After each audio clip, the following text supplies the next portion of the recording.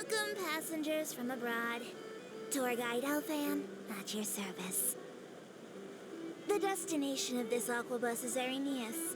The island experiences rainy weather all year round. I do not know if this is due to the frequent visits of Lady Farina and the Chief Justice. I recommend that all passengers bring a raincoat. If you haven't got one and need to buy one now, don't worry. The Navia line runs all day, so you can simply catch the next boat. In the past, there were rumors that criminal gangs were using ads in the steamboat to communicate using secret codes. This rumor greatly increased the circulation of the steambird and the attention people paid to the ads, and we even investigated a number of stores and workshops. Anyway, I recommend subscribing to the steambird.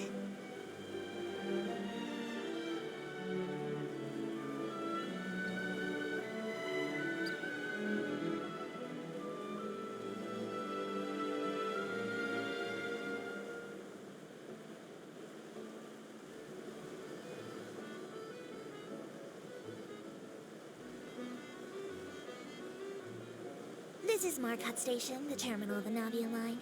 It is my duty as a professional tour guide to advise against exploring the ruins of the Fontaine Research Institute. Since the incident, there are many unknown hazards in the area and much unclaimed property belonging to the Institute. With this said, today's passengers seem to be more up to the challenge than most. Have a pleasant onward journey and enjoy your time here.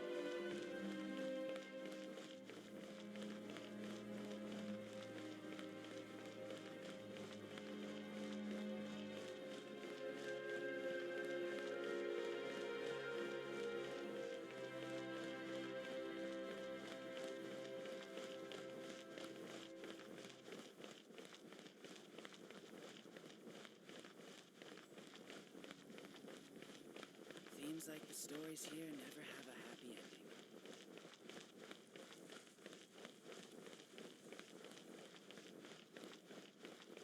I think the hyper-emotional element you're adding is just gratuitous.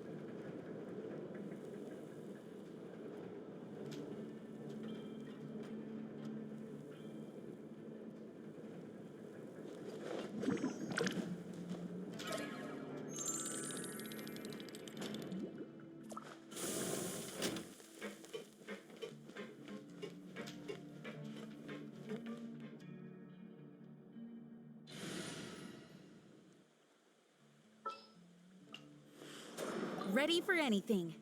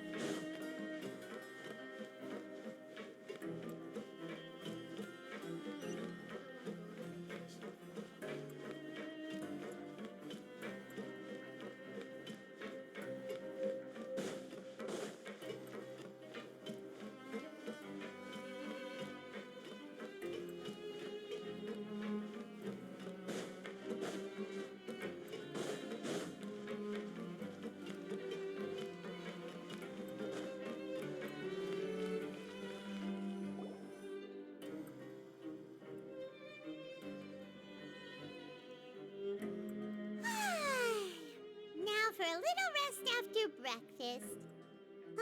This is the life. Wait a sec. Isn't something important supposed to happen today? Oh, today's our big day! We're supposed to leave the Fortress of Mirapede! Come on, we've got to go complete the release procedures now!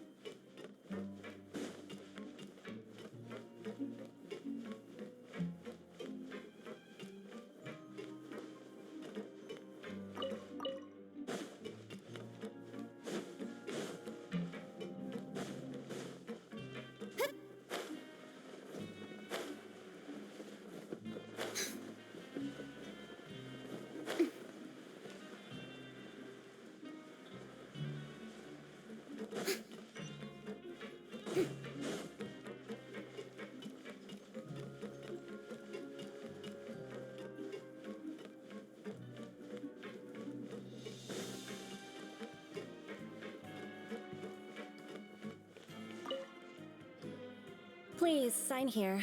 This document will be effective immediately upon signing, and you two may exit the Fortress of Meripede via the regular channels. It's been so long since we've been to the surface. Let's hurry up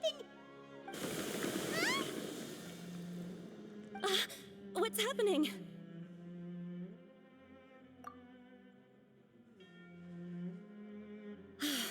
I'm fine, thanks.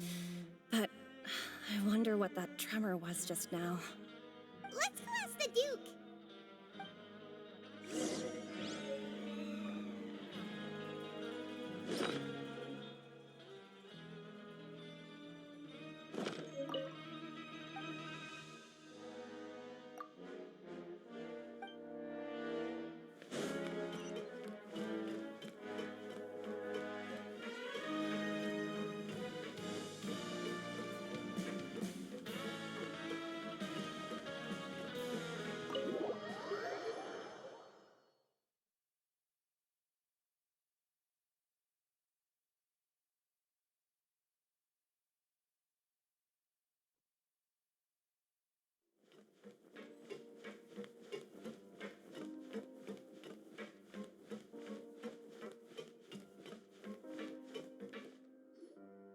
Your Grace?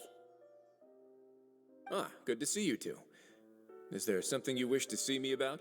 Yeah, what was with that earthquake just now? Ah, that. The tremor didn't originate from the seafloor. In fact, it seems it came from the surface.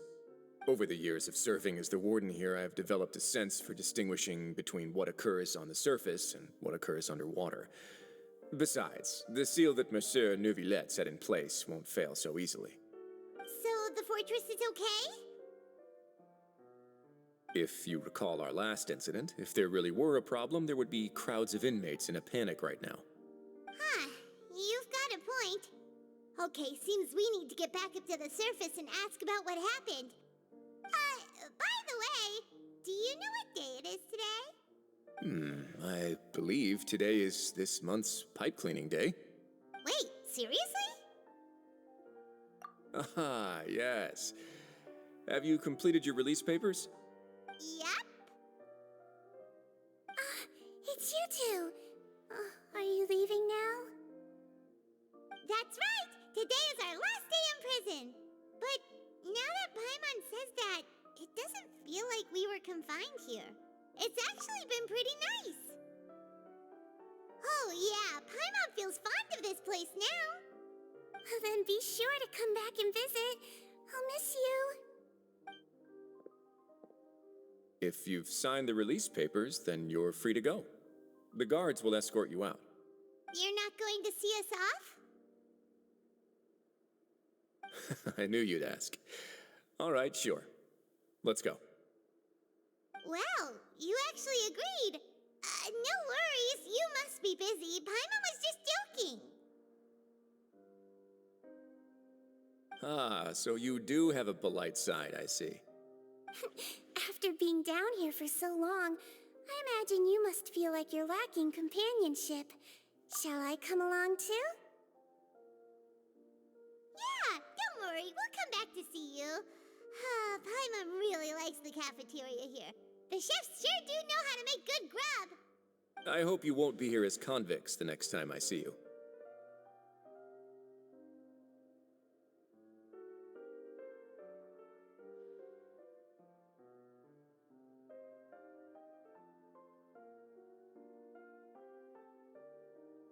We'll do our best to stay out of trouble. Well, it seems our work in the Fortress of Meripede is finished. That's the end of another chapter in our journey. And since Neuvillette was the one who asked us to come here, we should probably go report to him now. Next up, the Palais Mermonia. You're going to see Monsieur Neuvillette? Please pass on our kind regards. I'm sure just your regards will do, no?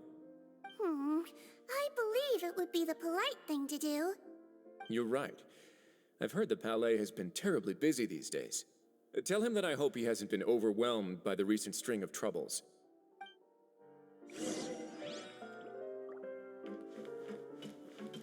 If you're concerned about things at the Palais, why don't you take some time to go up and check things out?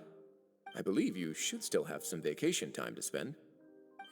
Thank you for being so understanding. It means a lot.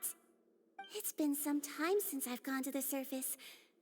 I must say that I've started to miss it a little. Hey!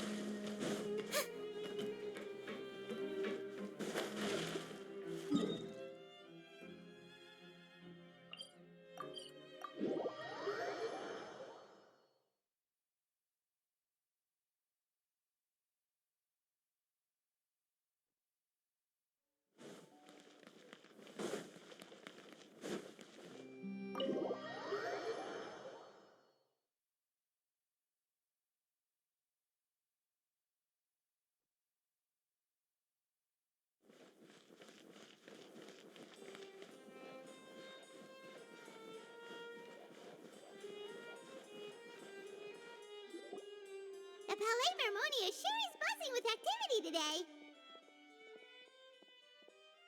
Halt! Huh? Oh, it's you two. Apologies. Monsieur Neuvillette did say you'd be welcome at any time. Excuse me, would you mind helping me take a look at this report? I'll be right there. Sorry, I've got my hands full here, but you can see yourselves in. Everyone's so busy. Seems a lot has been happening.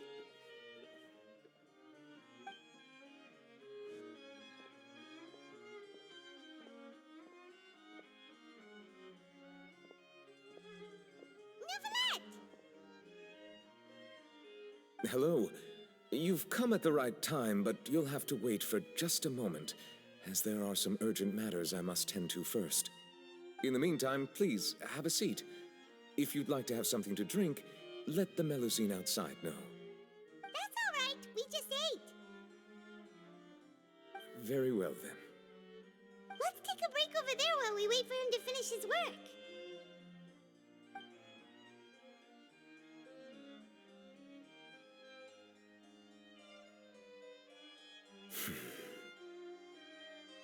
All right.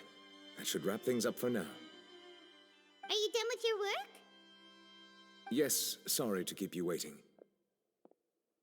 Today should be the day you were released from the Fortress of Meripede, and it appears that you have managed to complete all the release paperwork.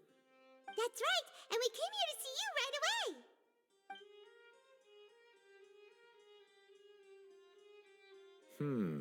A massive whale. Do you have any idea what that might be? Judging from your description, that cannot have occurred in any ordinary waters, but rather something like the primordial sea. A whale of that size and shape cannot usually be found in the waters of Tevat.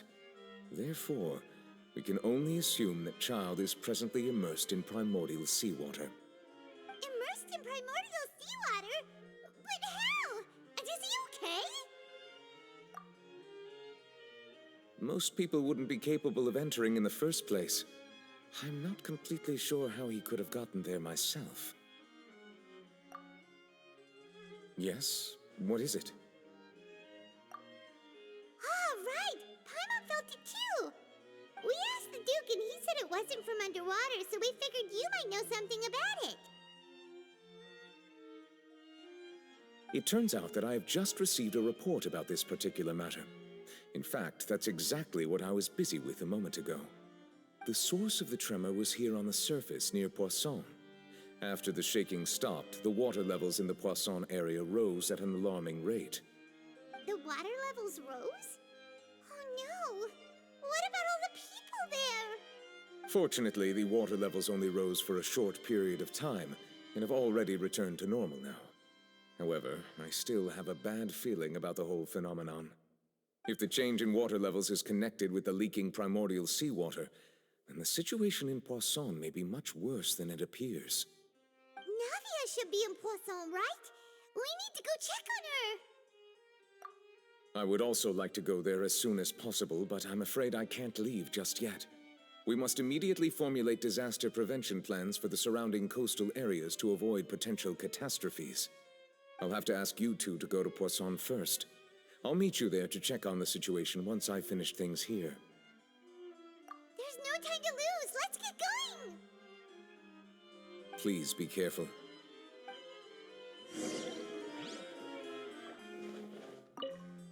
The two of you have my thanks. If you need any help, just let me know.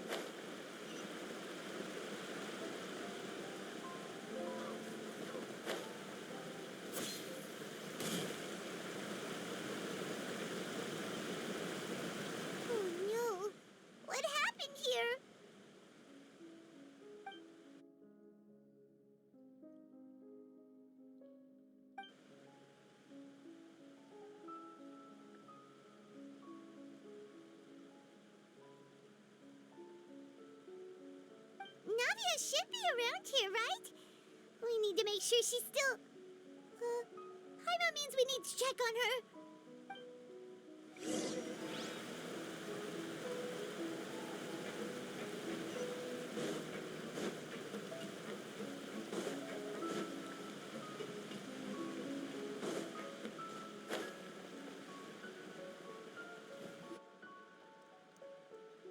We haven't seen a single soul all the way here. Oh, this is getting scary. What will I ever do now? Look, there's someone on the roof over there. Just stay put. We're coming up. Watch your balance.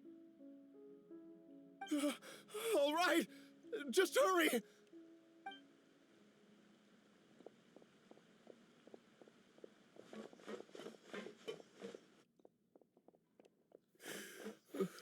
I'm not young anymore. How will I survive on my own? My Desiree! Oh, he looks pretty sad. My leg! My leg! How could this have happened? It hurts! Just hang in there. Help is on the way. You can hold my hand if it makes you feel better.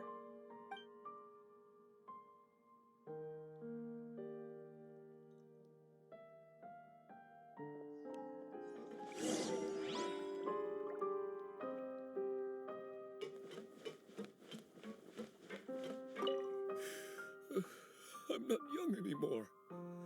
How will I survive on my own?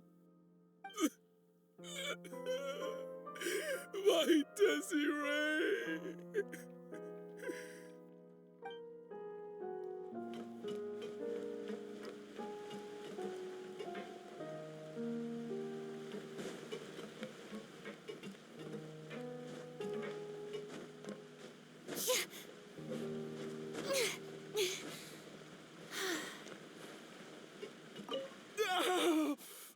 Don't move me! Don't move me! I'm scared. Give me some space!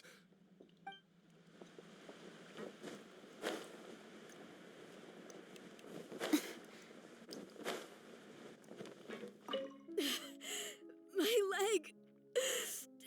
My leg! How could this have happened? It hurts! Just hang in there. Help is on the way. You can hold my hand if it makes you feel better.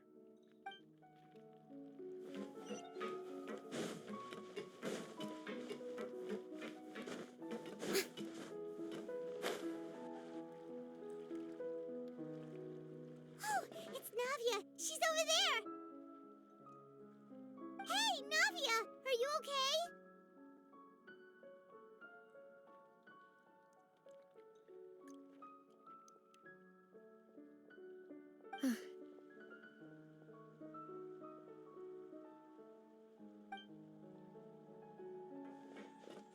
You're here. We heard there was a situation in Poisson, so we came as quickly as we could. Yes. As you can see, the water level suddenly rose. It caused quite the disturbance, in fact.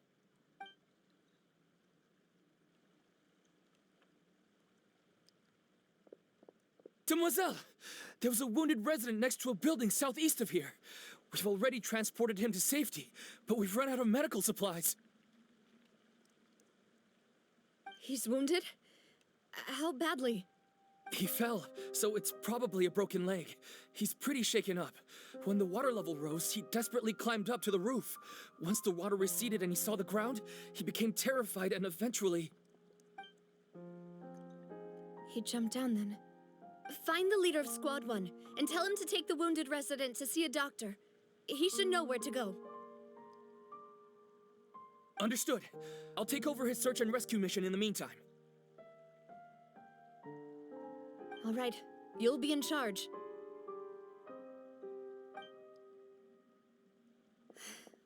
I'm sorry. Where were we? The situation in Poisson? Ah, right. Allow me to explain. A little earlier, we suddenly heard a loud noise. At first, everyone thought that something might have exploded in the waterways.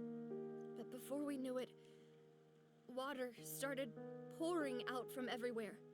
The rushing water seemed a little odd, almost like the unique color of primordial seawater. Some people didn't realize the danger and thought it was just ordinary water, leaking from somewhere. Everyone on the street who happened to be close to the water didn't have a chance to escape. As the water levels rose, they suddenly disappeared. They were all dissolved. Those who realized what was happening started to flee in a panic, desperately trying to get to higher ground. Many were injured in the stampede, and some people fell from significant heights.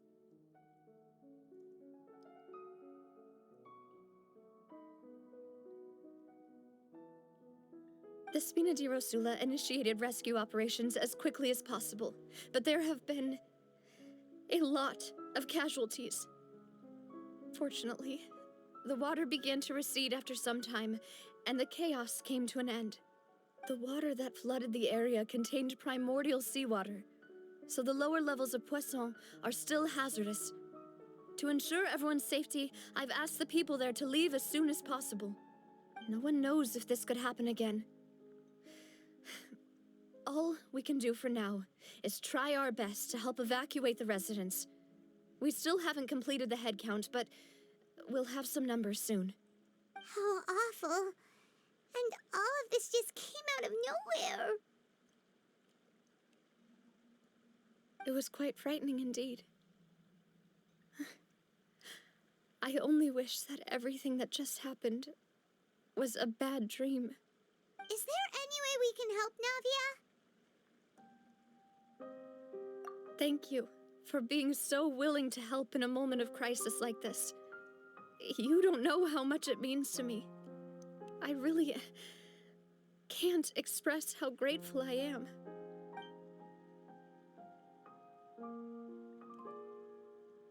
Don't say that, Navia. That's what friends are for.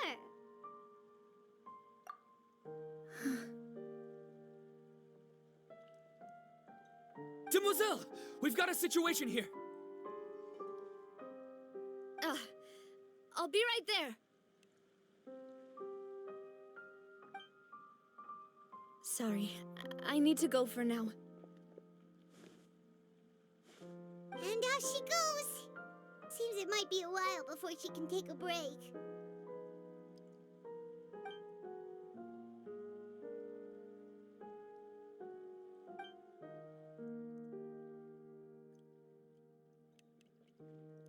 Okay, the wounded are being tended to, and we finished a preliminary head count.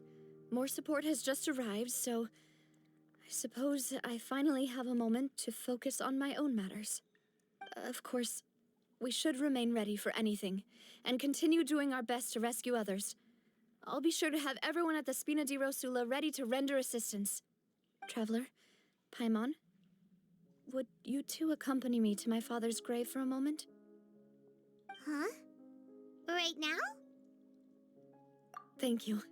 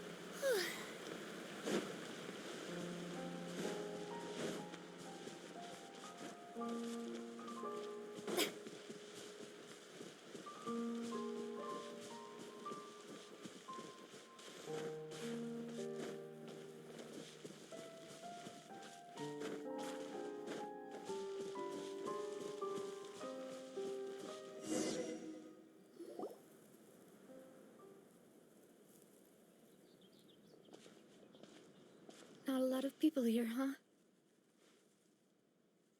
Well, given the time of day and the whole situation in Poisson, Paimon doesn't think there'd be a ton of people here visiting graves. Right. That's how things are now. The living are so exhausted that they've no strength to spare any words for the dead. Navia?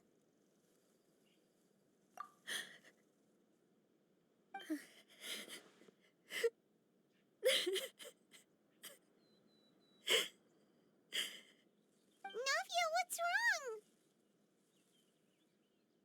Sorry. I just... Malus and Silver. They won't ever come back here again. What should I do, Papa? Huh? What happened to them? Everyone agreed on the rescue plan, but still, I was the one who initiated it. They were helping evacuate the residents, but they couldn't leave in time. And they were caught in the seawater.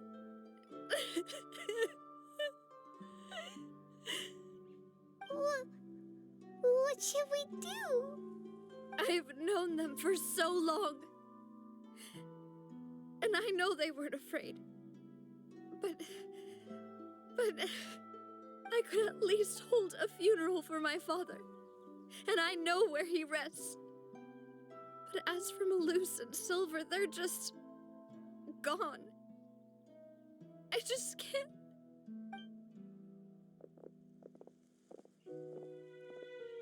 Everything looks so clean after it rains. Even the gravestones. I didn't expect that you'd enjoy a glass of red wine in front of Master Callus's grave. I can understand. Besides, the scenery here isn't half bad. See, it's not just me. I always want to bring something when I visit Papa.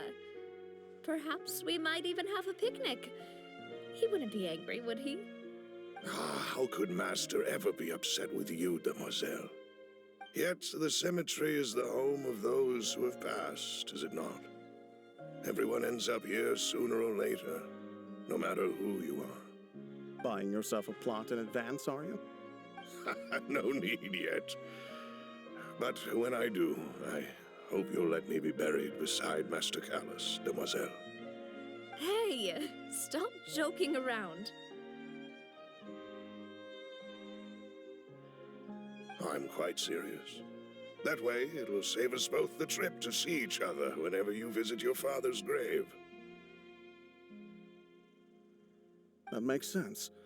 In that case, could I be buried on his other side? After all, besides you, Demoiselle, the two of us could certainly be considered Master's closest companions, no? Personally, I believe we fill those shoes just fine. Why are you bringing this up all of a sudden? Seriously. All right. I'll remember your requests. But I'd really prefer not to talk about this stuff. And what do you mean by saving me a trip? I'd make the journey even if I had to visit you two somewhere else. I'd promised to let them rest in peace here. But here I am breaking that promise. I'm sorry for letting you see me in a mess like this. I don't usually cry, really. Paimon doesn't know how to help you feel better. But, well, she understands how you feel. I'd always thought I could make my wishes come true.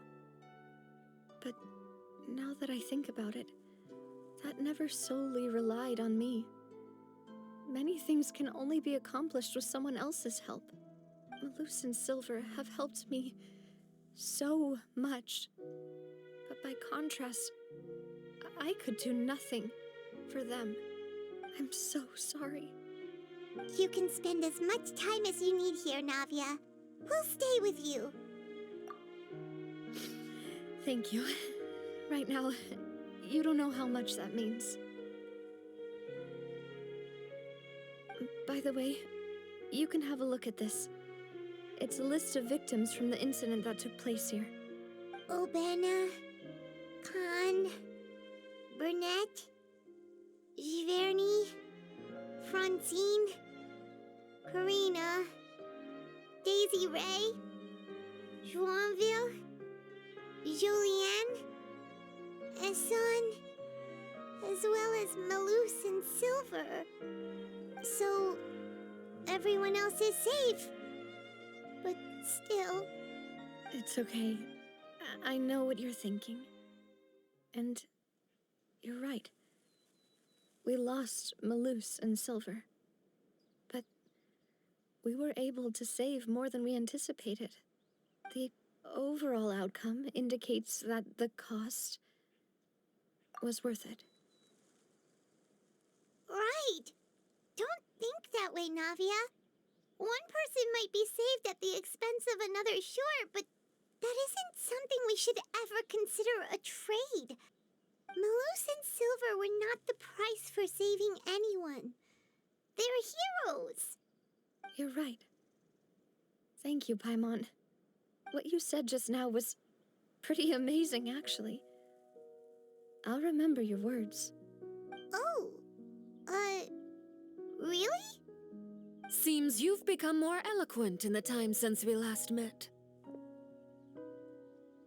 The knave?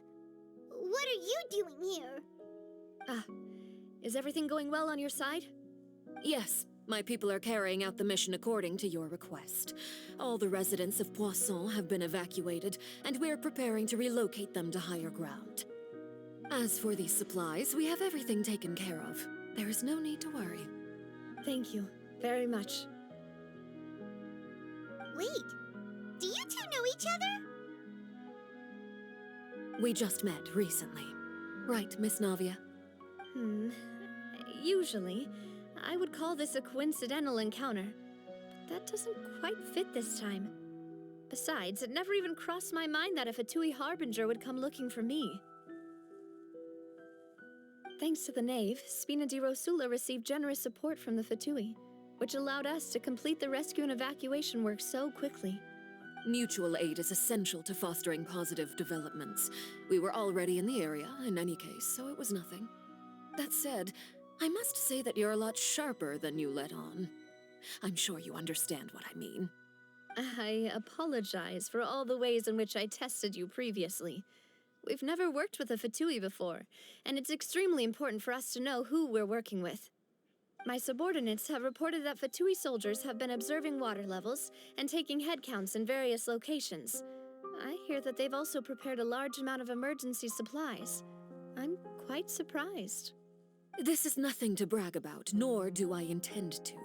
It is simply the way of powerful organizations to act forcefully, whether they are doing good or ill. You've witnessed that firsthand, in any case.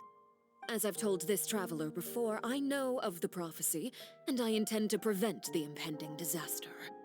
Lending your organization a hand was a natural first step in accomplishing that.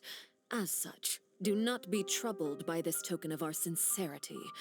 Perhaps one day, you'll also be able to help me in the same way. Without your help, there would have been many more casualties. I won't forget your kindness. Furthermore, I sincerely regret what happened to Malus and Silver. I only wish that my people could have arrived a little earlier to prevent this from happening. Don't say that. You and your subordinates did everything you could. As Paimon said, Malus and Silver didn't choose to sacrifice themselves for any specific person, and they weren't the price paid for other salvation. They chose to become heroes themselves. I've never liked hearing people put it that way. It's like trying to relieve pain by saying some noble-sounding words. But right now, there's nothing more suitable. They really did become heroes. You're right. I'm sorry for your loss, Miss Navia.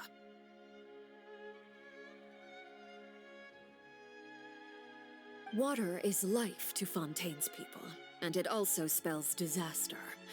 It's no wonder that people always say that prophecies represent fate. Fortunately, I've never been one for such opinions. So, you're one who will try to change fate then? Of course. That is why I'm going to Hotel Bouffe de Thé. I still have some things to take care of, and the children need my attention. By the way, Traveler, Paimon, one more thing.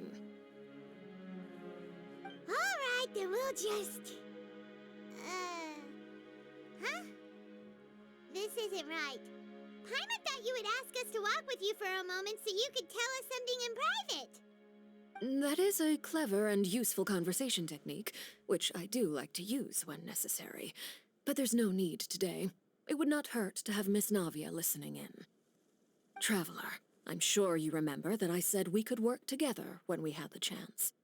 You and I both know that there may be issues with the Primordial Sea.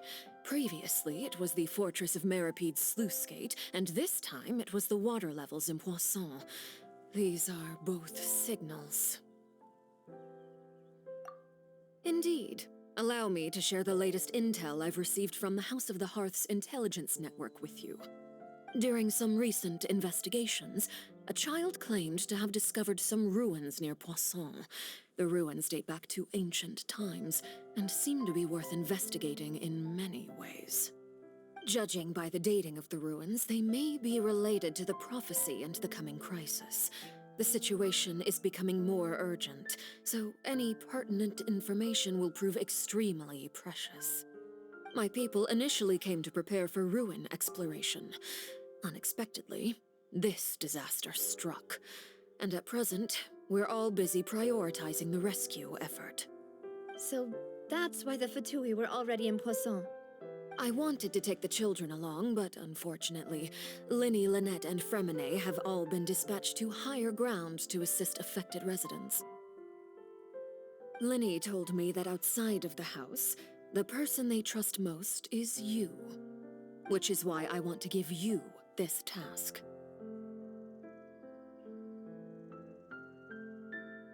The House of the Hearth's members see each other as family, but Linny, Lynette, and Fremine said that they also see you as such, even though you are not from the house. I'm sure you already understand how earnest they consider their friendship with you to be. Oh, that somehow makes Paimon feel kinda happy. The intel I just shared about the ruins could fetch a high price. But since the children consider you family, it's only natural that I freely share it with you. Got it! So all we gotta do is go to some ruins, right? We can handle that. Excuse me, but may I tag along? You wish to join, Miss Navia? But are you sure you're up to exploring some ruins? You need to rest.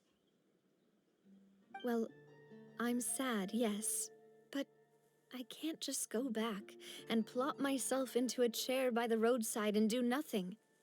There's no point in being depressed while we still have a disaster on our hands. As my father's successor, I must live up to the hopes he had in me. Besides, I'm also doing this for myself. I need something, a distraction, to keep my mind off Malus and Silver.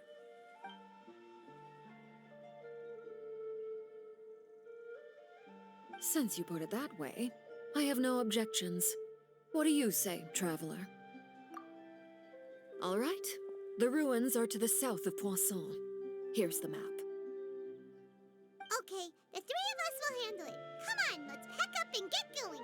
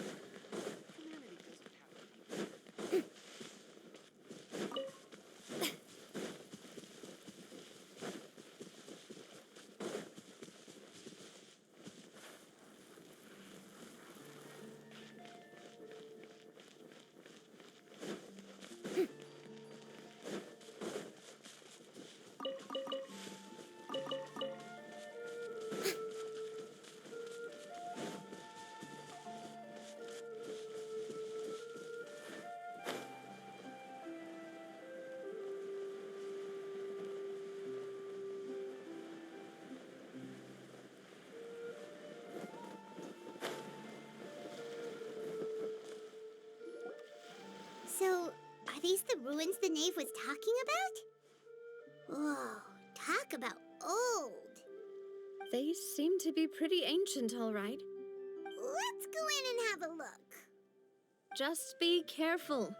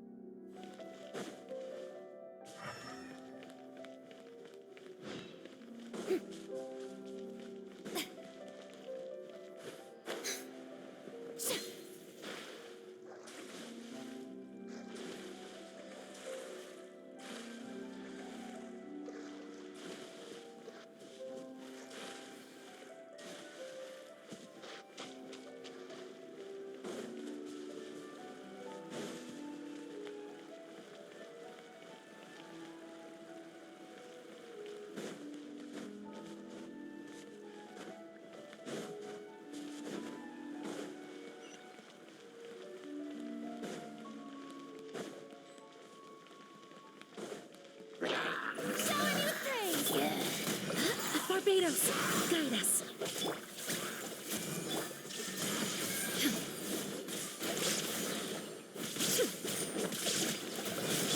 Go as planned! Dada Kondala.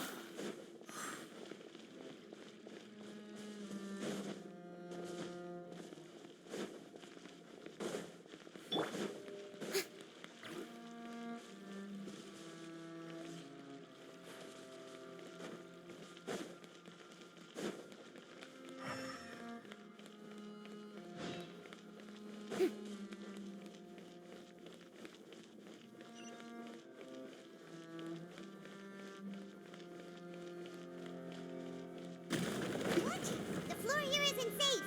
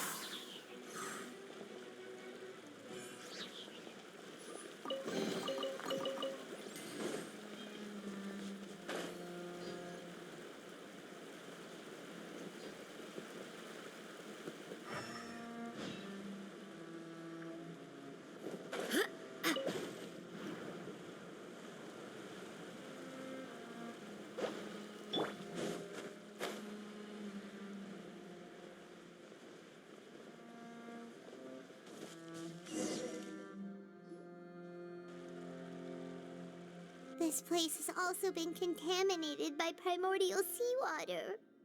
Yeah. And a lot of it, too. A Fontainian would most likely dissolve the moment they fell in. Right! You can't go down if there's primordial seawater. It's too dangerous, and it won't be any help for you to just stay here. Don't get by my wrong. We're not saying you're useless. It's just that... No, you're right. I can't do anything in this situation. I'll leave this to you.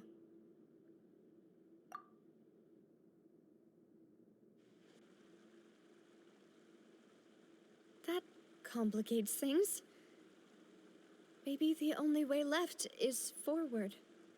In that case, do you want to wait for us here? The water levels here are unstable, and there's a chance the water will rise. So staying here wouldn't be safe either. I'll go together with you. Perhaps we'll find the exit just up ahead. All right. Come with us for now then, but please be careful.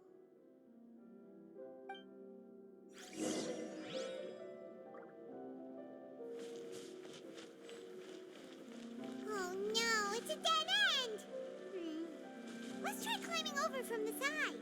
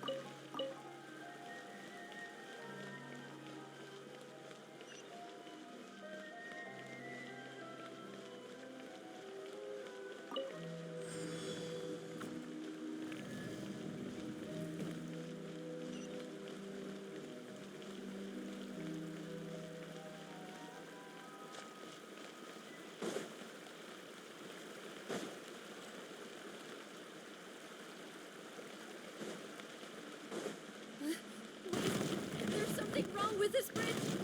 Run!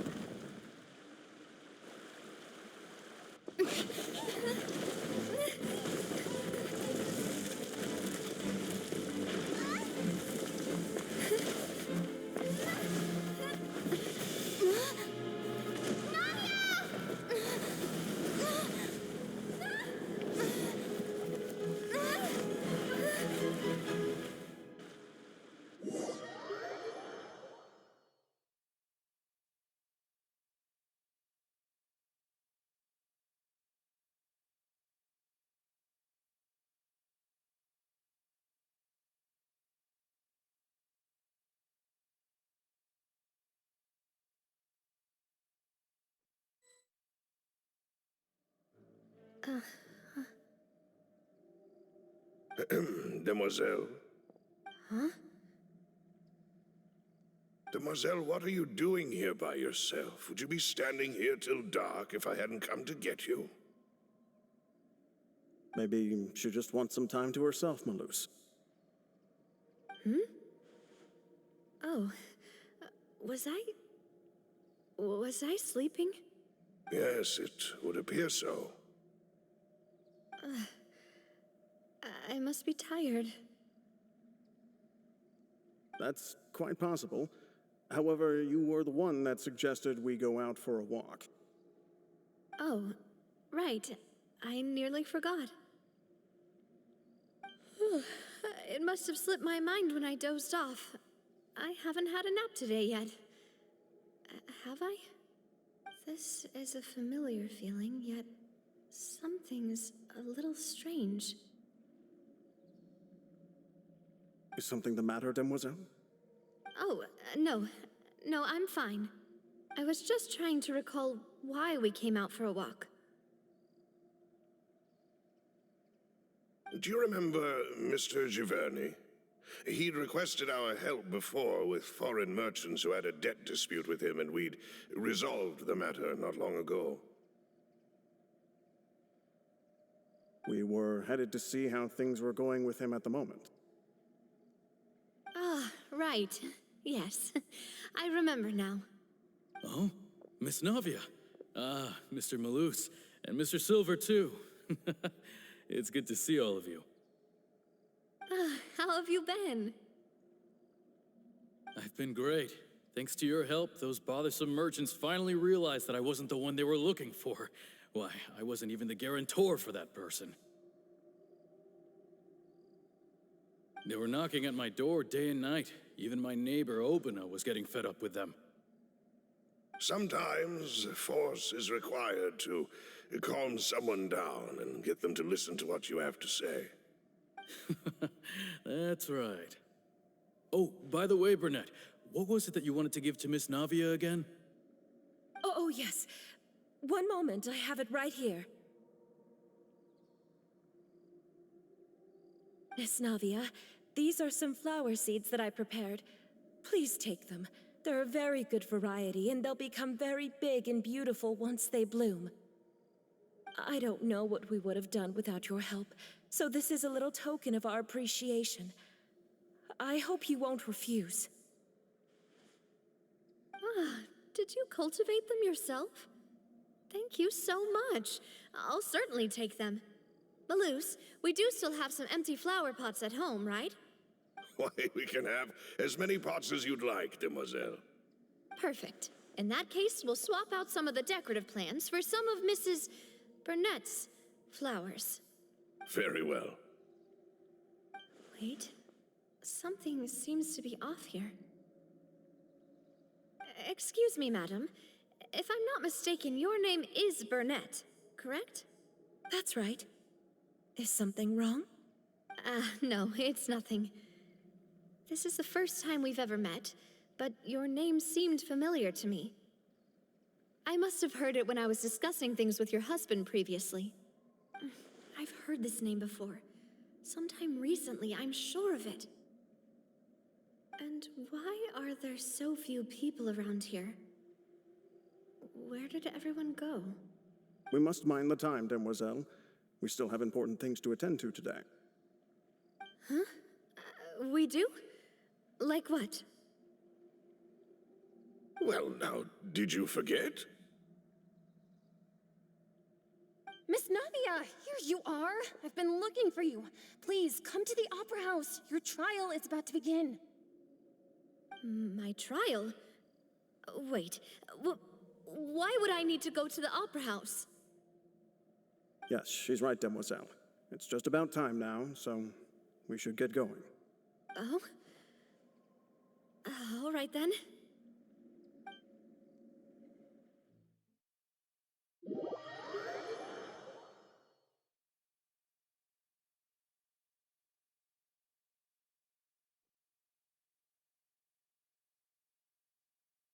Look, it's Navia! She's here! And her two attendants are with her. Goodness, everyone's finally here. There sure are a lot of people here to see the trial. And they all seem to be oddly excited about something. I even know some of these people. Karina, Desiree, Joyville, Jolien, Essen. Why are so many people here? And why do I have no recollection of this case? And as for the judge... huh? Where's Monsieur Neuvillette? Please sit in the defendant's seat. Don't worry, Silver and I shall accompany you. All right. But are you sure you can stand behind me? Typically, it wouldn't be allowed, but today is an exception.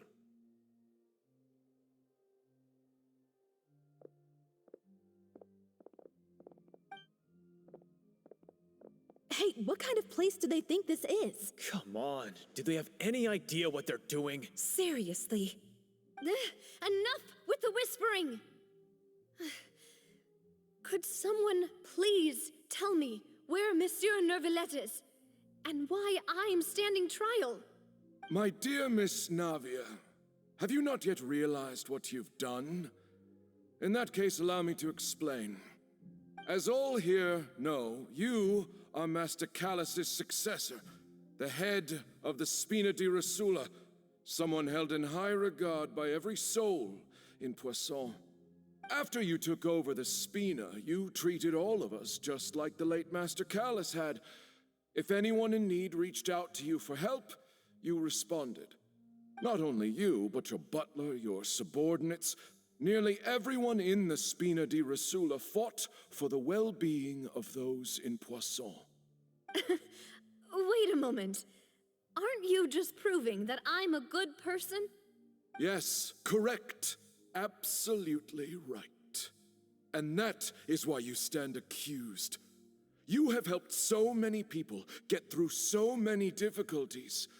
You are one with us. We are inseparable. We are one big family, all of us who are from Poisson, inextricably linked. And with you being so important, we couldn't possibly do without you. Therefore, this fair and honorable court shall declare you guilty, and you shall stay here. You will be together with us forever. Huh? What are you saying? Everything you have said is correct. I have indeed done a lot for my hometown, and I would be willing to be with you all, but what is the purpose of having me stand here like this? What is there to discuss? Ah, well, if that's what you think, then I have no further comments. How wonderful, Miss Navia!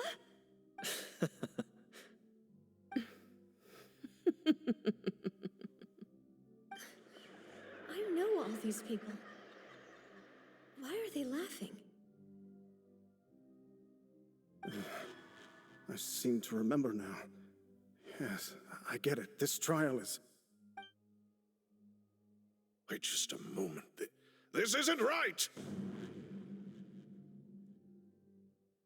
Malus? What was that, Mr. Malus? Our conclusion is very clear and unanimous. Let the court judge her now.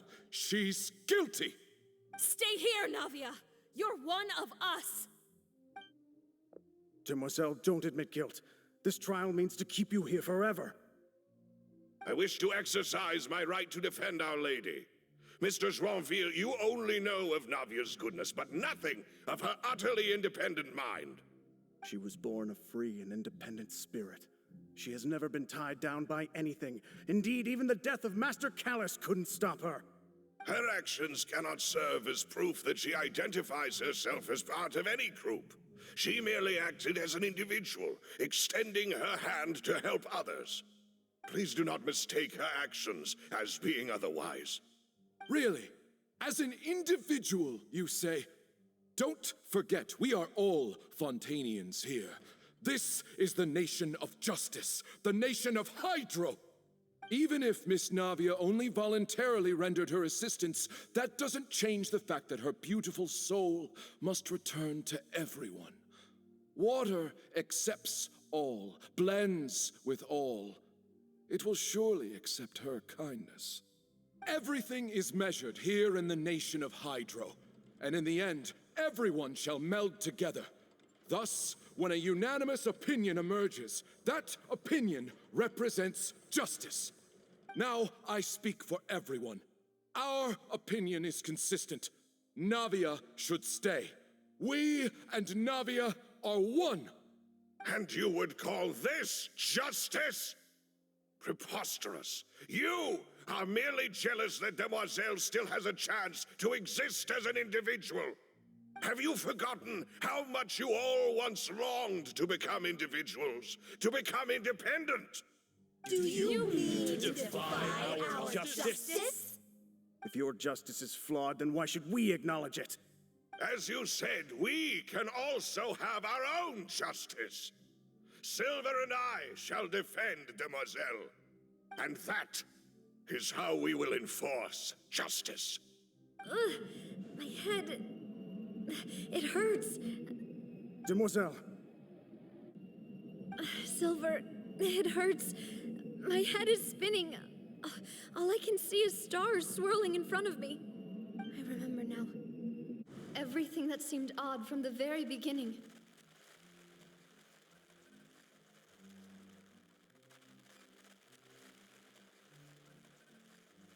Karina, Desiree, Joyville, Jolien, Essen, and Mr. Giverny and Mrs. Burnett, who we met earlier. Even Malus and Silver. I don't want to admit it, but they're all dead. Don't be afraid, and don't admit guilt. We will protect you to the very end. Absurd! Who are you to say that she cannot be judged? We are the majority, and in the nation of trials, the majority is absolute justice. We are the will of all. Don't let them escape! We shall keep Navia here with us! Mr. Malus and Mr. Silver, must you be so stubborn? How could the two of you possibly hope to stand against the collective? Do not resist. This judgment is fair and just. Navia belongs to us. After all that happened, she should not be left alone in Poisson. What are you saying? No more excuses. She says we're jealous. Jealous? How could she possibly be an independent individual? What's with these people? Who's jealous of her? She belongs to us. Miss Navia, she... Silence. That's...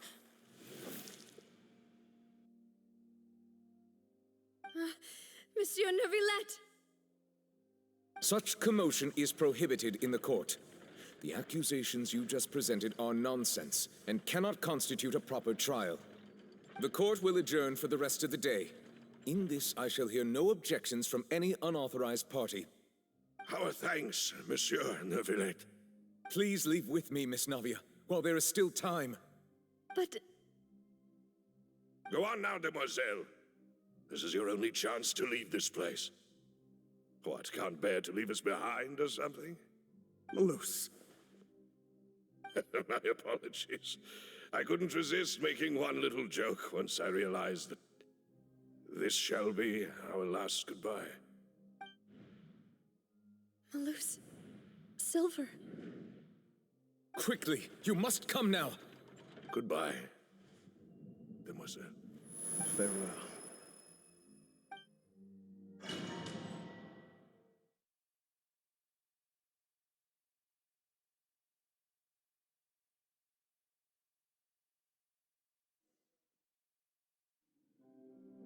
No, wait! Just a second! Navia? You're awake. Good. I must have been dreaming. Malus and Silver were still alive, and they were defending me at some insane trial. It looks like you're all right. Did all the sad feelings cause you to have a nightmare? Paimon could give you a hug. The ruins you were exploring suffered a cave-in. When I arrived, I found you falling toward the water. You were just about to be dissolved within, but I...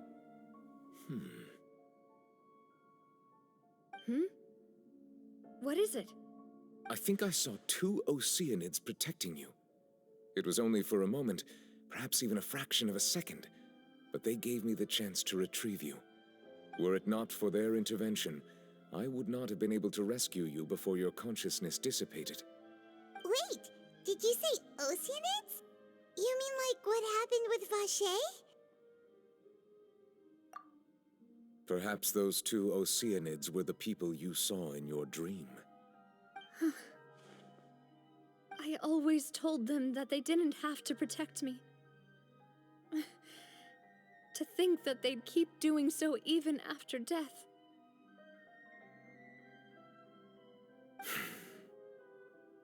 Please come with me.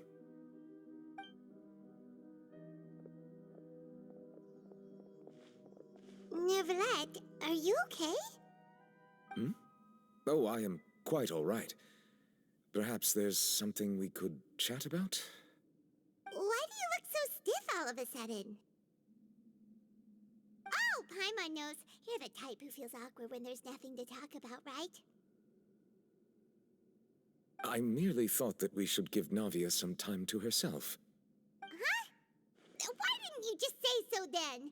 Don't you think it's even more awkward to call us over like this and then have nothing to talk about? I suppose so. Ah, Sigewinne. I hope all is well with her these days. Her work in the Fortress of Meropide has not been too much for her, has it? No way, don't worry. She's doing fine down there. She's an amazing head nurse. I see. Well, that is good. I have always worried that Sigewinne would need a lot of time to understand the world of humanity, just as I have. Oh, and the Duke also says hi. Even though Sigewinne made him do that. He hopes that you haven't been overwhelmed by all that's happened lately. Thank you. I have indeed been busy lately, and I also hope that everything is going well in the Fortress of Meropide. He still doesn't know what to talk about. Let's chat about something else then. So, Neuvillette, you're probably quite the swimmer, huh? Yes, of course. This isn't going anywhere. Let's try something else. How did you find these ruins? Did the knave tell you? Yes, in fact. I had arranged to meet you in Poisson, but when I arrived, I discovered that the Fatui were helping the residents evacuate. They had even transported a large quantity of supplies to the area. Amid my astonishment, I ran into the knave, and we had a chat. She informed me that she had asked you to investigate the ancient ruins here. Yeah, we originally planned to meet up with you, but we thought you might still be busy with all those official documents. We didn't think exploring the ruins would take very long, and who would have thought you'd wrap things up so quickly?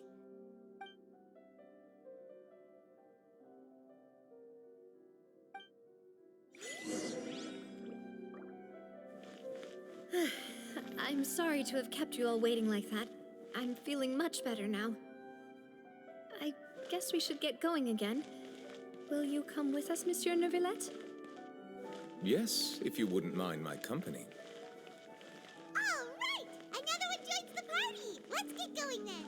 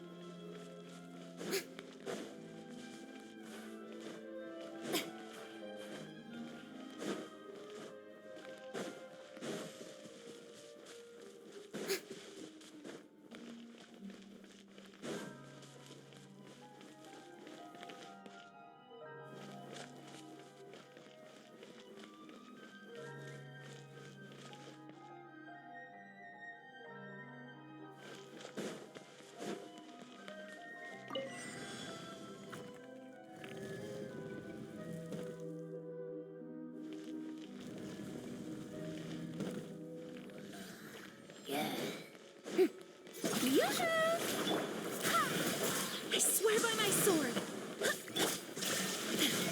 I see everything!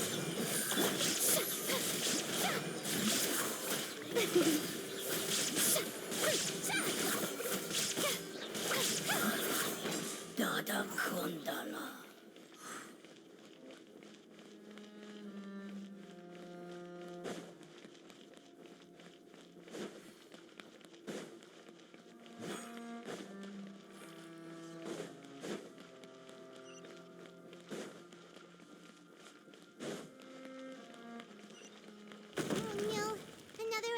Path. Watch your step.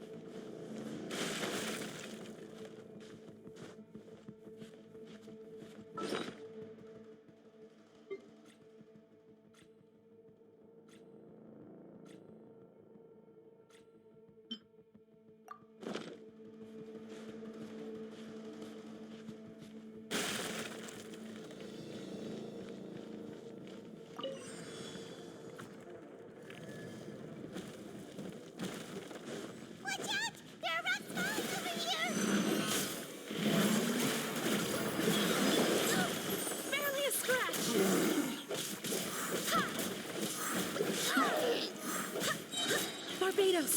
Yes! Shine down!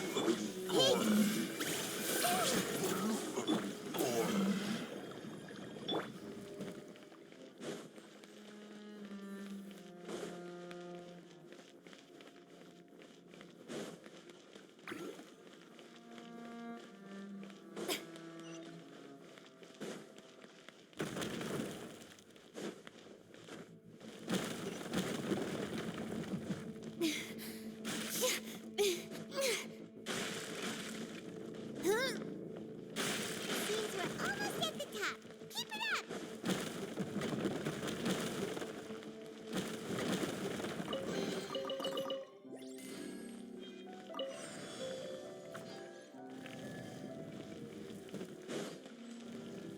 Yeah. The Temple of Wisdom! Wow! Go as one! Strike a pose! Let the world collide! Wait, hear me.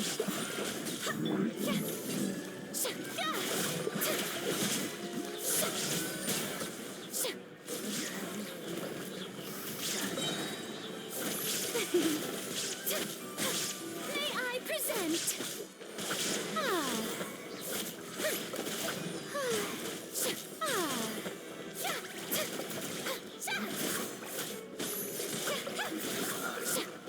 Dada Kundala.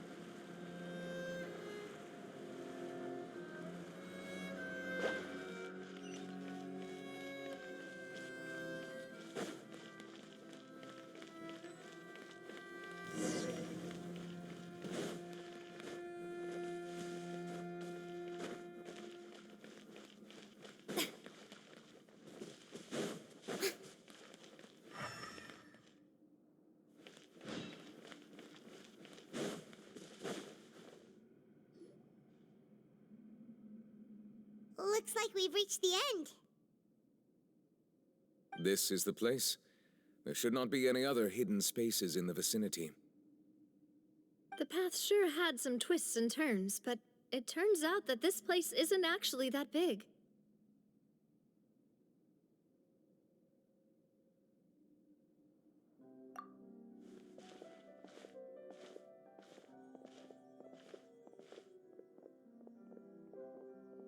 Stone slates. It seems like they were put here as an offering.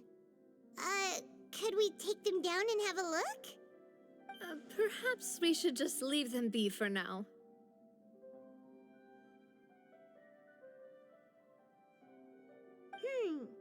There are 4 locations in total, but only 3 stone slates. The slate that should be in the first empty spot is missing.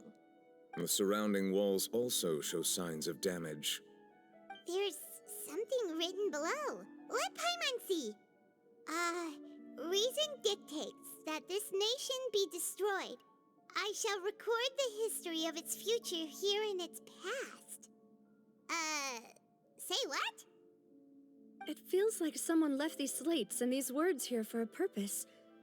But does he mean that Fontaine should be destroyed?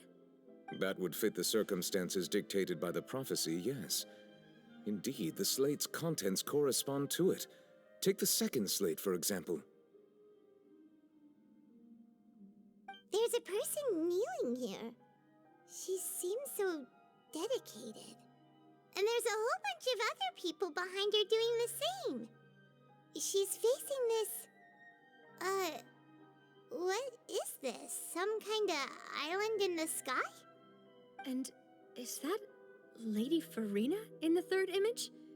Did the Hydro Archon fall into the water? And is that a ring of people around her? Paimon doesn't quite get it. Are they all in the water? The fourth image. I know this one. This exactly matches the content of the prophecy. The people will all be dissolved into the waters, and only the Hydro Archon will remain, weeping on her throne.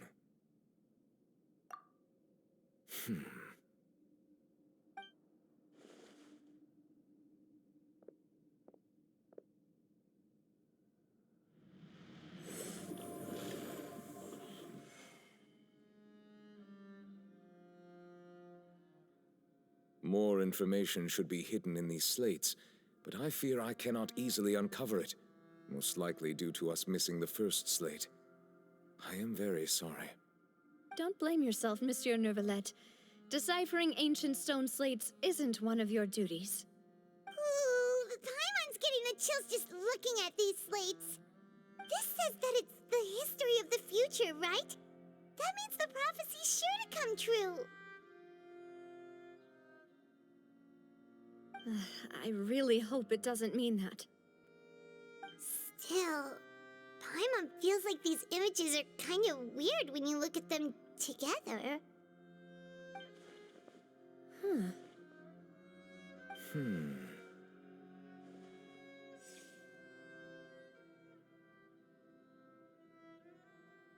That's right!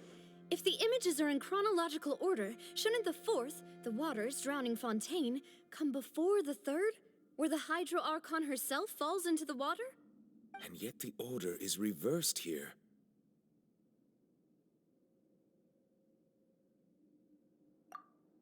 If we go by timing, Lady Farina only emerges in the third image.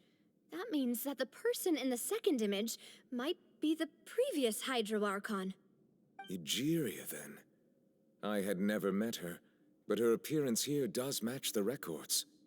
The previous Archon kneeling before the floating island in the skies, as if confessing a sin. Did she herself commit that sin? And if not, why would she be in such a posture?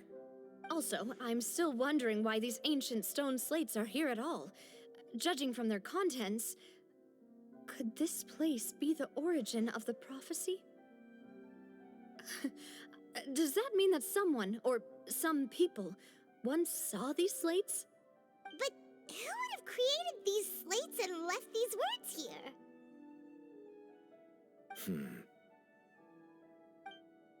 It seems that any further clues will have to come from Farina.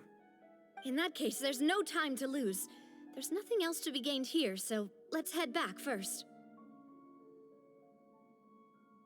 Yeah, we better get somewhere safe for now.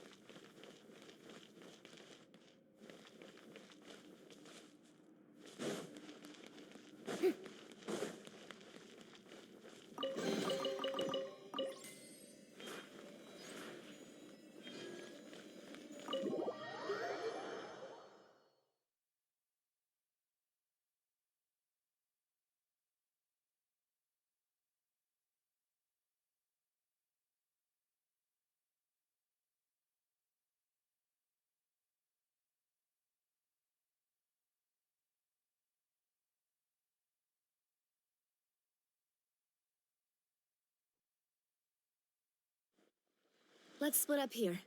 I'm going to check on what's happening with the Spina. You know how it is. There's some things you just need to be there for yourself. You still have energy for that, Navia? Paimon's already beat.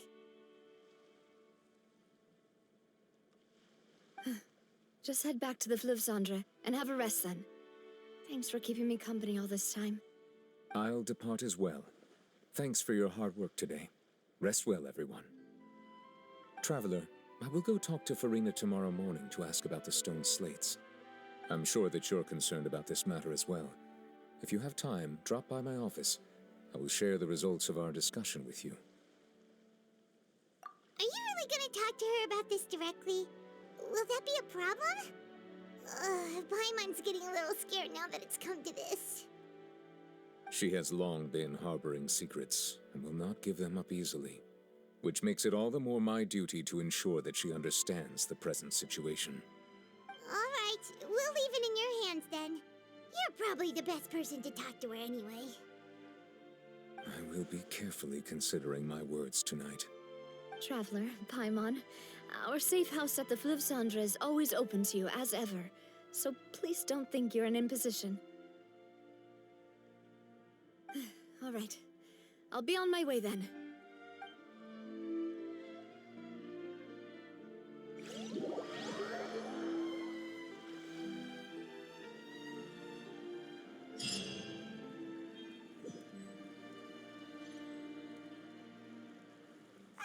We're finally back! Welcome back. We've got a special menu prepared for you two tonight. Yay! And there's good food too! No, the boss is the best. Ooh, desserts! Nice, these are all Paimon's! Paimon's already starting to forget what happened today. Oh, that voice. Is that who I think it is? Huh? It's you two. What are you doing in Fontaine?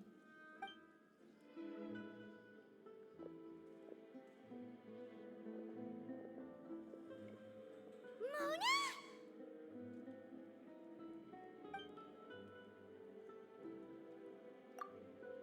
Seriously, nobody just uses a scry glass whenever they've got time to just see who they'll meet on the road. Still, we didn't expect to see you here. Wait, you're not a Fontainian, are you, Mona? Well, I have some business to attend to here, so I booked a hotel in the city. I was just out for a stroll when I bumped into you. Quite unexpectedly, if I might add. Why did you think I was from Fontaine, though? Is that because Magistus doesn't sound much like a Mondstatter surname? Yeah, let's go with that. Well, I used to have my own surname, which was, well, some other thing. Either way, the old hag told me when she took me as her disciple that the first step to being a great astrologist's pupil was to change that name. There was nothing for it, really. She really is amazing at astrology, so I changed my name to what it is now according to her wishes. To my surprise, however, Magistus is not the name of some ancient house or clan. It isn't? Nope. Although it is used by us in place of surnames, it generally just means great. Wow! Imagine including a boast in your name. Wait, are you gonna have to put that into your genealogy as well? I reckon so. In any case, I'd give my disciple a name like this as well, if I were to take one. Astromancer Barbeloth Trismegistus. Whoa, that's a long one. Does it also mean great or something? My name means Mona the Great Astrologist. As for the old hag, hers is, in plain speech, the thrice-as-great Scholar of the Stars. Just take it as a title specific to astrologists. Thrice as great? That's so petty. I know, right? That's just how she is. She used to call herself Magistus, actually, but when she took me in, she changed her name to Trismegistus. Talk about excessive. Magistus is thus the calling card of our school, so to speak, which makes it about the same as a surname. It's all right if you don't get it. You can look into it further should you need to study astrology more deeply. That sounds terrible! But anyway, you're not Fontainian, are you, Mona? You're from Mondstadt, right? Well, I was born in Mondstadt, yes. My parents migrated to Dorman Port, and I traveled with the old hag for a while, after which I settled down in Mondstadt City. Oh, that's a good thing then. At least we know you won't be dissolved by Fontaine's waters. Speaking of that, I'm sure you're aware that a bunch of things have happened here in Fontaine, right? I know you're not a local, but I'd avoid getting too close to any water that looks strange all the same. There's something ominous about it. Well, the water, I mean.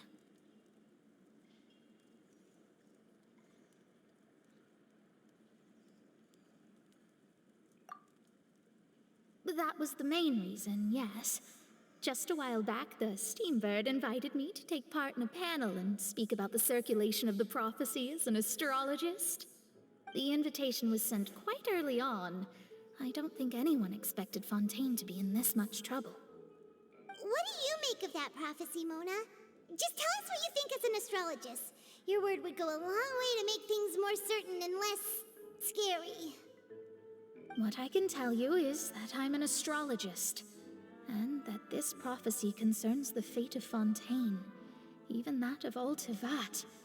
Ascertaining this is akin to reading the fortune of the whole world. I'm afraid that this is not something that just anyone can do. If I could do it, you would no longer call me an astrologist, but a visionary. But on the flip side, the prophecy is so huge and powerful that it must surely come from a powerful visionary. Its contents involve the fate of the world. Disregarding it would be a mistake. A visionary? Sounds really powerful and all, but does such a person really exist? Of course. The old hag could do it, and I bet there are others amongst those Hexenzirkel colleagues of hers who could do something similar.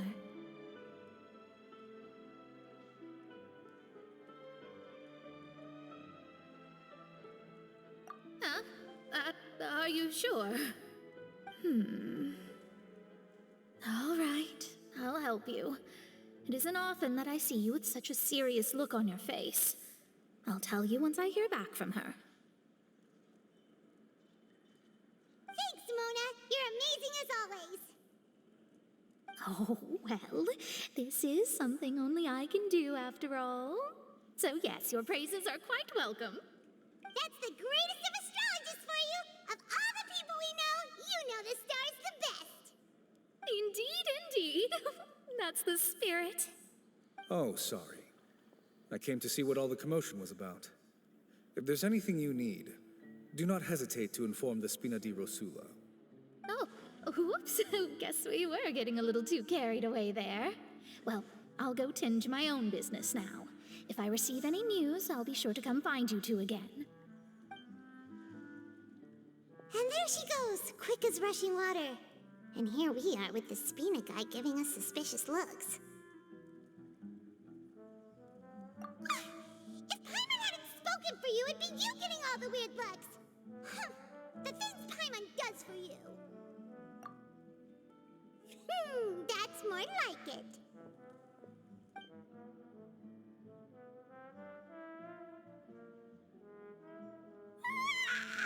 Good morning.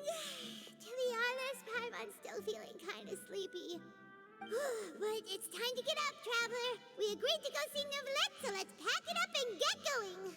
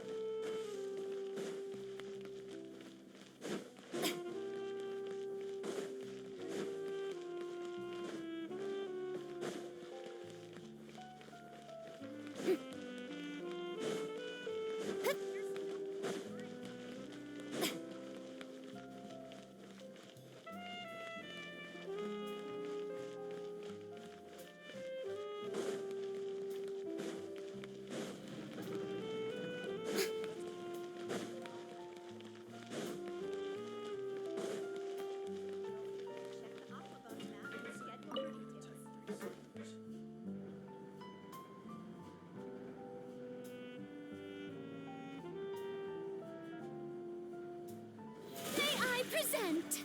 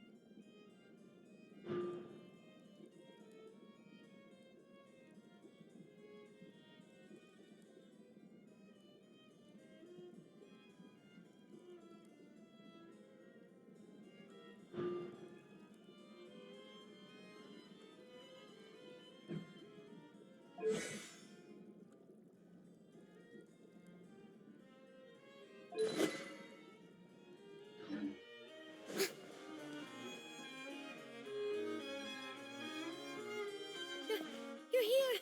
Finally! Is something wrong? Monsieur Neurvalette and Lady Farina, they seem to have gotten into a dispute. Please go see for yourself.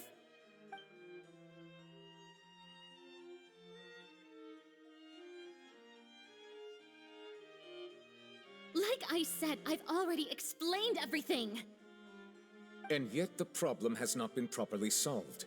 There is little space for excuses between us.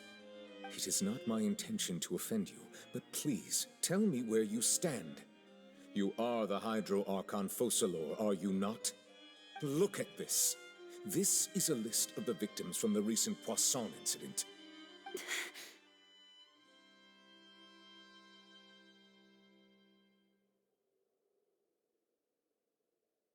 You mean they're all... We did not arrive in time to avert this disaster, and I will not have it happen again. I will say this once more. You must tell me everything you know. Yesterday, I found 3 stone slates in some ancient ruins near Poisson. Do you know anything about those? Seriously? You're questioning me like this is a court case now. I don't know anything about that. But you found them in some ancient ruins, you say? That's correct, which is why I came to ask you some questions. There should have been 4 slates, but one of them was missing. The other 3 feature different images that seem to correlate to the prophecy. The prophecy? The second of these slates depicts the previous Hydro Archon Egeria kneeling before a floating island in the sky, as if confessing something. Do you know nothing of this either? I don't. I've never seen such slates. I'll ask you again. Do you really have no information regarding the previous Archon? My deciphering of the slates indicates that the Hydro Archon Egeria once had to confess to, or apologize for, a certain sin. If anyone would know about it, it should be you. All gods don't have the same secrets, you know. She was herself and I'm me. Is it really so strange that I know nothing? I understand your concerns, but I'm sorry.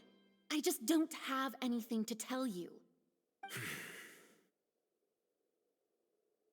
Forgive me for saying this now, Lady Farina, but I have long known of your various secret investigations into certain matters. There are several indications that you have been investigating the prophecy on the sly. This is not strange in itself, considering that you are the Hydro Archon. But it is strange that you should also claim to not know any of Egeria's secrets, as well as do nothing following your inquiries. You have never been as superficial as you have presented yourself to be, nor are you a fool. And yet, your behavior is very inconsistent.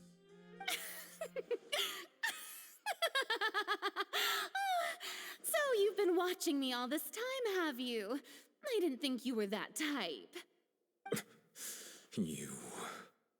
Well, since you know about my secret investigations, then you should know I'm actually working to take care of it. There's no point questioning or suspecting me. You're the Eudix, but you're still my subordinate.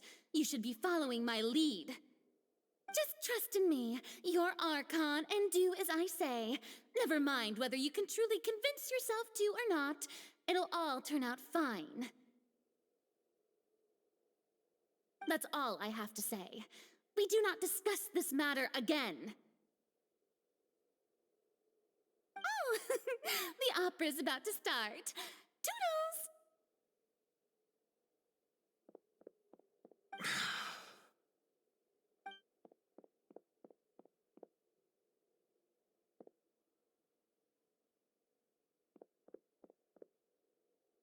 Did Farina not notice us standing by the door? Wonder what's up with her. She was smiling. Huh. She didn't seem in the mood to care if we were listening in or not.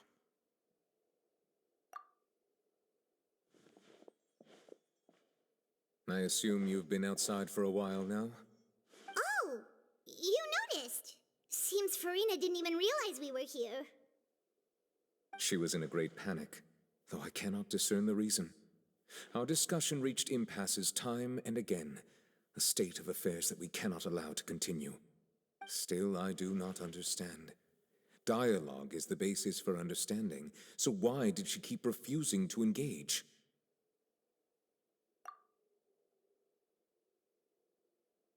Everyone in her inner circle has noticed that she is hiding some secret. The issue is her attitude. I fear that she will not reveal anything unless absolutely forced to. We may have to create a situation in which she will have no choice but to speak. Oh? Like what? Normally, people will only reveal the truth when standing trial. Perhaps we must have the Hydro Archon experience just such a scenario. and she's really good at dodging questions. How do we make sure that she won't just slip away at the first chance she gets? We will need to consider this thoroughly, join forces with various parties, and then do what we can. If at all possible, I would prefer to recuse myself from this affair, but we must prevent the prophecy from coming to pass. This may be cruel to her, but all Fontaine is in crisis. The information a god possesses is too precious, and so we must take a chance on this. But who will lend us their aid to do such a thing?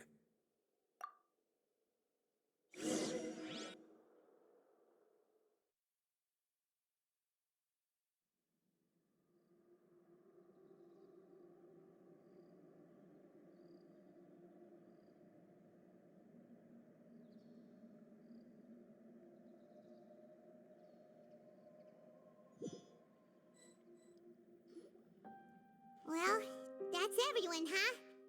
Speaking of which, it was pretty smart of you to think of hiding here. Poisson was just involved in a disaster, so it's presently devoid of people. That naturally makes it the best choice. And here you are drinking tea like it's the most natural thing in the world, huh? That's what families should do. Sit and enjoy a leisurely time together. It's nice to enjoy tea here, you know? Care for a cup? Lend me your ears, everyone. Or perhaps one of you might like to start us off. How about you, friend? Me? No, I don't think I can. Then, how about you, good sir? I fear that I will cause the mood on this boat to become as somber as it is in court. Well then, I guess we're lucky we've got a local like me to organize things. Wonderful, the spotlight at last. I guess I'll be facilitating things from here. That was a little long-winded, don't you think? Oh, you might be right. Anyway, to cut to the chase, our friend here, the Traveler, has brought us together to discuss something. As for what that is, well, let's start by saying that we'll be pooling our efforts together to create a series of traps. Oh, how intriguing. Well, it's just an expression, really. One that I just learned from Chlorand, and used on the spot. So, let's invite her to explain in detail. A round of applause, please.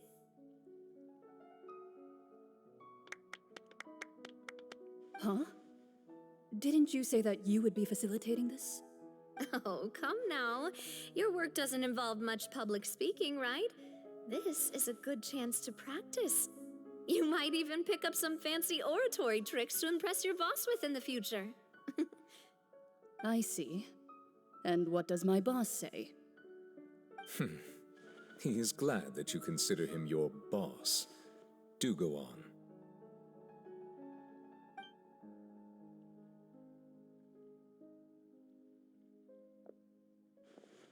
In that case, do any of you have experience hunting? Not that I recall. Fremine and I once used a wooden stick in a basket to catch wild rabbits when we were younger.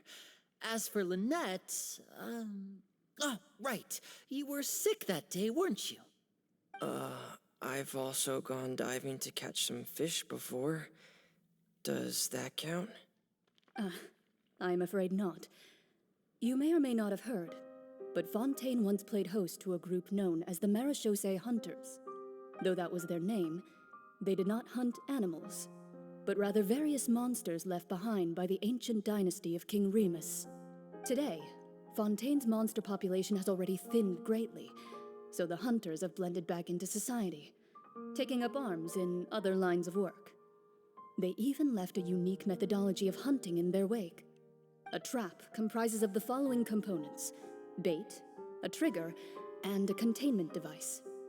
Sometimes a lethal implement will also be necessary to deal with the prey. So, if we were to build a trap together, right now, what would you choose to build it with? For me, I would prefer something basket-shaped. Pigeons and rabbits will see the bait and naturally enter the snare. Our line of work requires a deft hand, and we're some of the best in the industry, so you can count on our techniques. You used some of those techniques while moving the people of Poisson, didn't you? My subordinates mentioned that you even performed some magic for the bawling children. Yes, and I even managed to gather some intelligence in the meantime. I'm quite the multitasker if I do say so myself.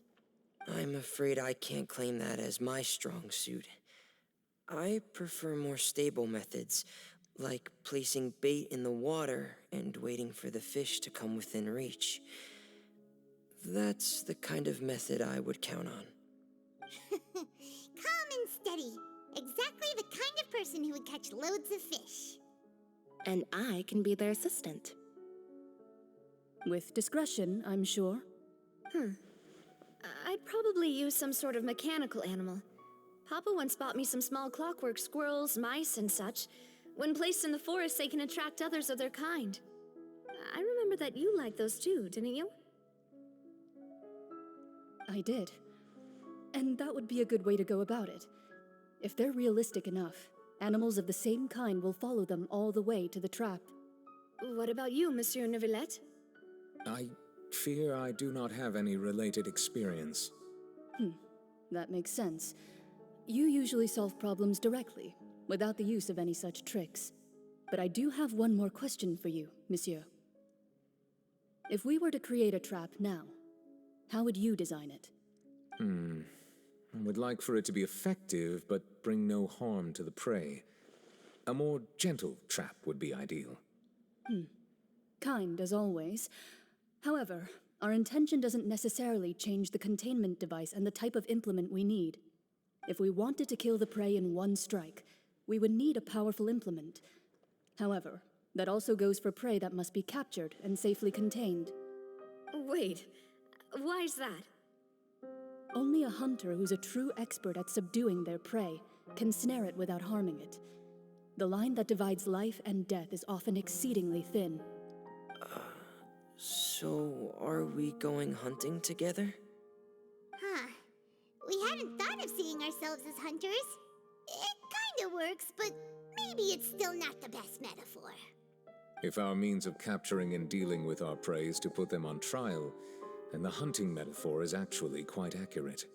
But we shall require much more courage than any hunter to judge a god, a being whose seat is an exalted throne. Oh, so that's what's going on. Sounds very interesting.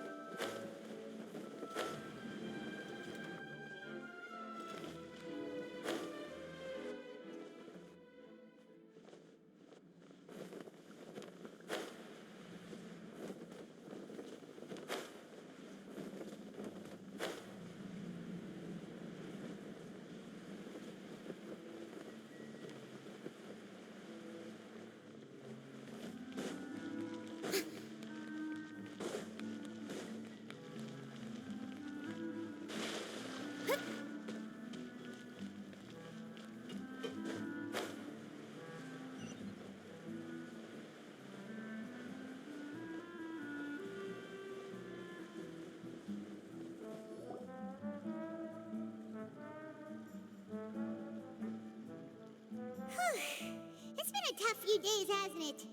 So much has been happening. Paimon didn't think the meetings would go on for so long, but everyone seemed pretty fired up, huh? Paimon thought they'd be at least a little frightened. Well, Fremine was, now that Paimon thinks about it, but everyone else just looked a little surprised.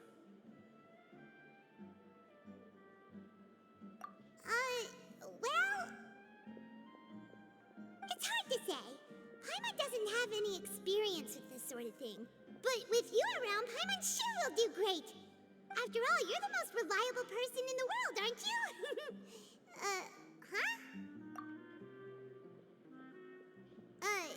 Did you just pour some tea? Paimon didn't notice you doing that at all. Then what's that? Paimon's never seen that cup before. Don't be frightened. I'm just joining you two for tea. I merely refrained from saying anything till now. Who's that voice? But there's no one here. Ah, have you forgotten me already? Wait, you are familiar. You're the voice we heard from the sky in Sumeru. The voice from the sky, I fear that description is wrong. Though, not completely wrong. You're feeling lost now, just as you were feeling previously. I sensed that confusion and thus came to you. Guiding people is an irresistible hobby of mine, after all. Consider me a passerby, just accepting a commission from my friend's disciple on a whim.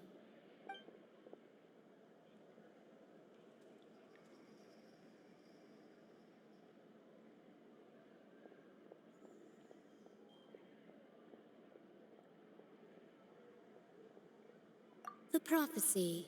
Yes, what has been prophesied will be fulfilled. You may view such things as the history of the future. What? Then is there any way we can stop it? I believe you have witnessed a failed attempt with your own eyes.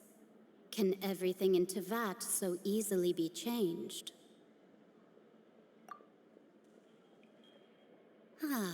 So you've caught on.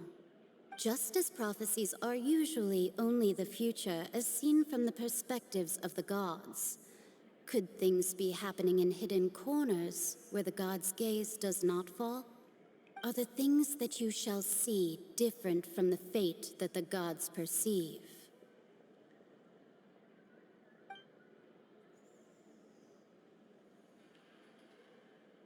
What is she talking about? It all sounds really impressive and important and stuff, but it also sounds kind of scary.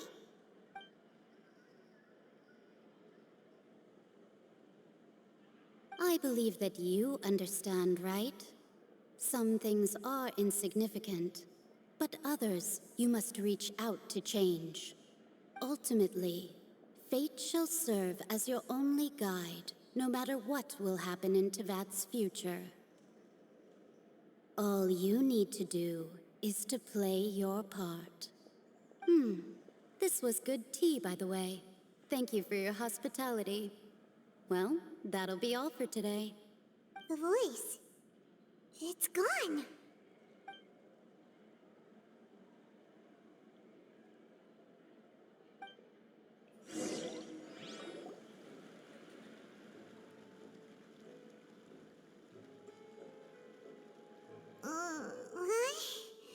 I want to hear someone talking. All right, coming. Hey, it's you who's getting lazy, okay? Well, I see I've walked in on some lively banter. Mona! Fine, just fine. I went to take part in that Steambird panel. It turned out to be more interesting than I expected. Not all Fontainians are pessimistic about this. One journalist mentioned that sitting around and waiting for the end to come would be wrong, and that they should make their own rescue preparations. I agreed, so we had a brief chat with her. Did she have pink hair by any chance? Why, yes, it was Charlotte. You remember her, right? That daredevil journalist? I'm in full support of her view. Prophecies are very important, but how can people allow their lives to be commandeered by just a few words? That's right! Paimon's glad to hear something sensible for once. Ah, yes. About what we had discussed before. I did try, but I'm afraid I couldn't reach the old hag. I'll try again tonight, but I wouldn't get your hopes up. Huh?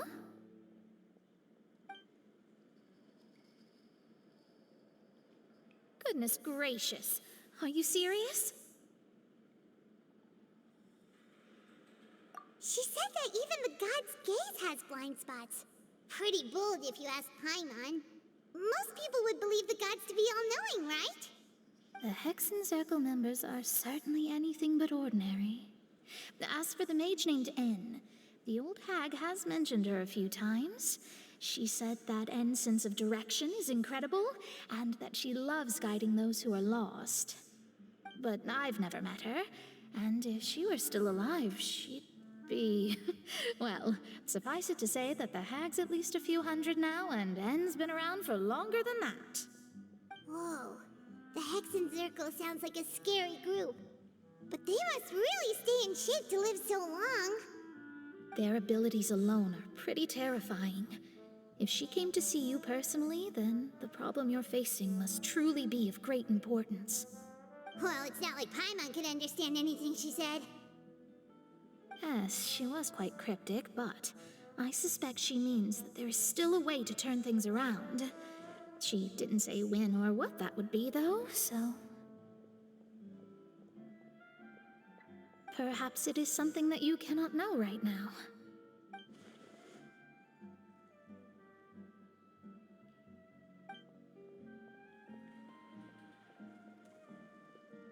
Traveler, Paimon, are you two all right? Oh, we're fine. We're just a little down right now. It kind of feels like the end is coming, you know? I see. I feel that same sense of desperation, too. I guess you could consider me someone who has often witnessed fate. So far as I have seen, it cannot be swayed.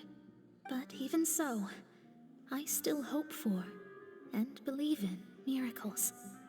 Astrology is eternal and rational, but fate may not be. It is cruel, but it can also be beautiful. Perhaps that's what En was trying to tell you. Not to lose heart, and to believe that what you are seeing playing out before you is not yet set in stone. I did originally think of steering clear of all this, but I couldn't. Even if this is all futile, I still wish to help everyone. If we don't struggle to the last, then how can we face the end when it comes? Huh. You do have a point. There I go, talking about astrological principles again. Sorry about that. The moment I start talking about work-related stuff... I need to get going. It was worth trying to comfort you, even if only a little. I believe that you'll help those who are struggling in the same way I did. I suppose that might be why we always seem to meet by coincidence. Paimon feels kind of moved by what Mona said, but also kind of sad too. Hey, Traveler, Paimon suddenly feels like going outside for a walk. Let's go. Let's walk around the city, shall we? There's a few spots we always like to walk by.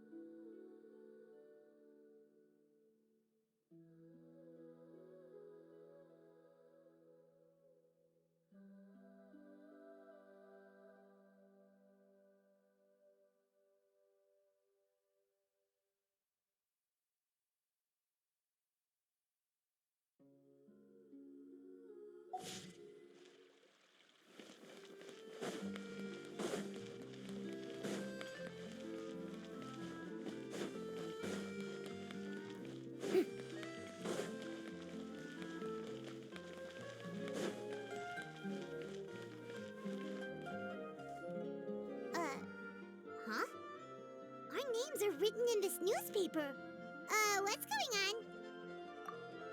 Let Paimon see! The underwater stronghold, the Fortress of Meripede, has continued in its noble autonomy, but that does not mean that others cannot interact with it.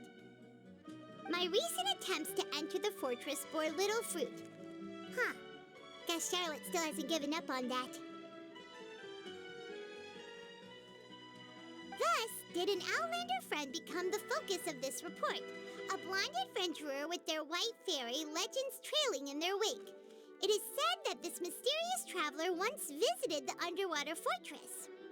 So while the fortress's interior remains a mystery behind closed doors, do not fear, for the tales of the traveler contain surprises in spades.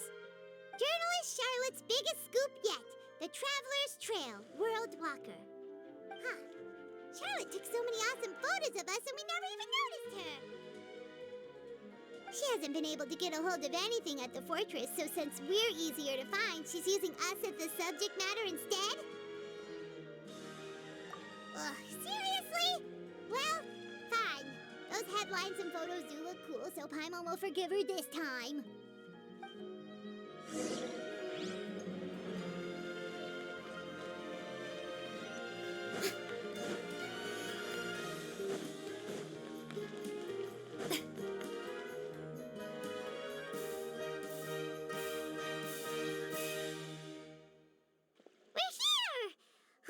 Paimon's hungry.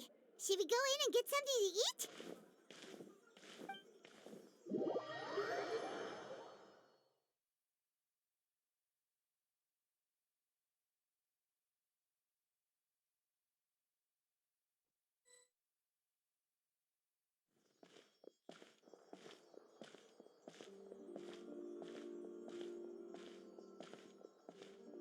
Hey, quick! Look! That's the limited edition, only 16 slices a day cake! It was so delicious the last time we tried it! Despite the tense situation we were in, let's give it another go. I'm sure it'll be great! 1 slice of cake, please. Someone showed up after all! Oh, wait, you're the one from the Palais Mermonia. Oh, are you here to buy cake too? It seems Monsieur Nervalette was right. You really can eat. Wait, did he really say something like that? That's right. Even he has his own preferences when it comes to food. As for me, I love the cake and coffee here. Do you come here often? Usually every day. Every day? It's part of my daily schedule, apart from work. I shall have my cake and coffee.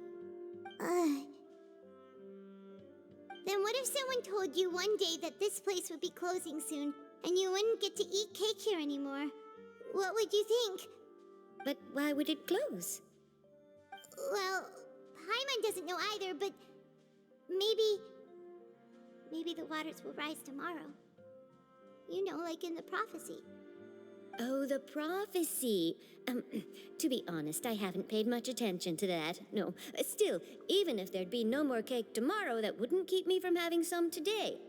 No, it's the same for eating in general. You might not be able to eat tomorrow, but if you can do so today, then you should carry on. That's what people call living, you know. Huh. Don't be sad. Excuse me, could I have 2 more slices of cake to go? These 2 slices are for you. Sijuin said that this kind of expression you're making is what humans call being sad. Oh, you know Sijuin? I sure do. She was born before me, and she sometimes comes to the surface to teach us things about humans. She said that humans are creatures that are saddened easily, yes, and you can only lift their spirits by feeding them delicious food. So please try the cakes here. I've got something else to do, so I'll be going now. You two try to stay in a good mood after eating, all right? Bye.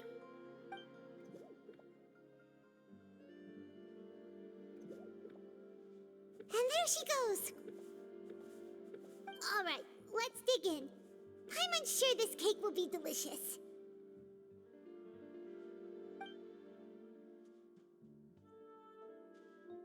It's more delicious than last time, and the flavor gets even better with a sip of tea.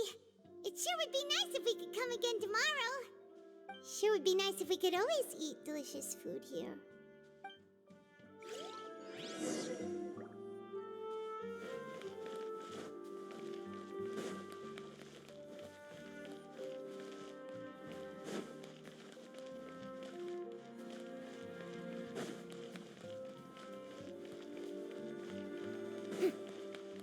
Art is the key.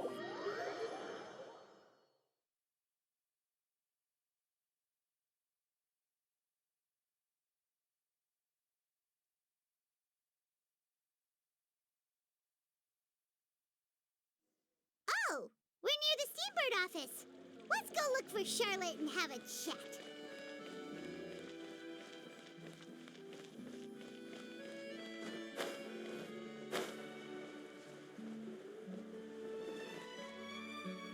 Wow! If it isn't the Traveler and Paimon! Oh, have you seen the article I wrote about you? Ha! You've got some nerve! You just used us to make some quick mora! Oh, you needn't worry about that. I heard that you were in Poisson some time back, so I sent you a letter to discuss just that. It appears you didn't receive it, though. It's all right, though. I've set aside the amount intended for you. I've even set the table with some food. Really? Oh, you're the best! You're almost a little too easy to win over, Paimon. If I were a journalist with ulterior motives, you'd be in trouble now, you know. Oh, Paimon knows you're not like that. Still, what brings you here all of a sudden? Were you looking for me? When Mona mentioned you, we thought of coming to see you at work. I see! It seems you've already bumped into Mona here in Fontaine. So she mentioned me? What did she say? She said that you're a real daredevil of a journalist. Nice. In which case, can this daredevil journalist dare to request an exclusive interview with the legendary Traveler and Paimon? Huh? So your article in the paper today doesn't count? Oh, of course it doesn't. That was more like live photography. What I'd like to do is dive deeper and ask you to talk about the things you've seen and experienced. Yeah, are we even qualified enough? Why not? If I say you're worth an interview, then you're worth it. But not right now, of course. I'll need a few days to prepare. Oh, in that case, we'll just chat when you have the time then? Oh, so that's a yes? Ooh, splendid! I'll tell the editor-in-chief immediately. I'll have to apply for lighting, a venue, some props, and... Whew, so much to get done now. Talk to you later. Wait, Charlotte, Paimon's still got a question for you. And what's that? If, just for example, Fontaine were to be flooded tomorrow, what would you do today? Huh, that's the prophecy you're talking about, isn't it? I mean, I do hear about it often, but I've never once thought that the day could be tomorrow. If you're seriously asking, then I might try and think of a way to leave Fontaine. Oh, but I'm still a journalist first and foremost. That means I have a duty to be reporting from the scene. And secondly, I wouldn't forsake my homeland that easily. From what I've seen, most people don't know what they'd do should the worst come to pass. In truth, it might be better just to behave like normal rather than worry over such an end. So in all likelihood, I'd probably still be prepping at the office for that interview of ours. I know what you're thinking. That sounds a bit sad, but I've always believed that it's best to do what you enjoy. Just think about it. If this nation really were to be suddenly destroyed tomorrow, but I still successfully finish an exclusive interview with a truly unique person, then the story I would wind up writing would truly be timeless. And then do you know what I'd do? Well, I'd write that story, send it for printing, and use messenger pigeons to get copies out to the various nations as soon as possible. I'm not a dreamer, nor am I a workaholic, but I do love my job, and I'd be proud of leaving such an article behind. I guess you could say that I was born to be a journalist. But anyway, that's my answer. And on that note, I'll get back to my preparations. That's so nice. All of a sudden, Paimon actually kinda envies her. Anyway, let's go and take a look at the sea, shall we?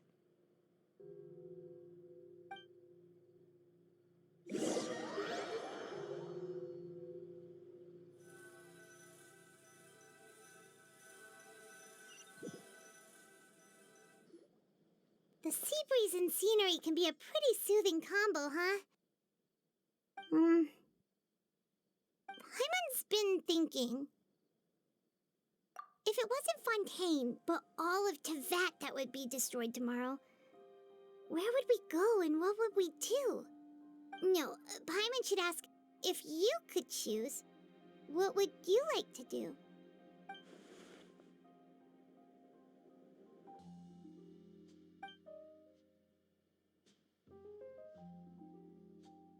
We've always been moving to the next destination, so we haven't spent much time thinking about these kinds of things. We didn't have to either, with us always being on the road and whatnot. You mean, still traveling?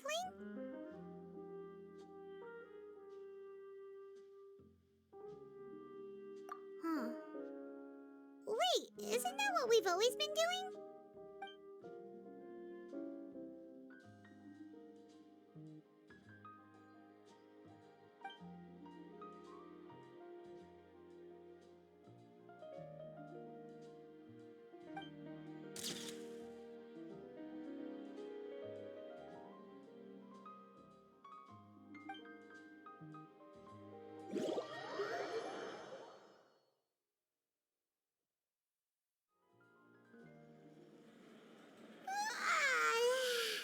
Feels like you'll grow mold if you stay here long enough. But it's still better than the Fortress of Mirapede, that's for sure. It's not only damp there, but salty too. Ah, so the two of you are still here. Wonderful. Oh, you're from the Palais Mermonia, aren't you? Yes, I'm Isadora. Monsieur Nervillet sent me to look for you two before. I heard that afterward you went to the Fortress of Meropide. Not at all. I'm well aware that you're friends of his. Actually, I'm here to pass along a message from him.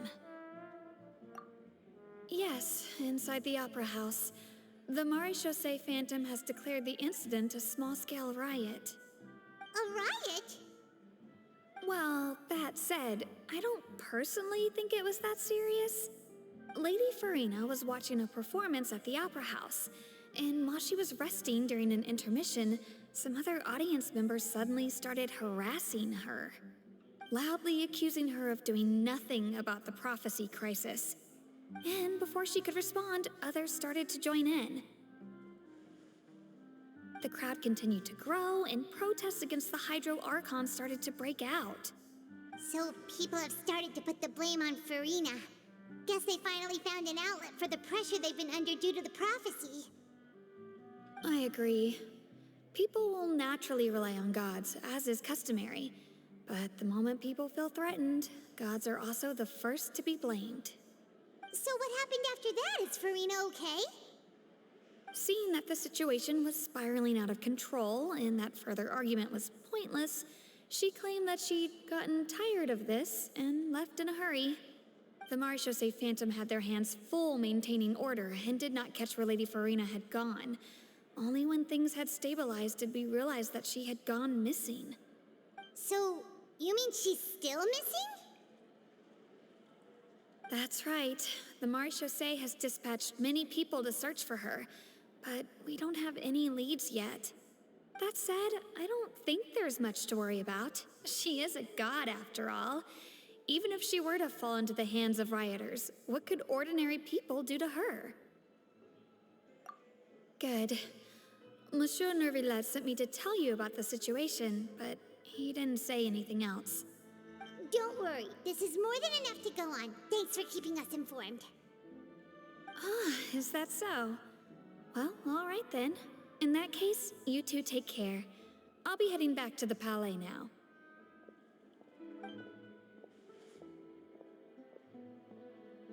Well, sounds like we should hurry over to Poisson then. If we know Farina, she won't try to fix things in this situation. Instead, she'll look for a place to wait out the heat. And, as we also know, she may be loud and dramatic, but she doesn't have a heart of stone. When Nervalette was talking to her in the Palais Mermonia, and she heard about Poisson, she couldn't hide her sadness and remorse. It would be hard for her to ignore being accused by the public today. Paimon thinks Farina's probably taken the opportunity to slip away to Poisson and try to relieve the sense of guilt that she's feeling. Huh. Well, what do you think? Paimon knows the answer, of course, but Paimon can do the analysis to back it up, too. Cool, huh? In that case, there's not a moment to lose. Poisson, here we come!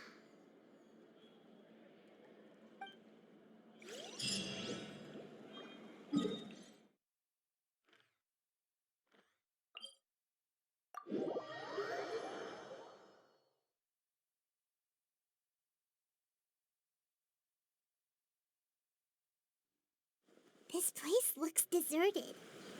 Guess all the survivors must have evacuated already. All that's left here are signs of devastation. Could Farina really be here? Let's try to find her as soon as possible.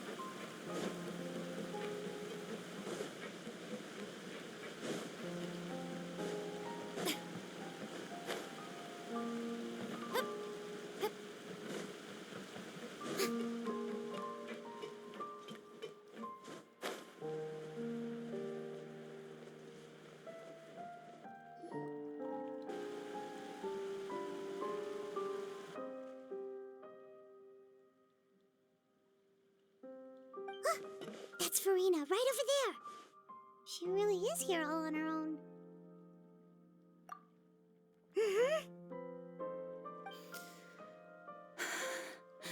Should I just give up? This is all meaningless. What was meant to happen did happen after all. Everyone's dead. I'm sorry. I'm so sorry. Give up, Farina. There's no point in holding out. I'm sorry. But what can I even do other than to repeat meaningless apologies over and over? Who's that? Don't worry, Farina. It's just us.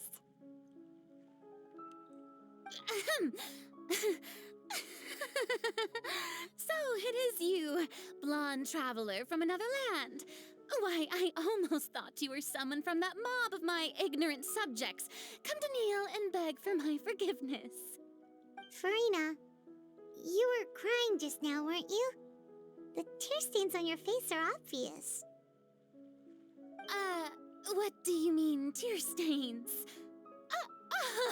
Oh, I remember.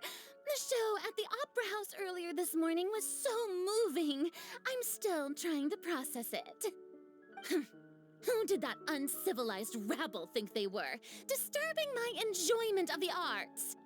They even dare to tout their Archon. I must teach them a lesson. I can just imagine their twisted and frustrated faces once they realize that I'm nowhere to be found.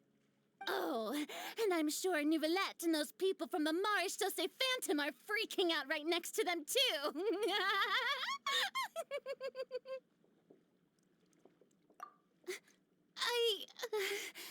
Of course not. Hey, there she is! The Hydro Archon's over there! Quick, after her!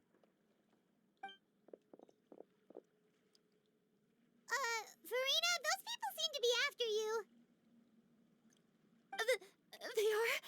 They're just some rabid fans who want to cut the line because they haven't been able to meet me in person, aren't they?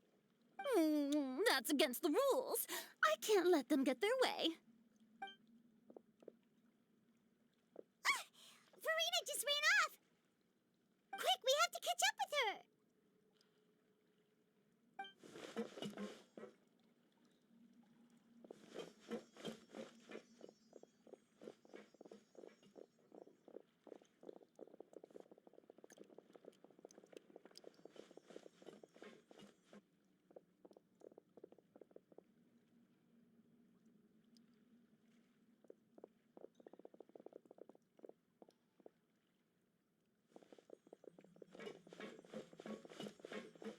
This should be the place, right? Hey, Farina! There's a good hiding spot over here. Quick, come to Paimon before the rest of them catch up to you. What is this place? Hurry, they're almost here. Fine. I suppose haste is warranted. Lead the way.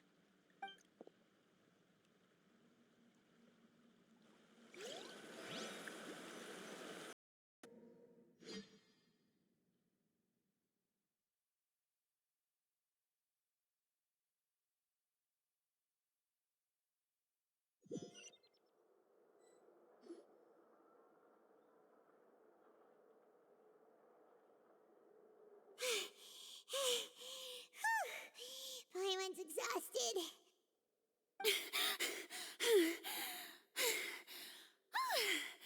I'm so tired. I totally thought they had caught me. No, I mean, I merely gave in to the sheer enthusiasm they displayed.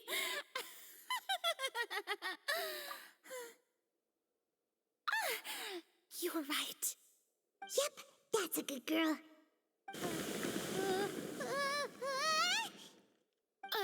What's happening? The ground's shaking. Is it an earthquake? Yeah, a quake of this kind preceded the flooding in Poisson, didn't it? It can't be. It's happening again. Well, there's no need to worry too much about that. Nouvelette's made some emergency plans, so the evacuation should go a lot smoother this time. Yeah, I hope you're right. But the people of Poisson, they've already...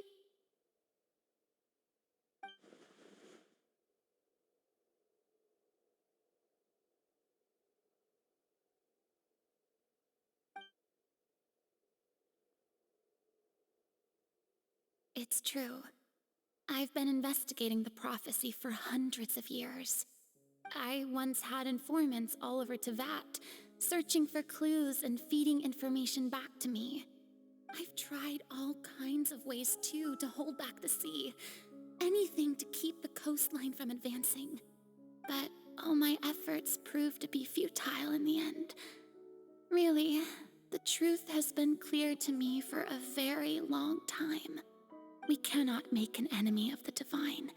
No matter what we do, the will of the heavenly principles will have its way, and the prophecy shall be fulfilled. Give up.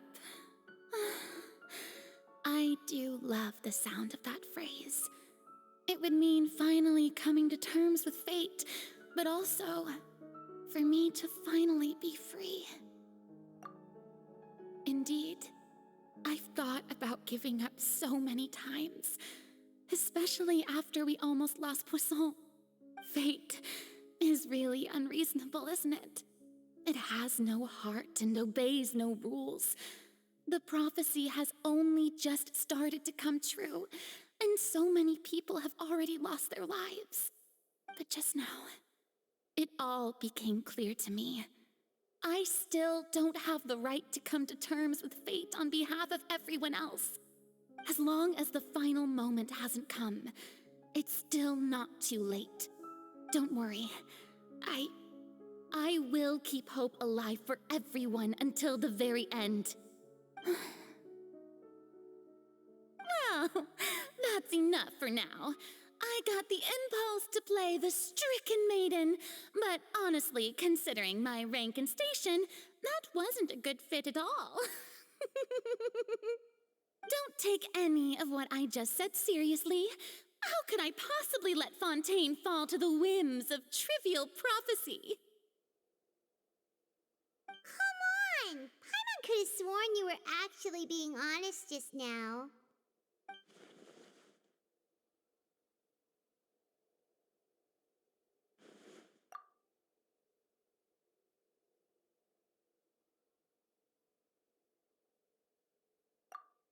Share my burden. That's impossible. It was fated right from the start that this would be my duty alone.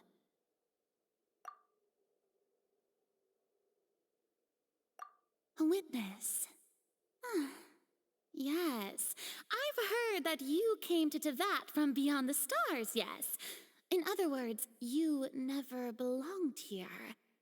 And if Tevat is, in its entirety, a show on a stage, then you're just a spectator, aren't you? If that's the case...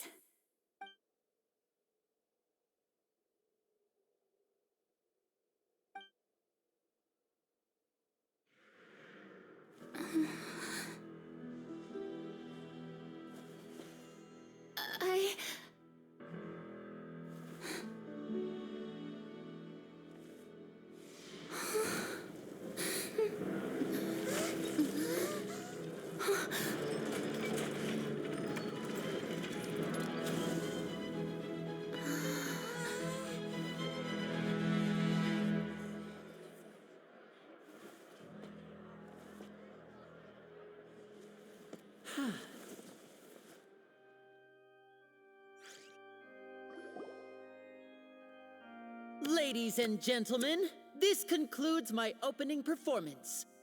Now, without further ado, we may proceed to the trial of our god. So this is what it is. Yes, you deserve praise for the effort you took to raise the dramatic stakes. Do not forget, however, that I am Focalor, the god of justice, the embodiment of justice itself. Does it not strike you as even the least bit absurd to bring the very concept of justice to trial? May I interpret these words as your refusal to stand trial? In that case, you will have the opportunity to defend your honor through a duel. You would draw your blade against a god?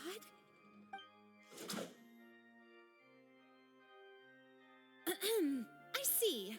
It seems like you have made up your mind.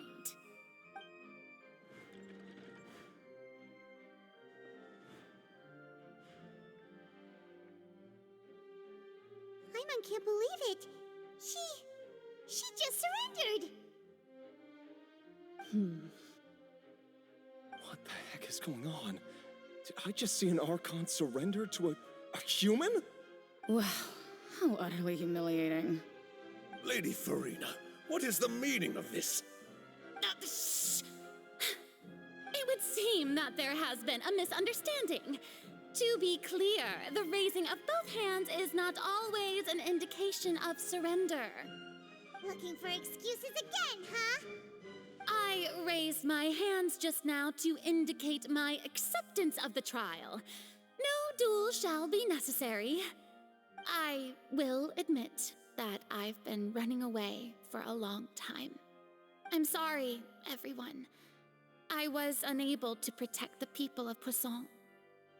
It is my duty to stand trial for my crimes. You are not the only ones to be disappointed in me. I, too, am exceedingly disappointed in myself. But now, it is time for the Hydro Archon to show you her courage and resolve. I, Farina, will use this trial to show the world the true meaning of justice! This time, I will protect you. Applaud and rejoice. One of the most outrageous and fantastical arcs known to the opera epiclese is now unfolding before your eyes. Mark my words. This shall be one of the most exhilarating and brilliant shows ever to grace the stage of Fontaine! The trial of the Hydro Archon, Focalor, will now begin! Woohoo! Oh, now we're making history! Why does it feel like Farina just took over the whole thing? Like, come on! Didn't she just get forced to stand trial for her crimes? Also, even though she's still acting super dramatic, she is taking this seriously this time, right? All right, then. Who will be my opponent in this trial? The court asks the prosecutor to please take the stand. Is that so? Very well. Then please speak, witness of Tivat, my accuser and fated opponent.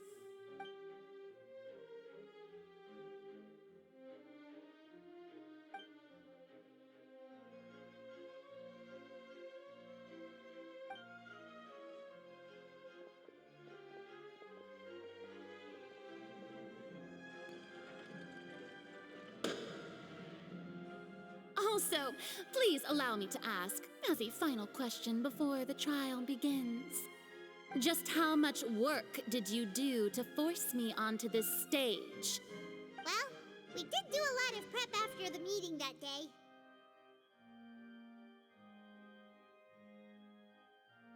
I can go over the tasks assigned to the Spina di Rosula, since they were rather straightforward and easy. Navia, the president of the Spina di Rosula. Most of the people who participated in the disturbance this morning were my subordinates. They changed into plain clothes and came to the Opera House as regular audience members, waiting for the perfect opportunity to incite insurrection against you. The people's resentment against their Archon has been building as more and more of the prophecy is fulfilled. A spark was all we needed to turn smoldering anger into a flame. Moreover, according to our understanding and analysis of you, when something like that occurred, you would likely flee the scene and head to Poisson by yourself. So, we arranged for a second group to lie in wait there. So, you mean, the ones who scoured the settlement for me were also from the Spina? And their goal was to force you to step into the giant magic box so you may personally participate in the greatest magic performance in all of Fontainian history. That's right. That house was a magic box, rather than someone's residence. As the super ultimate version of the setup that I used when I first performed at the Opera Epiclese, the volume of the box was increased by a whole order of magnitude, and the distance it traversed was the entire gap between Poisson and Aranias. Its cargo, of course, was an Archon instead of a human. My thanks, Farina. Without your help, we could never have pulled off such an extraordinary performance. You're welcome? Of course, this performance was only made possible with Father's support. The House of the Hearth spent a massive amount of labor in Mora to pull this off. We had to select a location, construct a giant magic box, dig a tunnel, and open up a path through the water. It was a lot of work for all of us. So, in other words, the earthquake that we felt within the giant magic box was just a normal tremor from the transportation of the whole house? That's right. It wasn't a sign of another disaster to come. Then, I can guess Nervilette and Cloran's parts. You gathered a crowd, prepared a stage, and made sure that the champion duelist would be immediately ready for a fight. Also that as soon as I appeared on the stage, the trial may commence without a hitch. Am I right? Yes, that is correct. Well, Clorand, I must commend you for your courage.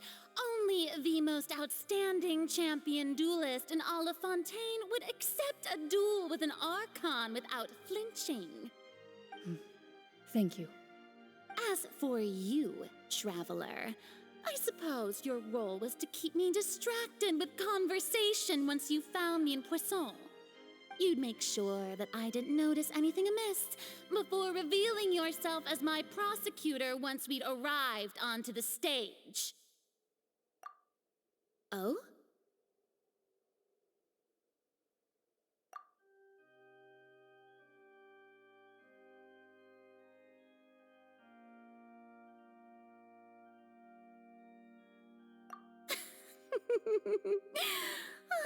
Is that so?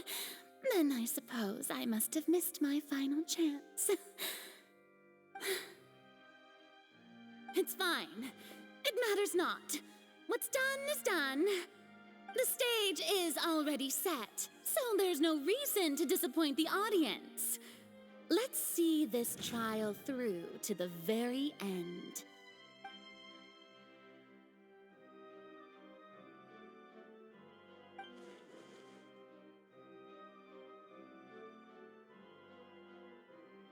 Madam Prosecutor, please allow me to pass this along. This is a document that Miss Charlotte applied for and received permission to share with you during the trial. According to her, it should speed up the proceedings. Huh? Charlotte wanted to give us something? Oh, so she's here too! Hey, Charlotte! Oh, let Paimon see. Isn't this the exclusive interview that she did with us before? So she's already finished it, huh? Wait, then that means this document is a perfect timeline of everything that's happened ever since we stepped foot in Fontaine! So in other words, we can refer to this anthology of evidence every time we want to use something from our journey as evidence for an argument! Let's quickly confirm the information in it. Just think of it as a refresher, alright? You defeated the Hydro Archon in the very first duels you took part in at the Opera House. That's one for the history books, all right. I didn't think that you'd wind up getting to the bottom of the case I'd been following all this time. I guess you could also see this as a happy coincidence.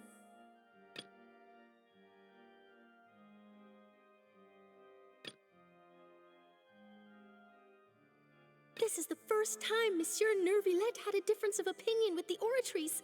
Even the Hydro Archon can't figure it out. A Fatui Harbinger.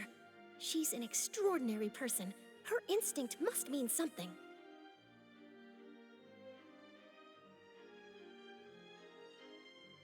The fortress of Meripede was almost destroyed in a single day. That I didn't witness that scene personally will always be a source of professional regret, I think. According to Monsieur Nervillette, both Child and that whale should have been in the primordial sea at that time. I nearly lost my awesome friend Navia. To be honest, that still gives me shivers. The words of someone as extraordinary as a witch can probably only be truly understood when something surreal happens to you.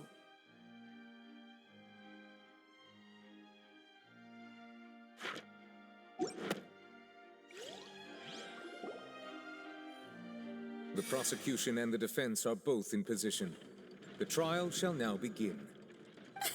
Oh, come on, Nervillette. There's no need to repeat all the unimportant legalese. Just fast forward to the part where the prosecution lays out my offenses. As the defendant and the lead actress of this performance, I still haven't even been informed of my supposed guilt in all of this. Of course, it is only natural for humans to struggle to understand the actions of a god. However, you will need more than that to convict me of a crime. That's true, but my charge here is unrelated to your conduct as an Archon. Instead, I would like to charge you as a fraud who's never been the Archon in the first place. Wait, what was that? Lady Farina's a fraud? Hey, I came here thinking that we were going to try the Hydro Archon for forsaking her duty, but did I hear that right? She's not our Archon at all? Charge accepted. Lady Farina, do you plead guilty to the charge?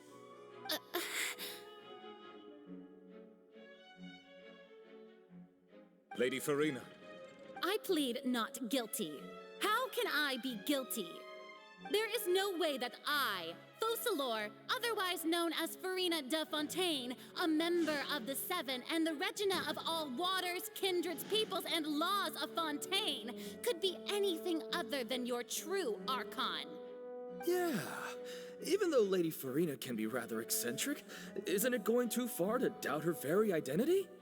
Yeah, I've never questioned her identity either. Sure, Lady Farina can be super irresponsible, but what grounds does that prosecutor have to make such a huge claim?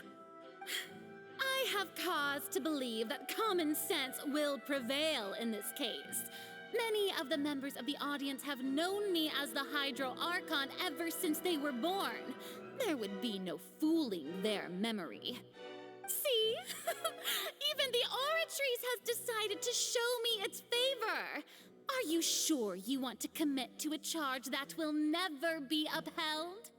If you wish to drop the case, I can promise you as the God of Justice that you will not have to face trial for making a false accusation. We will treat everything that's happened as a dramatic spectacle and move on with our lives. What do you say to that? An argument with near impossible odds, huh? We have to not only refute Farina's claims, but also overturn the long-held beliefs of the people. Well, I tried to give you the chance to surrender. If you must persist, then let me ask. If you believe I'm not the Archon, then what manner of being do you think I am? And if I was not the Archon, then how did I manage to live for over 500 years?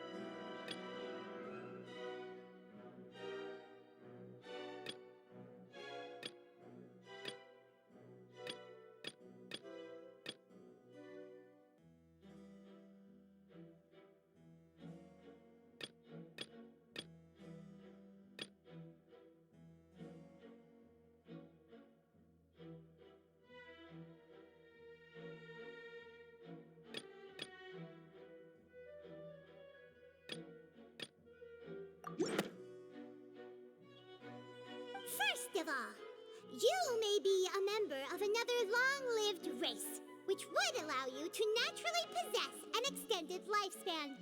And second of all, even if that wasn't the case, there could be other ways to extend your life. Who gave you that idea? Was it the knave? You'd sink so low as to use a harbinger's words against me. A curse? I once thought it possible that the aura of an Archon might naturally resemble a type of curse. But in light of this claim, perhaps what I sensed was not your divinity, but a curse after all. You sensed it too, huh, Nervalet?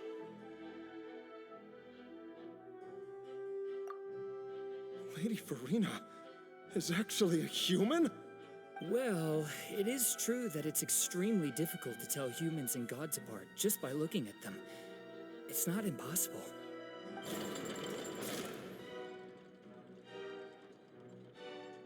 Well, don't start celebrating too early now. Even if I have been carrying a curse like you said, how does that prove that I am merely a human being?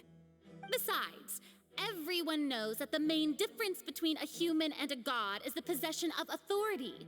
Gods can do what humans cannot. That's why they're worshipped as gods. For centuries, manifestations of my authority have served the nation of Fontaine. One need only to turn their eyes towards the Oratrice Mécanique d'Analyse Cardinal in this very opera house, or consider the endemnitium that is used in every aspect of life.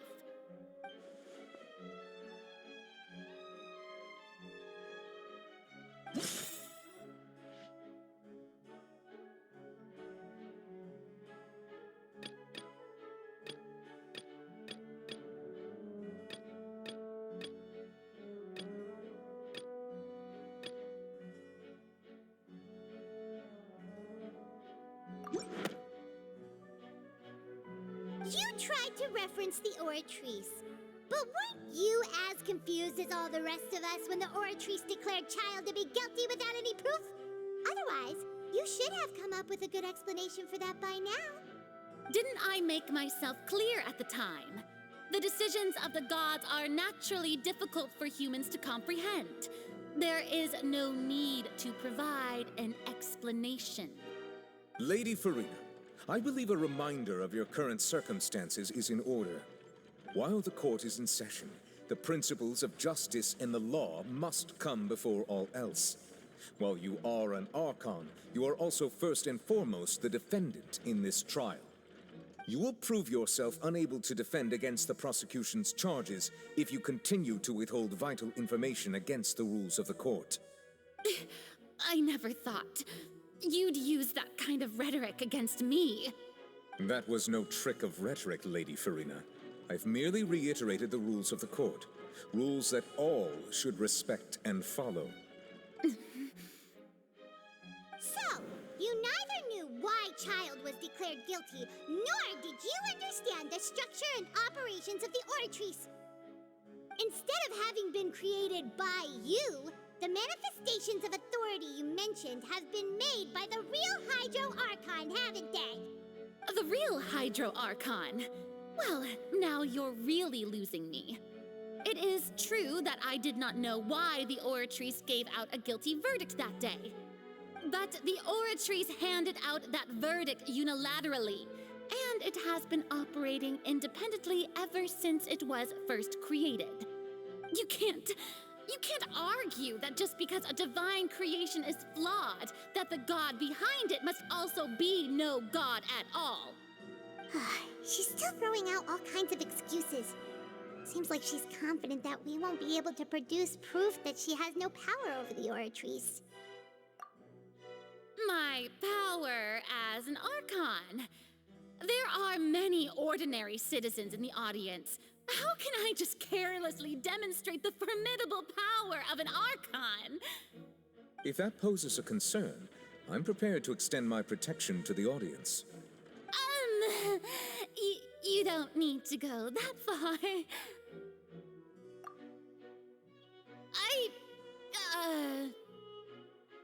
Aren't you the Hydro Archon? Or is it that you can't even wield the power of Hydro, much less the authority of a god? Indemnitium! Yes! It's all because of Indemnitium! All Archons derive their power from the faith of the people, and I've converted the people's faith in justice into Indemnitium! Thus did I give up all of my divine power to provide everyone with energy for their daily lives. Have you ever seen a more magnanimous god? Isn't that a huge stretch? Yeah, no matter how generous an Archon can be, how could they give up all their power? Can a god with no power even still be called a god? It seems like nobody's buying Farina's excuse.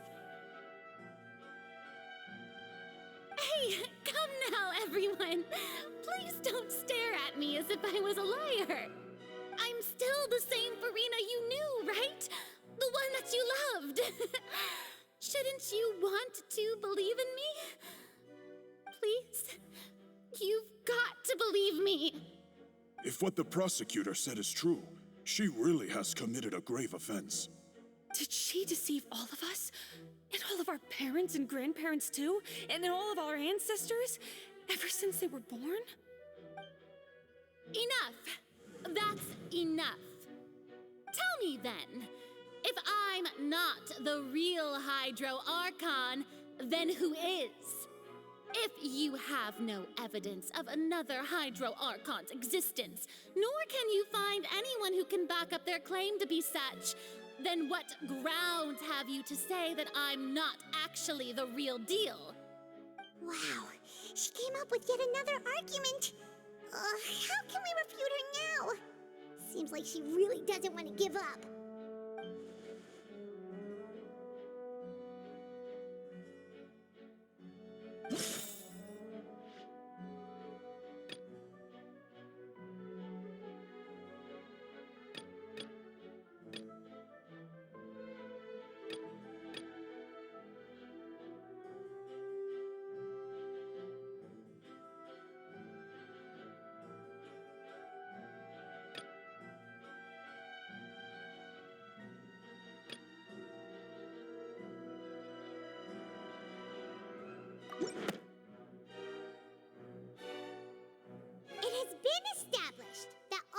Fontainians can dissolve in water from the primordial sea. And that means... Since you insist on claiming to be a god and not a human, then there's a method that you can use right here and now to eliminate all suspicions of you being the latter. Miss Navia, please apply to serve as a temporary attorney for the prosecution before addressing the court. Though you act in partnership with the prosecutor, you must still adhere to proper procedure. Super sorry, Monsieur Chief Justice. I swear this really will be the last time that I'll speak out of turn. Now, I've brought some seawater from Poisson. As everyone knows, a massive flood struck the area not long ago, taking many lives, including those of some of my closest friends. So, Miss Farina, would you dare to touch some of this seawater? If we are to believe that you are indeed the real Hydro Archon, touching this seawater would have no effect on you. All it should do is strengthen your case. But if you don't dare to touch it, then we would have basically proved the reverse. Oh, and I must remind you that after the disaster at Poisson, nobody wants to see any more people dissolve. I do hope you'll act prudently and choose the simpler path of admitting guilt. Navia from the Spina di Rasula. The Spina has governed Poisson for many years. I guess her suggestion is valid. If Lady Farina is indeed just a human, she's probably Fontainian like all the rest of us.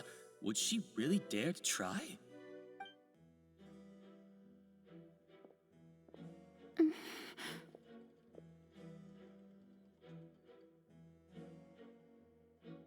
Lady Farina, this test has been unilaterally proposed by the prosecution.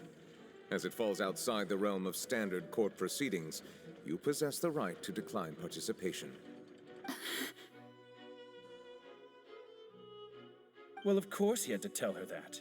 But refusing to participate is basically the same as a confession of guilt.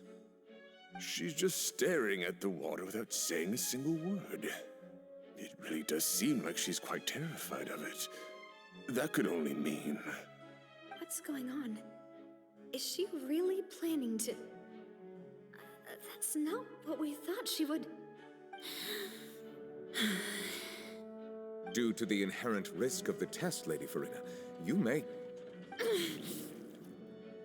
What? Hey!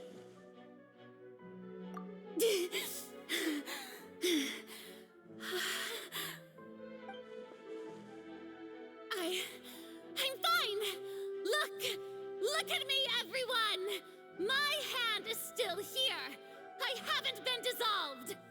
Will you believe me now? I really am your Archon! I'm nothing like a normal human who would fall apart as soon as they touch this water!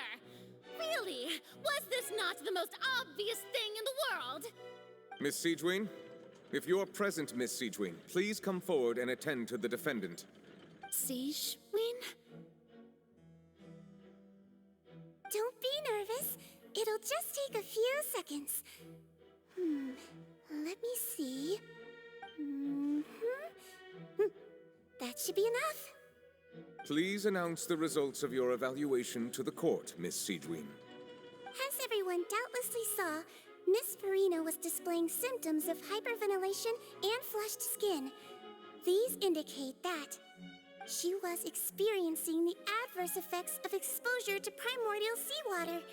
The extent to which she was affected is the same as other humans when exposed to primordial seawater of a similar concentration. Thank you, Miss Siegewien. Lady Farina, you may return to the defendant's stand. Oh, wait. What did she just say? I didn't get dissolved. Shouldn't that be enough to prove my innocence? Well, considering your tendency to run from your problems, we did originally prepare a direct sample of the seawater around Poisson. However, after extensive discussion, we exchanged it for a sample that is not concentrated enough to dissolve an actual human. After all, on the off chance that something entirely unexpected might occur, we don't want anyone else to lose their life to the sea. Yeah, so out of regard for Farina's life, you secured a low-concentration sample and asked the head nurse to serve as an expert witness. It's a great thing that the direct sample wasn't actually used. Farina could have... I can't believe... you...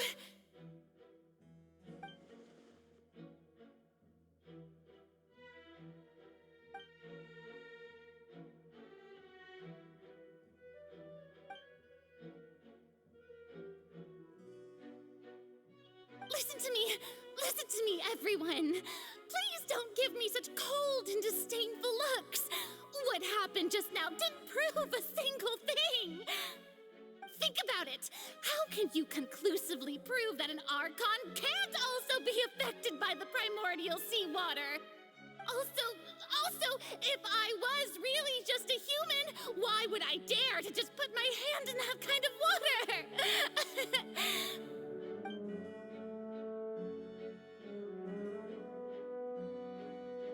Please, anyone, just listen to me! I swear, I really am your Archon!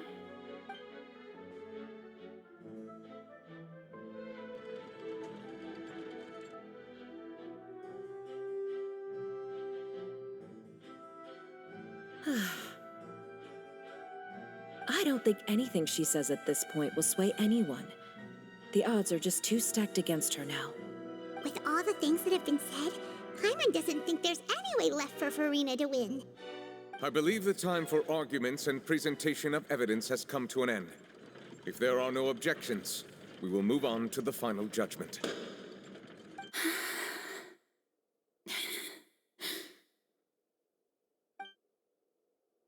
I don't think anything she says at this point will sway anyone. She's too stacked against her now.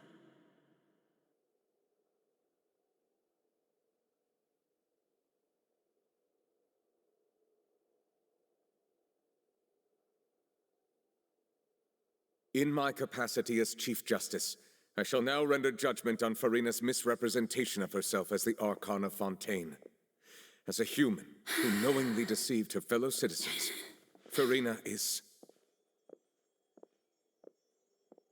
guilty.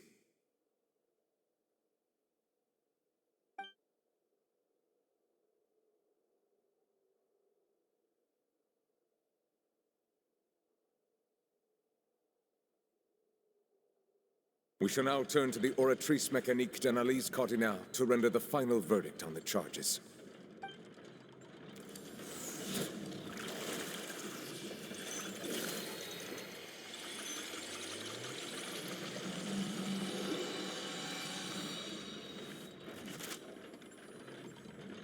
According to the judgment of the Oratrice Mécanique d'Analyse Cardinale, Farina is... Well, what's wrong? What's the Oratrice's verdict? No, the Oratrice also displays a guilty verdict. Isn't that correct, then? However, the exact wording of the verdict is thus. The Hydro Archon, guilty, to be punished via the death sentence. The death sentence? That's actually one of the available sentences? I've always thought that it was just a myth. The one and only time the death sentence has been handed out at the court, and it's been given to the very person we've worshipped as the god of justice? What an unexpected twist. Farina's been sentenced to death by the Oratrice?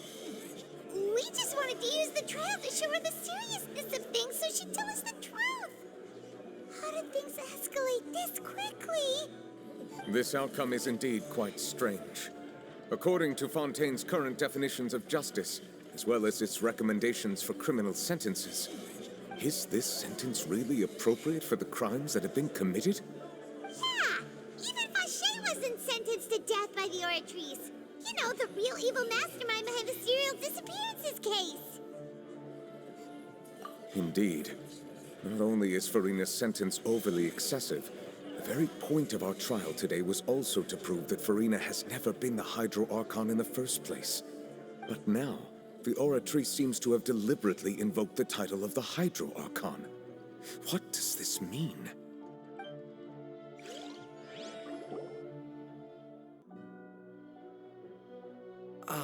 Excuse me.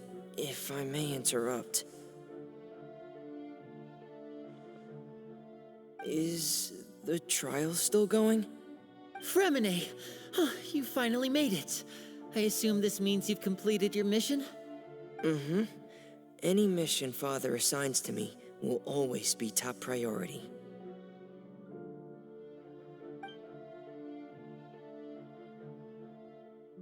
Is that the first prophecy slate? Huh. So the knave privately arranged for Fremine to try and find the missing slate. I looked everywhere and finally found it at the bottom of the sea. It took me a long time to get around some dangerous stretches of water. But has the trial already concluded? Then doesn't that mean I've come too late? Oh no. Father will be disappointed in me. Thank you for your hard work, Mr. Fremine. Please allow me to review the record left on the slate. Traveler, I believe that you have already seen the other existing slates, and would like you to come here and confirm their contents.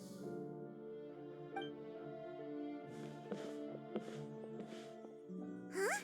So what do you see? What is it?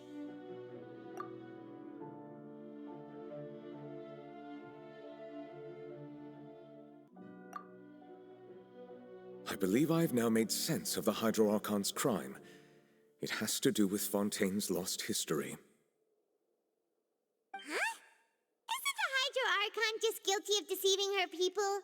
Oh, wait, no, that's Farina, and we've already proven that she's not the Hydro Archon. So when you say Hydro Archon, do you mean the real Hydro Archon we've been kinda talking about? In truth, everything that you've encountered in Fontaine up until this point can be traced back to the contents of these stone slates. However, I'm uncertain as to how much sense they currently make to you. Okay, let's try to recall the contents of the other 3 stone slates. Paimon will do her best to help you remember.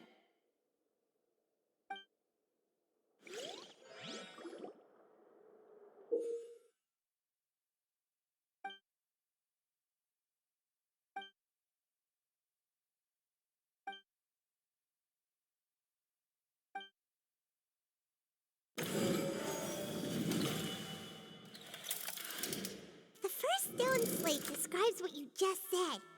It seems to show the previous Hydro Archon using her divine power, and then the Oceanids turn into humans. Does that mean that Fontainians are transformed Oceanids? Oh, Paimon wasn't expecting that.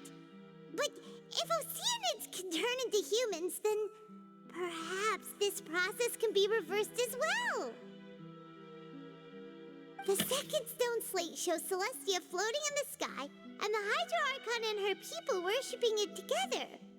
But the heavens still brought judgment down upon them. This must be the point when the Hydro Archon and the Fontainians were branded with their original sin. Does this mean that the original sin and the Hydro Archon sin are the same thing? The third slate shows the Hydro Archon sinking into the sea surrounded by many people.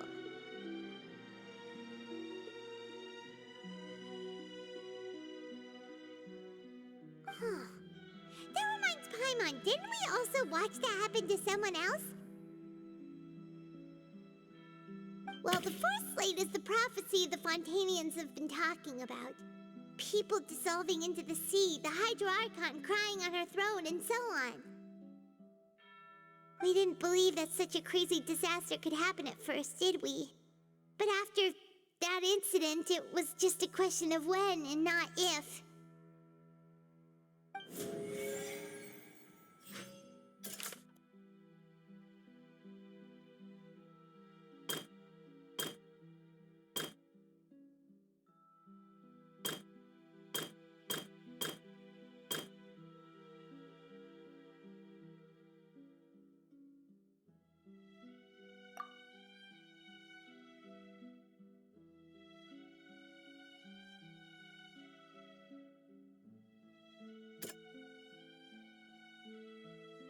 That doesn't sound quite right. Let's think about this some more.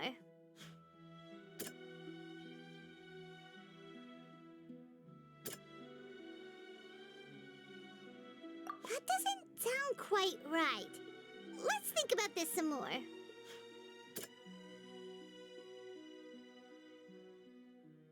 That doesn't sound quite right.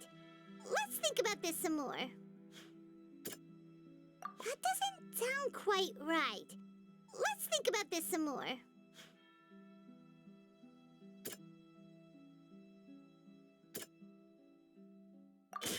We know from the case of the serial disappearances of young women that Fontainians can be dissolved in primordial seawater. And the first stone slate tells us that long ago, the Hydro Archon used her power to turn Oceanids into humans. This might be the reason that Fontainians can dissolve.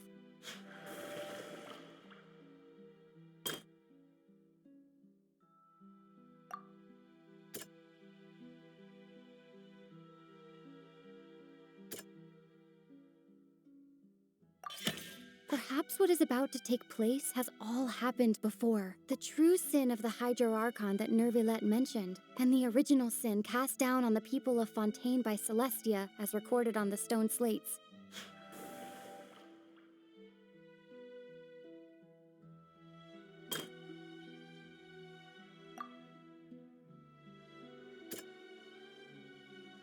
That doesn't sound... It's not as simple as falling into the sea. When Navia fell into the sea, her consciousness was subjected to judgment. The stone slates show the people gathered around the Hydro Archon in the sea. Could that be alluding to the same thing?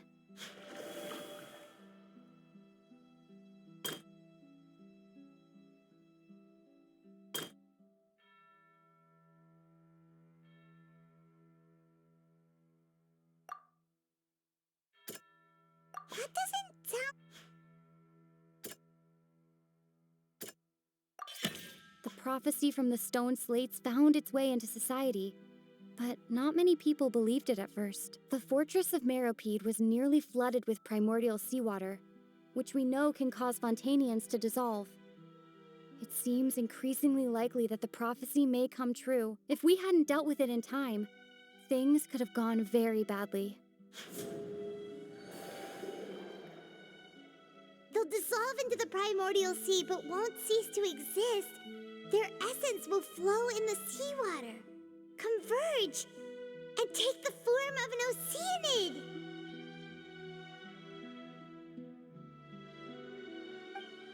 The Hydro Archon was sentenced to death in court, shocking everyone present. Perhaps this means that her sin was actually Fontaine's original sin. Navia fell into the water inside those ruins, and she nearly dissolved. She was surrounded by the people of Poisson in a court within her consciousness, and was forced to take part in a trial meant to make her stay. The eruption of the primordial sea at the fortress of Meropide was the surest sign that the prophecy was about to come to pass no matter what. The prophecy's contents can all be verified by recent events. If we combine what we know together, loads of truth should come to light.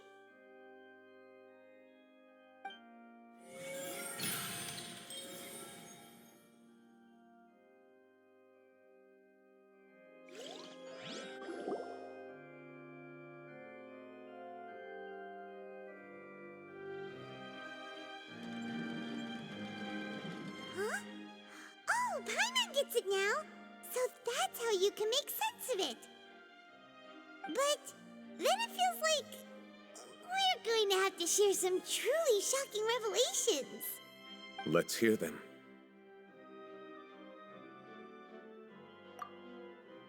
Incredible! Linny, did you hear that? We're not real humans.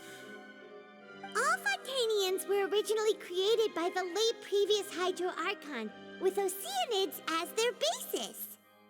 The evidence for that can be found in how only Fontainians could dissolve in primordial seawater, And how all the girls Vacher dissolved were also turned into Oceanids. Oh, and according to Navia, when she was about to get dissolved, she also saw everyone gathered around for a trial. All of them in the shape of Oceanids. Indeed.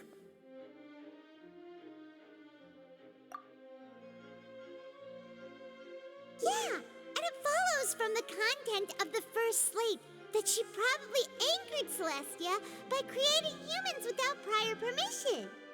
That could also explain why the Oratrice judged the Hydro Archon to be guilty. It's to account for that ancient sin. The Hydro Archon's true sin was creating us? And yet, after many hundreds of years, the Hydro Archon's creations have turned around to try to judge the Archon within the Opera Epiclese. The twists of history are often the most unexpected of all. Yeah, isn't the image here just like when Navia fell into the sea? So wouldn't it be trying to show the image of the Hydro Archon also falling into the sea once the prophecy has been fulfilled in the fourth slate?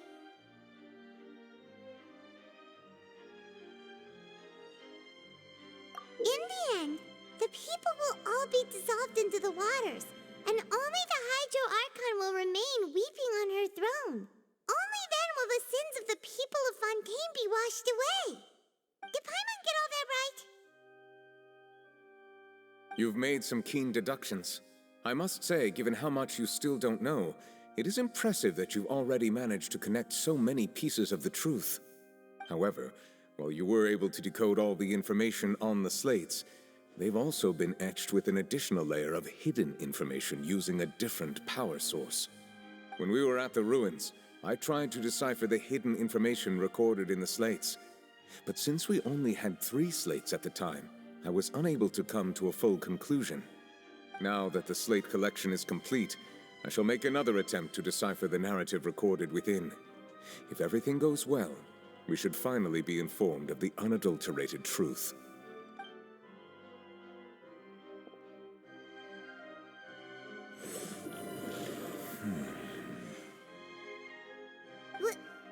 Well? Did you get it? I believe I should share this truth not only with you, but with all the people of Fontaine as well. I will try to briefly summarize it for you.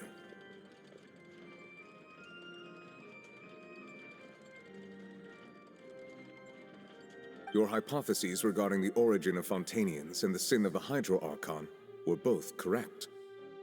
In the Fontaine of old, the previous Hydro Archon sensed the yearning of her Oceanid familiars for life on land.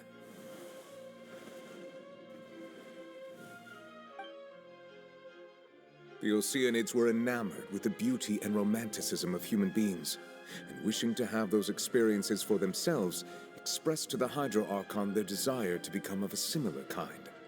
However, even though water as an element is intricately linked with the power of life, the Hydro Archon, as one of the 7, did not possess the authority to create a new form of human life.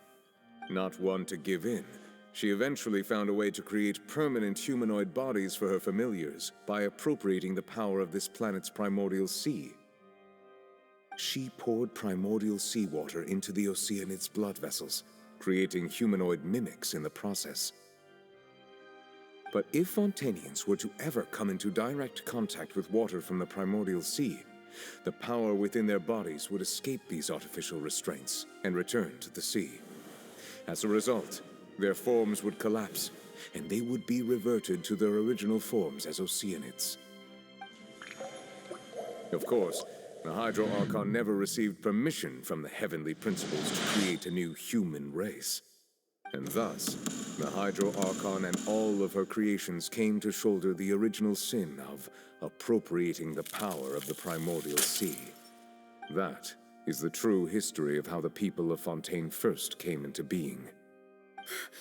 So we were all Oceanids before we turned into human beings? That's way too much information for me. I think I'm just going to pretend that I never heard a single thing. Wait, but if that's the truth, we can't let the Hydro Archon be sentenced to death. After all, her only sin was creating us. This really might be too much information for your regular Fontainian, but it does answer a lot of our questions. Alas, your hypothesis regarding the third and fourth stone slates was inaccurate. The slates' respective positions are, in fact, correct. A key point of the visual on the third slate is how all the individuals depicted in the water are humans rather than Oceanids. They have not been dissolved, which implies that the water depicted in this slate is not water from the primordial sea. The nation of Fontaine is the nation of Hydro, as well as the nation of Trials and Justice. Instead of being the literal element, the water in the scene symbolizes judgment and justice. You may also recall Navia's experience. When she fell into the sea, her consciousness was surrounded by that of many others who intended to hold a trial to determine her fate. Therefore, the meaning of the third slate is that the people of Fontaine shall try the Hydro Archon at the court of justice. Yes, it refers to our present situation. I think I'm following now. So, what you're saying is, even though we decided to put on this trial to avoid fulfilling the prophecy, in truth, everything we've done has happened exactly as the prophecy foretold. So now, it seems, we're the ones making sure it comes true. What should we do? Huh. No matter what, the prophecy will be fulfilled. Is this what it feels like to be a prisoner of fate? If that's the case, does that mean the scene in the fourth slate will also be fulfilled soon? Traveler, I would like to point out another small fallacy in your deductions. About the fourth slate, you probably thought that the eruption of primordial seawater beneath the fortress of Meripede served as the surest sign that the prophecy was about to come to pass, yes?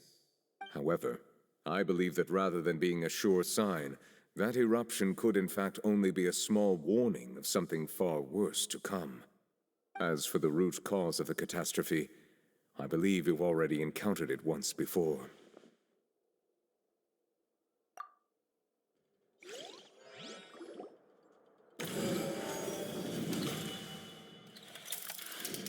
This eruption was just a small warning of the things to come. We must find the root cause of the disaster.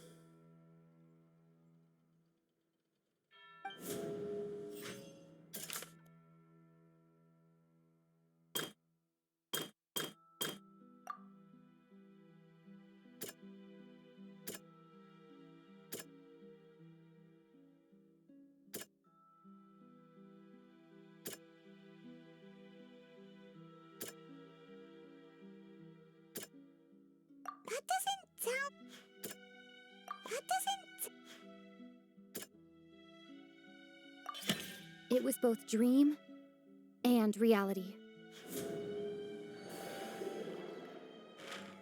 If we're talking about a true culprit, that could only be that thing inside the primordial sea, right? The truth, the original sin, the trial, and the root cause of the disaster.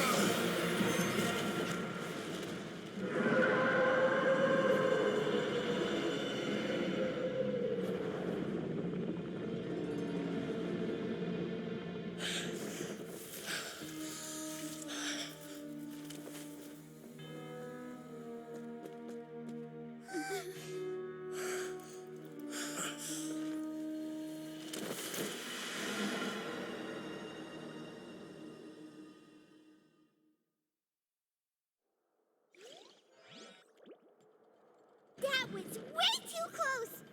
How did that thing just burst into the Opera House? Wait, was that the huge whale you saw in your dream? So we've met it at last. I understand very well why it has chosen to make an appearance here. That whale does not belong to Tevat. It is a monster that has traversed the stars, weeping all the while. It has been greedily consuming the energy from the planet's primordial sea, using it to grow. That is the main cause for the rising sea levels. And once it has finished consuming all of the energy contained within the sea, its next step will be... You said that when the Hydro Archon first created Fontainians out of Oceanids, she filled their blood vessels with primordial seawater. Precisely. That whale finds the blood of Fontainians nigh impossible to resist. Therefore, when it left the primordial sea, it decided to make its next stop a packed opera house full of food. Food in the form of Fontainians. We just barely managed to push it back, right? In that case, won't it come back to target the people again once it's managed to recover its strength? That is correct. Indeed, it is more accurate to say that we should thank that Harbinger for buying us some time. Without him, the whale would have likely come onto land far sooner. From the way he looked, he must have been fighting the creature for quite a long time. That battle maniac. We've always known that he had a special connection with that whale, but we definitely didn't expect it to help us out like this. Anyway, now that we know that this whale is the actual cause of the disaster recorded in the prophecy, all we need to do to stop the prophecy would be to find a way to beat it up, right? It is too late. It had already absorbed too much of the primordial sea's energy before we could notice it. At this point, it has become practically integrated with the sea itself. Even if the entirety of Tevat were to be destroyed, it could still survive and swim off towards some other world. That's not something I will accept. We've already done everything we can, and we even found the true culprit. We've come so far. You can't just tell me that the last hurdle is some impossible foe. That's just not fair. Indeed, that's not how a grand performance should end. I'll fight it to the end, no matter what. So the prophecy will be fulfilled no matter what, huh?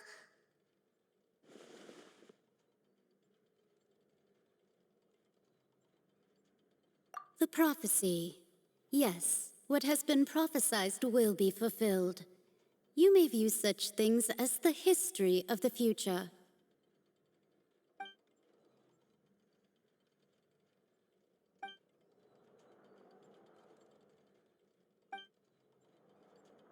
Just as prophecies are usually only the future as seen from the perspectives of the gods, could things be happening in hidden corners where the gods' gaze does not fall? Ultimately, fate shall serve as your only guide, no matter what will happen in Tevat's future.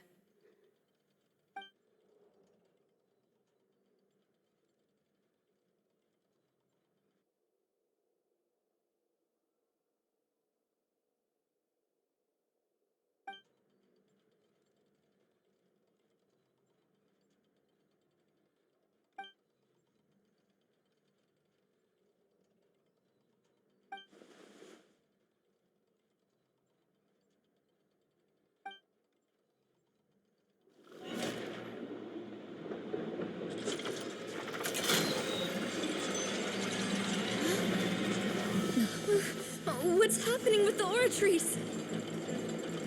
I believe it is preparing to carry out the death sentence.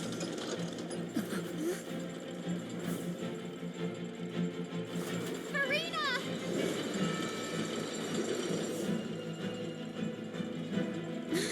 No, I still need answers.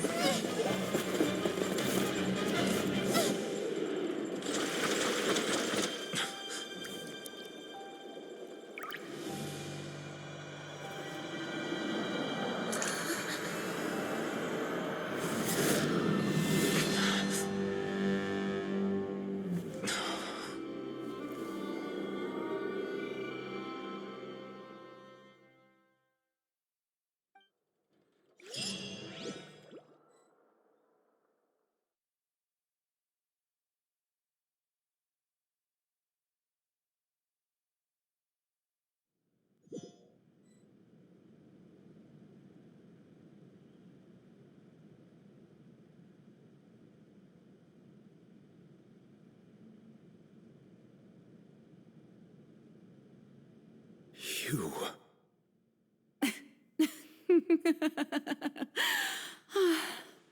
Sorry. That shocked expression on your face is just too amusing. I couldn't help myself. You are not Farina. Who are you? Ah, the sweet sound of bewilderment. Marvelous. A sure sign that my attempt to deceive everyone was a resounding success. But to answer your question, I am Focalor. You know, the god. Focalor. Why did you deceive us? Oh, that wasn't my goal, of course. Goodness, no. But I had to fool everyone else too, if I was to stand any chance of deceiving the heavenly principles. Deceiving the heavenly principles? It's all because of that pernicious prophecy. Dreadful, wasn't it? Everyone doomed to dissolve. Fontaine condemned to be flooded. One was not amused. In fact, one was positively bemused when that problem was thrust upon me by my dearest predecessor. That's the former Hydro Archon Egeria for the uninitiated. It hardly gets more disastrous than a preordained national catastrophe, now does it? She knew full well that the prophecy would surely come to pass. And as one of the seven, she also knew full well that one defies the heavenly principles at one's peril. So yes, as you have no doubt surmised, it was a rather impossible situation that I found myself in. I spent a terribly long time mulling it over, alone on the ocean floor. And I was almost growing barnacles by the time I finally realized there was only one possible solution to this confounding conundrum. I had to outwit the heavenly principles, allow the prophecy to be fulfilled, ostensibly at least, while saving everyone at the same time. I'm a genius, I know. I can only assume that's why Egeria chose me as her successor. Although, looking back now, it was hardly the inheritance one dreams of. Between the task of saving the nation, the quotidian duties of the Hydro Archon, and not to mention the original sin of creating a new race of humans, I dare say she left me quite a colossal mess to clean up. But one can only play the hand one is dealt. I did not choose this, any more than I chose to be one of her Oceanid familiars. So you were also once one of the Oceanids, transformed into a human by Egeria's hand? Yes, I was. I always dreamed of becoming human. And I still do, even now. In my eyes, to be human is to be part of the greatest opera ever known. After becoming a god, I separated my divinity from my body and spirit, leaving behind only a self that was as naive and bewildered as my past self on her first day as a human being. The me you see before you now is that divinity, and the human counterpart I left behind, I named Farina. She could feel joy, sorrow, and everything in between. She could be as vain and conceited, or as meek and vulnerable as she wished. Her strengths were of a kind only a human could possess, as were her shortcomings. But in my eyes, Farina's humanity was what made her perfect. She was perfectly human in every way. The person I always wanted to be. Anyway, so then I cursed her. All part of the plan, of course. The plan to deceive the heavenly principles. Do you still remember the final scene of the prophecy? The Hydra Archon alone, weeping on her throne. In order that the prophecy might appear fulfilled, I invited Farina to be an actress, to play the part of the Hydro Archon in the prophecy. Under the curse I placed on her, so long as I, Focalor's divinity, continued to exist, she could not die. But nor was she free to live her life in the pursuit of happiness. Instead, she was forced to take the stage in the opera house, to embrace the role of leading lady, to forever play the part of the god from the prophecy, all to create a deceitful appearance of that prophecy coming to pass. I suppose now you probably understand why your court is called the Opera Epiclese. But Farina is only human, isn't she? Even though she has had a long life, her mind is no stronger than that of any other ordinary human being. I cannot begin to fathom what she has had to endure. It must have been torture for her. It has indeed. And although she is, in a sense, me in human form, I most definitely owe her an apology for it. It's been 500 years, and all along, she's been playing her part in the most unimaginably long, unbearably lonely, and agonizingly painful opera of all time.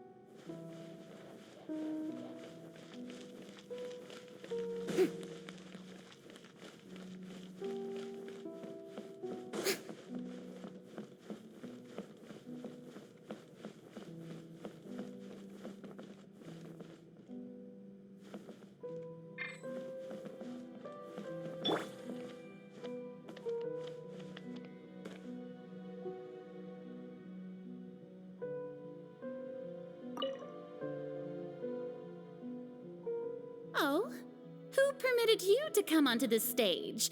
Now, I understand your admiration for my august self, but I must ask you to keep to the rules. All right. It is not my intent to reprimand you. There is no need to state your name. Just be off with you. Do not distract me from my performance.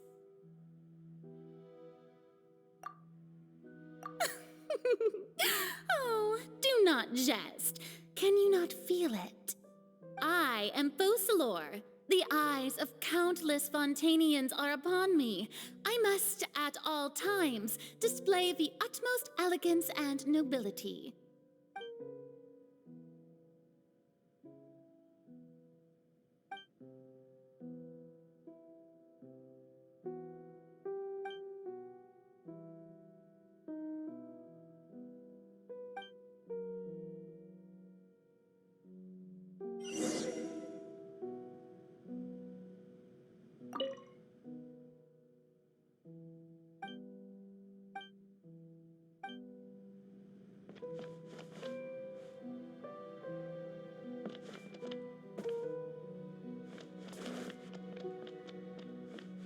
Dear audience, the performance is experiencing a technical difficulty, but worry not. The guards shall resolve it soon enough.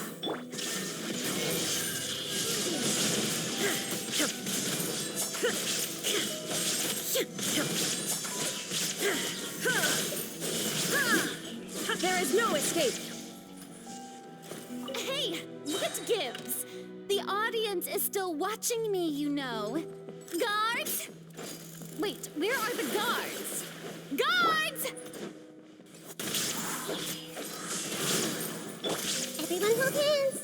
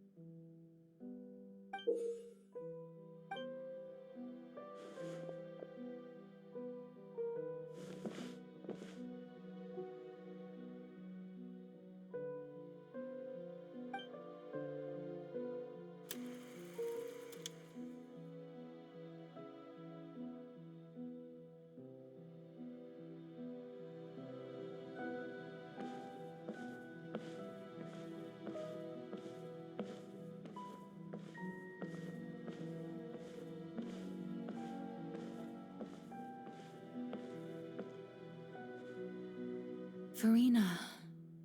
Farina. Huh? Who's that? Who's calling me? Where are you? Be not nervous. Be not afraid. I am before you. Wait a moment. You're mirror me? How can this be?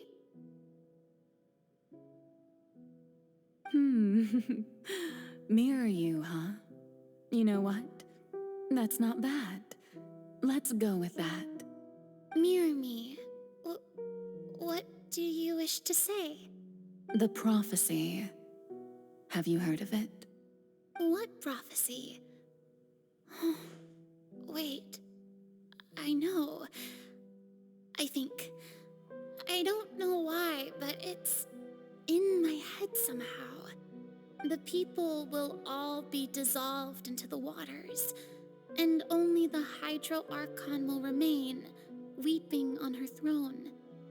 Only then will the sins of the people of Fontaine be washed away. Oh, very good. You know it well. What's going on? I can't seem to remember anything clearly.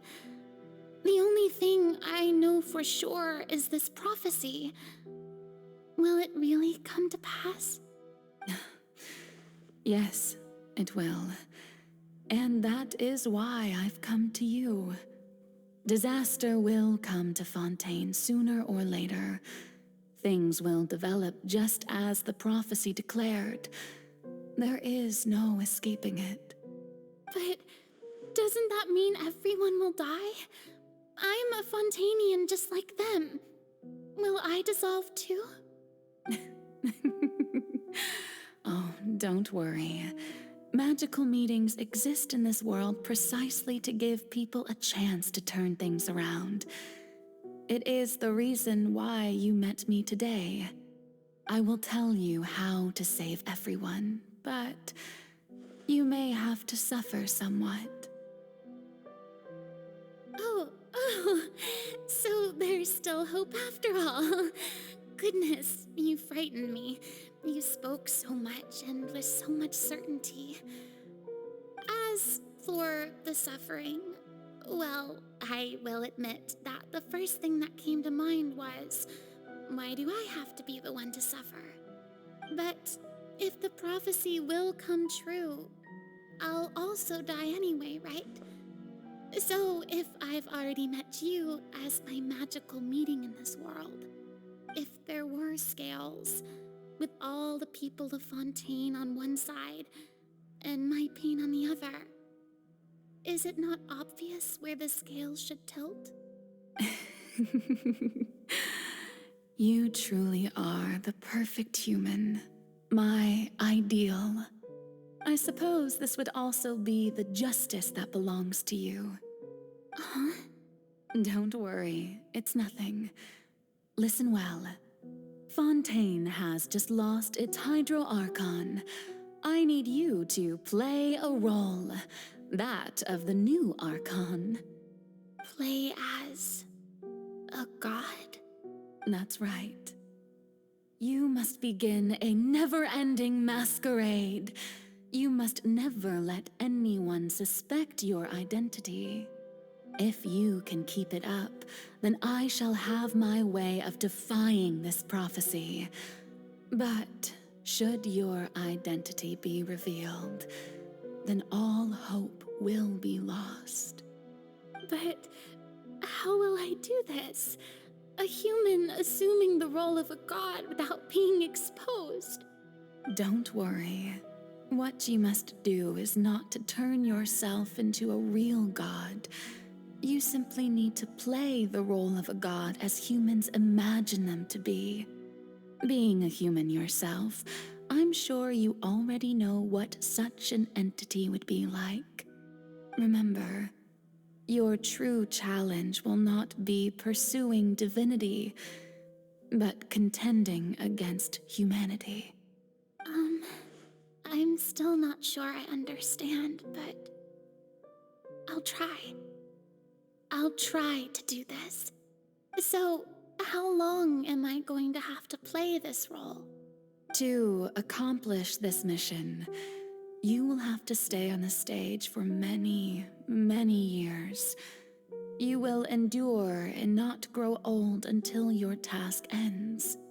But I promise you, all will eventually end in a magnificent and dramatic trial, and everyone will be saved. A trial? Huh. How exciting. I'll be looking forward to it.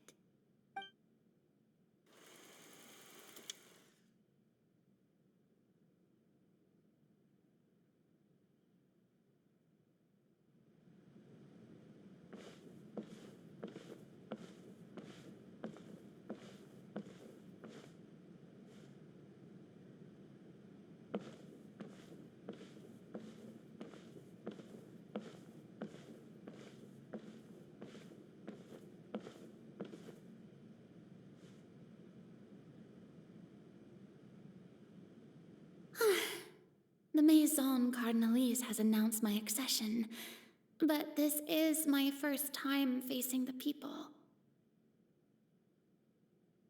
What should I say to most appear like a god? To be honest, I still don't know. Perhaps I should first try to act natural. Ladies and gentlemen, good evening, and welcome to the Opera Epiclese. I'm sure you've all heard about how I have taken on the role of Hydro Archon. Indeed, I am Farina de Fontaine, your new Archon. In truth, I know little about becoming a nation's new god, but it will be my honor to guide you all. As the god Focalor, the god of justice, I shall do all within my power to lead you into an age of fairness and justice. Once again, thank you all for coming. If you should have any questions or suggestions, please send them to the Maison Cardinalise. The future of Fontaine will require us to work together, after all. This should do it. I thought I might stammer, but thankfully, I was able to convey my thoughts just fine. Okay, and next. That's the new Hydro Archon. Is this some kind of joke by the Maison? I would have thought that a being that surpasses humanity would be a bit more assertive. Hey, did you hear that? She even told us to send her suggestions there at the end. Shouldn't gods be all-powerful? She's being so modest. What's the difference between her and an ordinary person, then? If you ask me, perhaps the succession didn't actually happen. She might just be a Maison-back puppet. Wait, what's going on? Why is everyone suspecting me of being a fake? Oh, this is bad. If I get exposed here, there'll be no saving the people from the prophecy. Right. Mirmi said that I just need to play the role of a god as humans imagine them to be. Calm down, Farina. Think. What do the people want? How would they imagine a god to speak and act? Assertive, with a strong sense of presence. One who can dispel all doubt. That is the character I'm fated to play.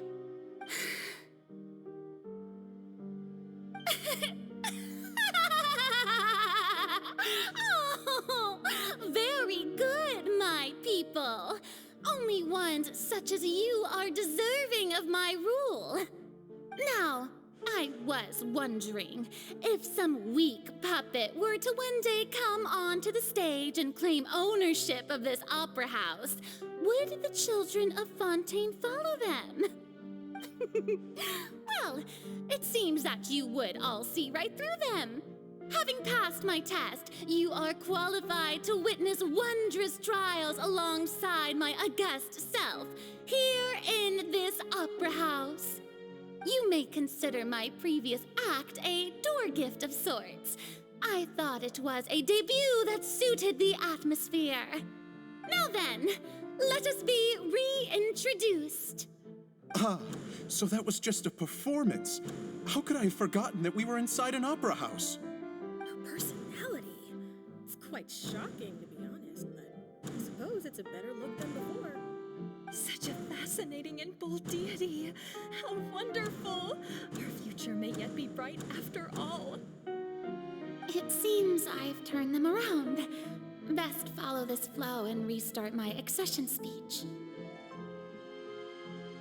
My dear people, whether you acknowledge me or not, whether you trust me or nay, I say to you, keep faith in your ardor for justice.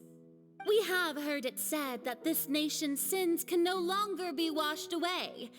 Well, I say that justice is most fragrant when it blooms amid sin. No, this won't work. They'll suspect me again. I must play the role that they want me to play. The scales of justice should not weigh heavy in the hands of its God. On one side, it must carry fairness and justice. And on the other, praise and applause. May law be the prayer on our lips. May judgment be our worship.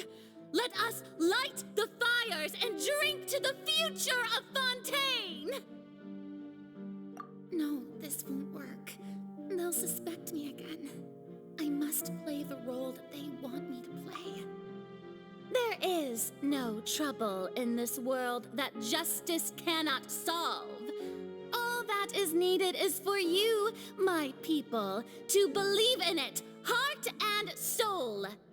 So long as I, the Archon Focalor, stand within the Opera Epiclese, so long as I stand before the Oratrice, I shall even judge the gods of this world!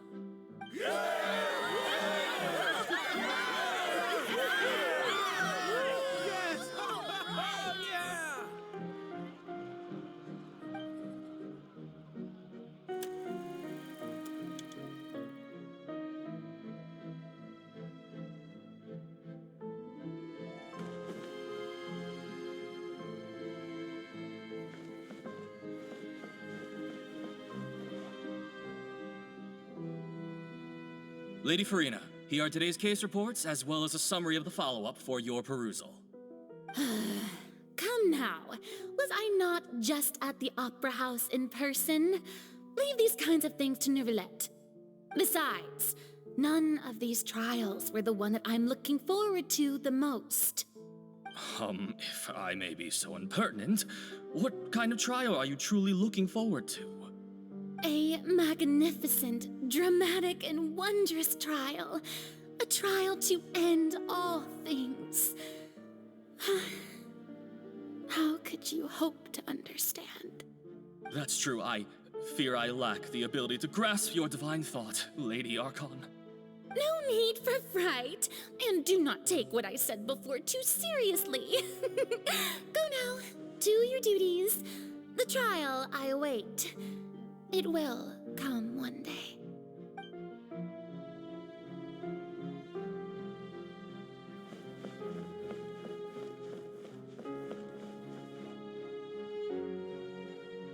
Lady Farina, I don't know what to say.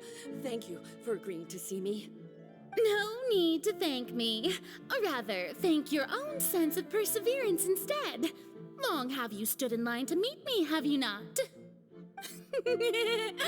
Oh, I'm afraid that's just an inevitable consequence of my divine charm. All right, Deuteria, is it? How is your son's illness? You remembered me, and you knew of my family, too. He is doing much better now. In fact, he is far more of an ardent believer than I. He was the one who forced me to seek an audience with you, and to bring your words back to him. Oh, good. Very good. If this should happen again in the future, please do not hesitate to come and tell me. Going down to citizens' homes every so often, while not usual practice, should serve as a fine change of pace. You're such a gentle and wise god. Thank you once again, on behalf of my son.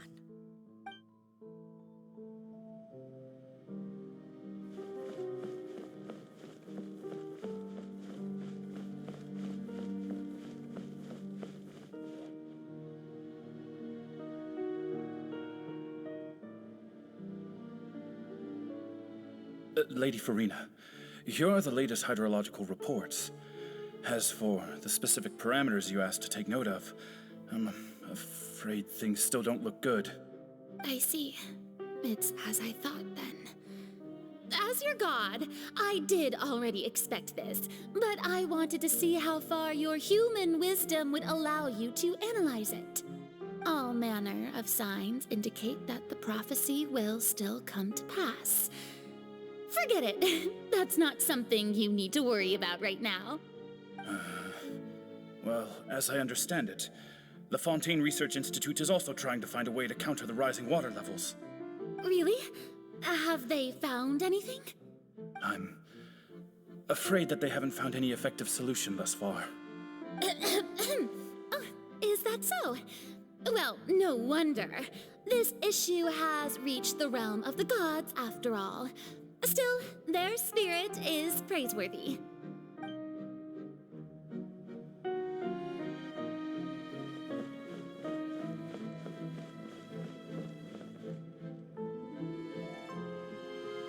The day is finally over.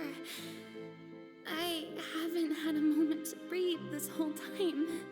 But it's good to see that everything's getting on track. There are no longer any voices of suspicion. Maybe this is fine. I just need to keep going, and everyone will be saved. All right, Farina, don't think too hard about this. You need rest. Tomorrow's a new day.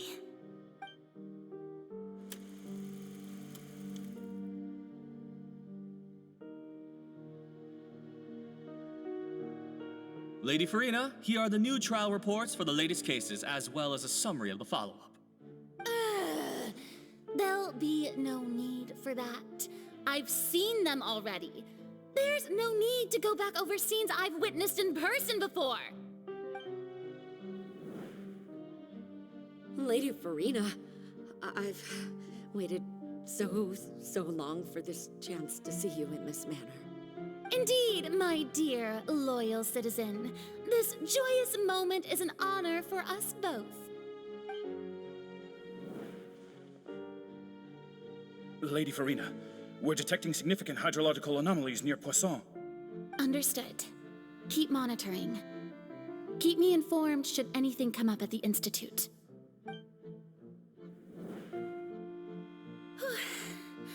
I don't think I let anything slip today. I must show the people that there is nothing to worry about. I just don't know when these days will end. I feel utterly exhausted. Best to rest early today, too.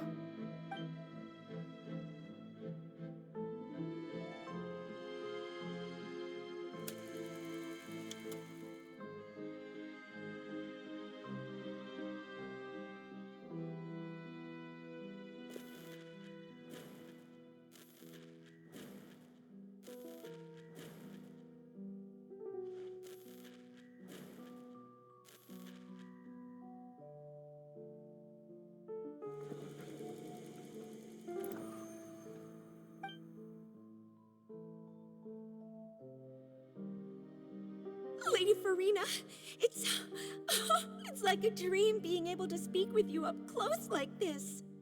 I've heard that the first member of our family who was honored to receive an audience with you was Madame Dioteria, almost 20 generations ago.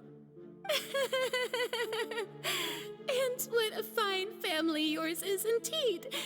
It brings me great joy to meet such a faithful believer, a descendant of a line most ardent. Surely you exaggerate, Lady Farina. My lady? What is it, good citizen? Are you crying? Oh, really now? I didn't even notice. This must be the overflow of hydro from my person. Well, can't quite help being the god whose dominion is the waters, can I? No wonder. No wonder. A manifestation of your power, then. Oh, Archon, I am honored to have witnessed it. Honored indeed.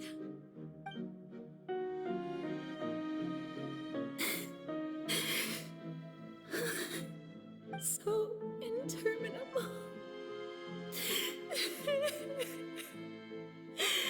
So lonely.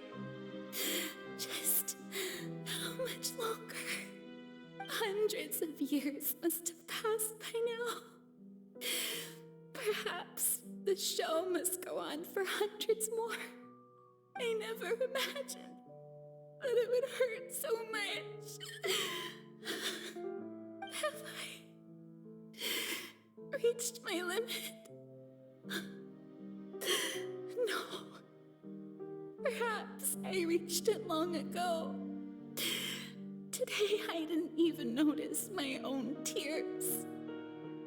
I want to tell someone, anyone, about this. But would that not destroy all I've done so far?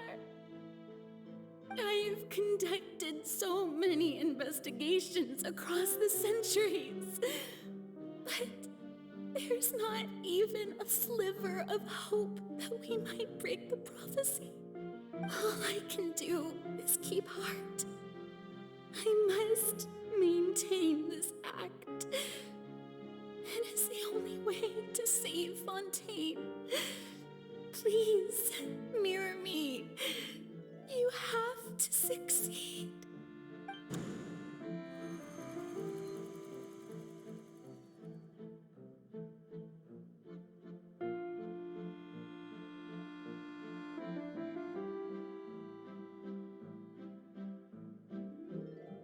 Farina, you don't have to shoulder this burden alone.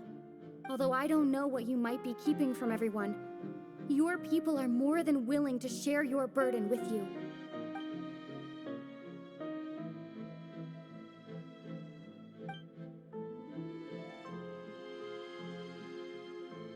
Share my burden. That's impossible. It was fated right from the start that this would be my duty alone. But even if your burden doesn't need to be shared, you can still choose to confide in someone. Just share it with me. I'm what you'd call a witness. A witness? Yes, I've heard that you came to Tevat from beyond the stars, yes. In other words, you never belonged here. And if Tevat is, in its entirety, a show on a stage, then you're just a spectator, aren't you? If that's the case... She's right. I could confide in her, couldn't I? But if things don't play out as expected, the people of Fontaine will be the ones to pay the price. No, Farina. You shouldn't be selfish. But what if it's really all right? Farina, you've worked so hard for so long. Surely it would be okay to put yourself first for once. Just this once. Is it such an outrageous thing to do anyway? To find someone in whom you can confide your frustrations and sorrows? Surely it could not hurt.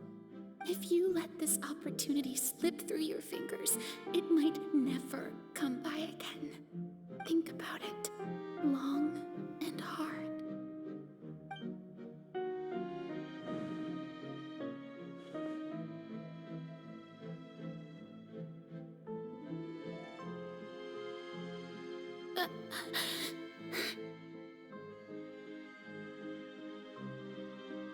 No, I have nothing to say.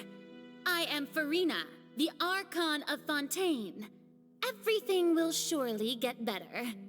All you need to do, dear spectator, is to witness my performance until the curtains fall.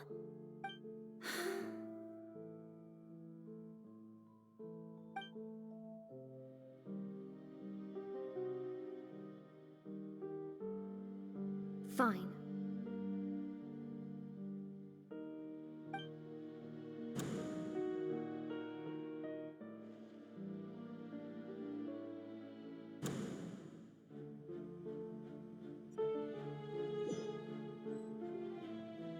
So even Farina doesn't know the truth? You've never once let her in on the full plan? Yes, it had to be done. To deceive the heavenly principles, you must first deceive yourself. She did very well.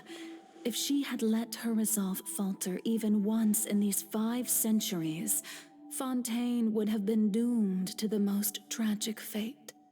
It seems that trusting humanity was the right decision after all. I believe that I understand how your deception works, but that is only half the truth, is it not? How would you build on this foundation to save the people of Fontaine? That is the most important thing. Ah, good. Of course, the Iudex of Fontaine has pinpointed the crux of the issue. I'm sure you've long sensed that the Oratrice is no simple machine, yes? I've always suspected that it had its own consciousness. And Lenny did mention that he heard a human voice within the core chamber.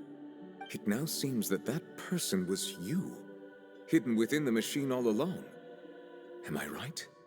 And then I became one with the Oratrice, taking Fontaine's gnosis with me. Yes, it would seem so, wouldn't it? Alas, your understanding of this device still lacks sufficient depth. In truth, it is no enactor of justice. It is, in fact, a device created to kill the god of justice. I beg your pardon? Oh, you have it.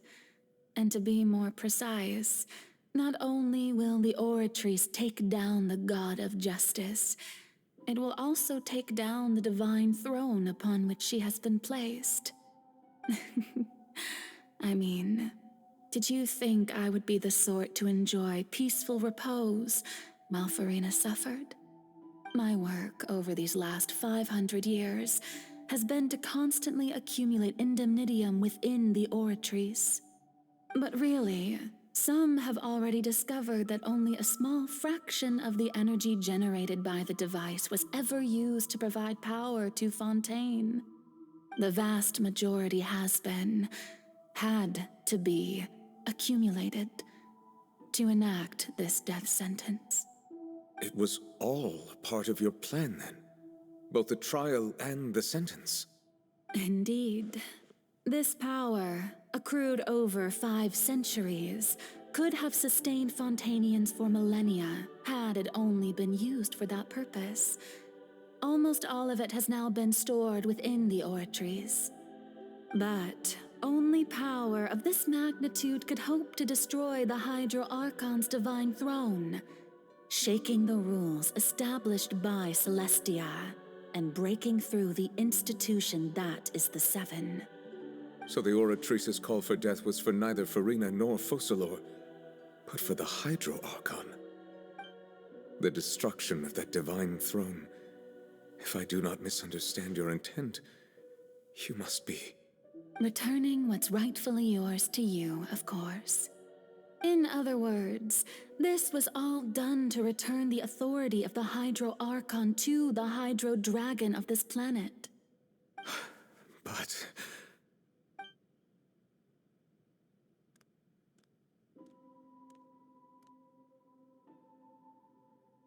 Oh, what? Getting sad again, are we?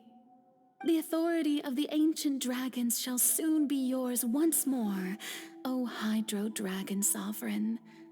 And this is the face you make. all you've done throughout the years is just so you can sacrifice yourself at the very end. I've never quite seen it that way, you know.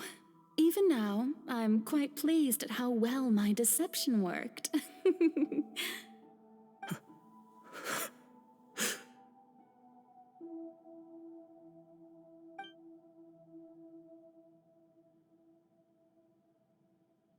Hydro Dragon, don't cry.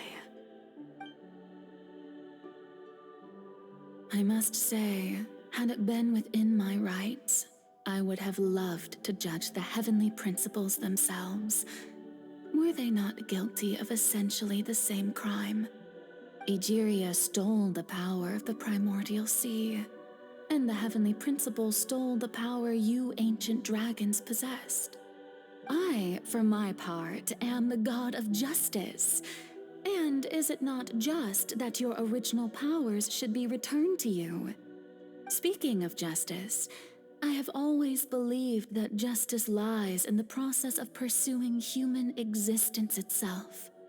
So, if the theft of the primordial sea's might was Fontaine's original sin, then, leaving matters of procedural right and wrong aside, the descent of the Fontainians as humans and their right to exist in this world would be Fontaine's original justice. In other words, existence was Egeria's justice, and to me, justice is the continuation of that existence. Defying the prophecy and ensuring that Fontaine's people shall live on, that should be the justice enthroned over all others. At this point, we, whether it be myself or all other Fontainians, have shouldered the burden of this sin for far too long. Iudex Nervillet, the highest judge in our land, when you regain your full power as an elemental sovereign, what verdict shall you pass upon us? So when I was invited to the court of Fontaine to serve as Iudex, I see now that that was your idea too. At last, I now understand the true purpose behind this position. In the beginning, I was uninterested in human existence. But these 5 centuries of living alongside them have gradually brought about mutual understanding between us. And I have even attempted to feel as they feel. You are a devious one, Focalor. Things being as they are, surely you know that I could never declare them to be guilty.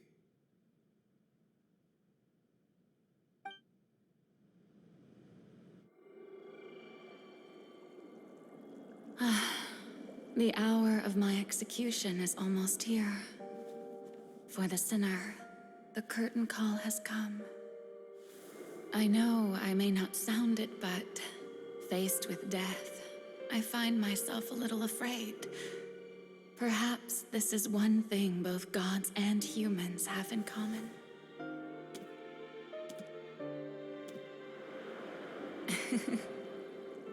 Farewell, Nervillet. I hope you've enjoyed the part you played these 500 years.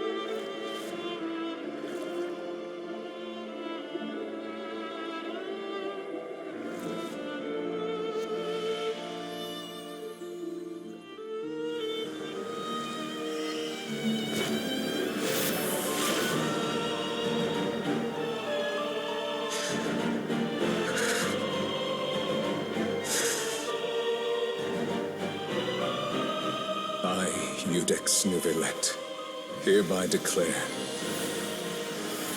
people of Fontaine, your sins are forgiven.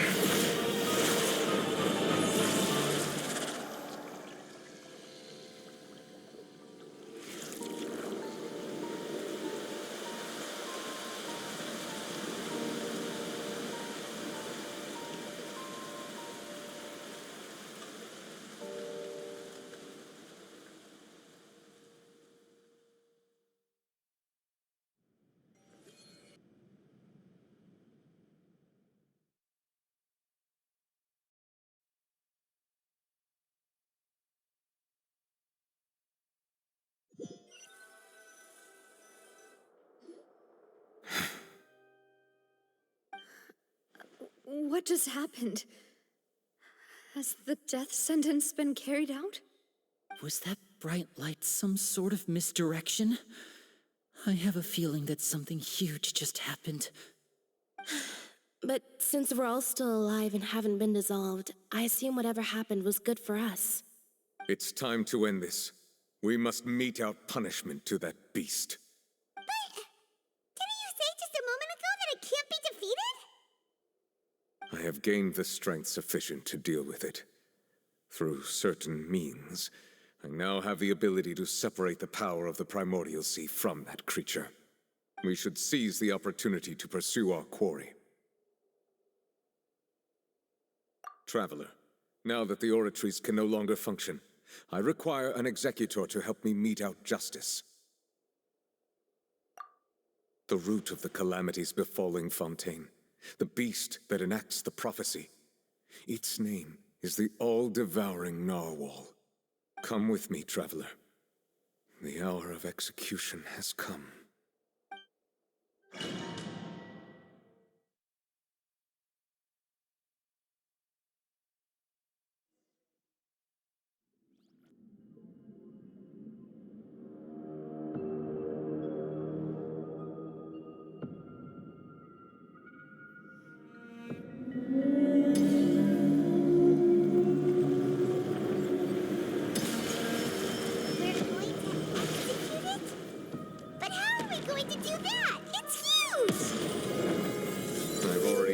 To separate the power from the way. Considering the size of the beast, I cannot reach the power source. We can find a way to attack it from within. I shall share part of the ancient dragon's power with you. We shall look for an opening together.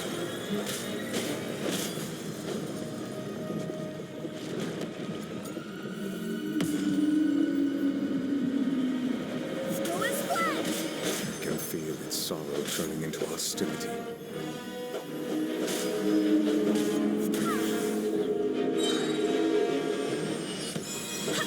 Barbados, guide us. Shine down. Inazuma shines eternal.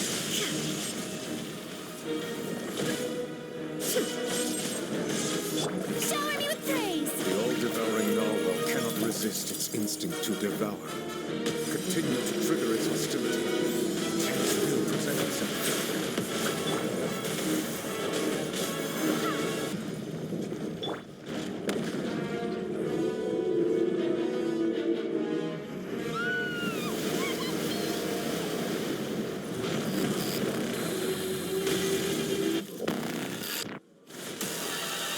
Why is there a rollicking thingy over there?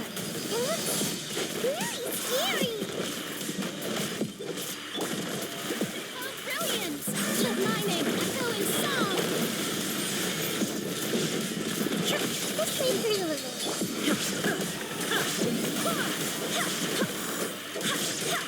I have granted you my protection. Do not fear. Seize the moment and use my power to suppress its roots from within.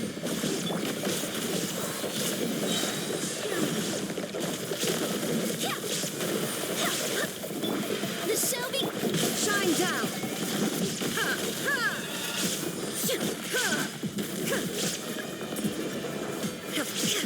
Everyone's okay. Go and play! There is no escape! Temple of Wisdom.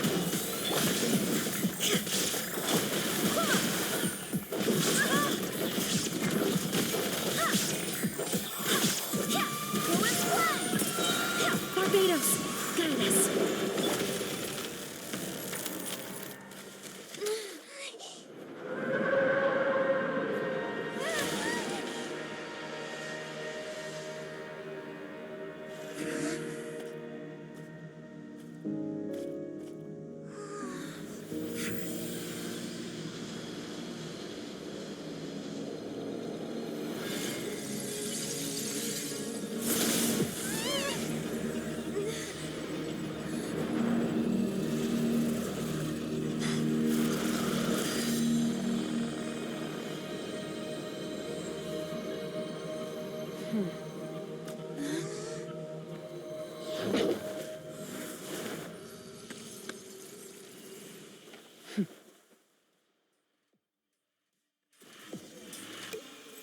Thanks for helping with the cleanup. It should have been my job, but oh well. It was just supposed to be a short private training session for me. I didn't think that my disciple and my master's pet would start brawling in the meantime.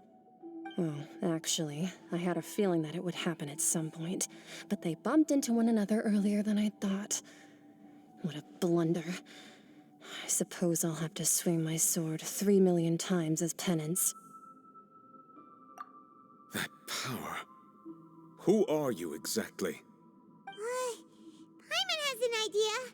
From what she said earlier, she must be Child's master. Skirk, right? It's just that he gave us the impression that she was the less talkative person. I simply did not have anything to say to the weak. But you, on the other hand, managed to defeat the all-devouring narwhal without using power from beyond this world. So you may speak to me as equals. I have to agree. It's a strange use of a planet's primordial waters just to raise an all-devouring narwhal. That kind of power is wasted on it. It's not cooperative. It eats too much. And I have more important things to do with my time than pet sitting. The only thing that creature has going for it is its looks. All in all, it fails as a pet. Miss Skirk? I think you might have missed the point. The point being? Well, being that this pet almost destroyed an entire nation. So what sort of person is your master? Well, Child's master's master. Wait, is that right? Oh, right. So you don't know him. Sorry, I assumed you did. His name is Sertologi. Huh? I am unfamiliar with that name. Huh. So Master isn't sufficiently famous. How should I describe him then? Have you heard of the name The Fowl? The Fowl? Still nothing? Well, how about the Visionary?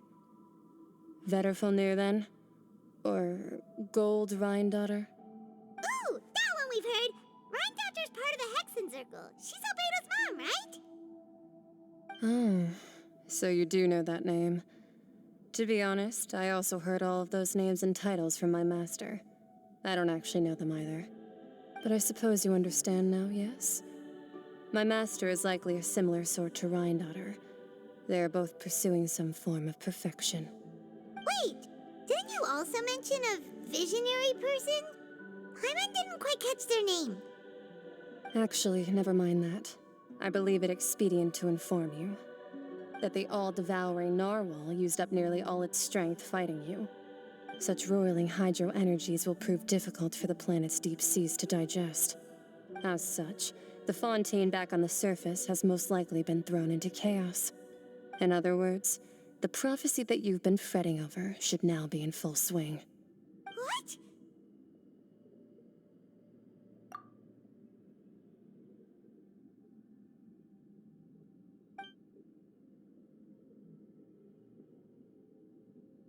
Not to worry. Focalor has already managed to deceive the heavenly principles.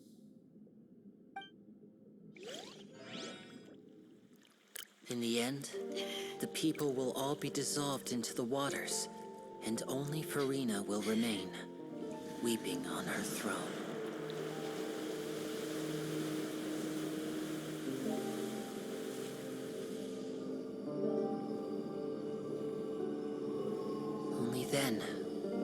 sins of the people of Fontaine be washed away.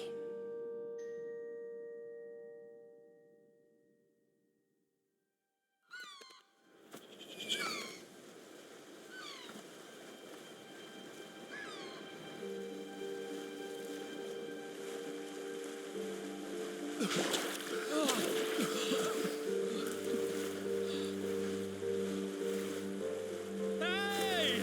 Help! Over here!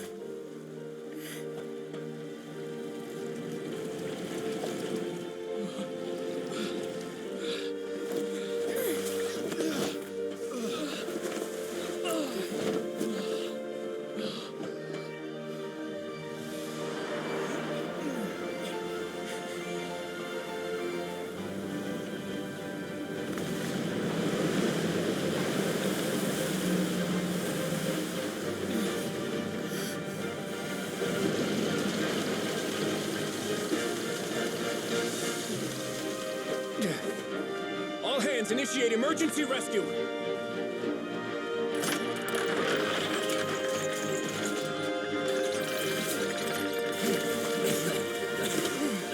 Hurry!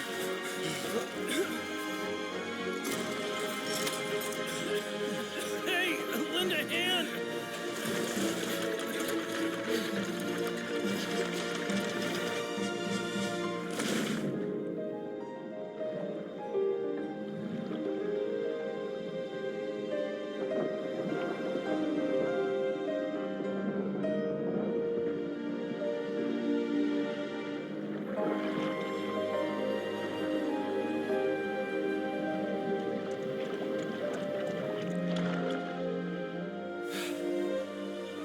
Look! The water's receding!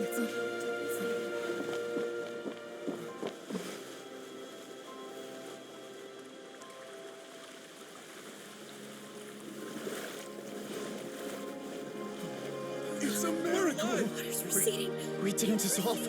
The prophecy was wrong. The prophecy was wrong.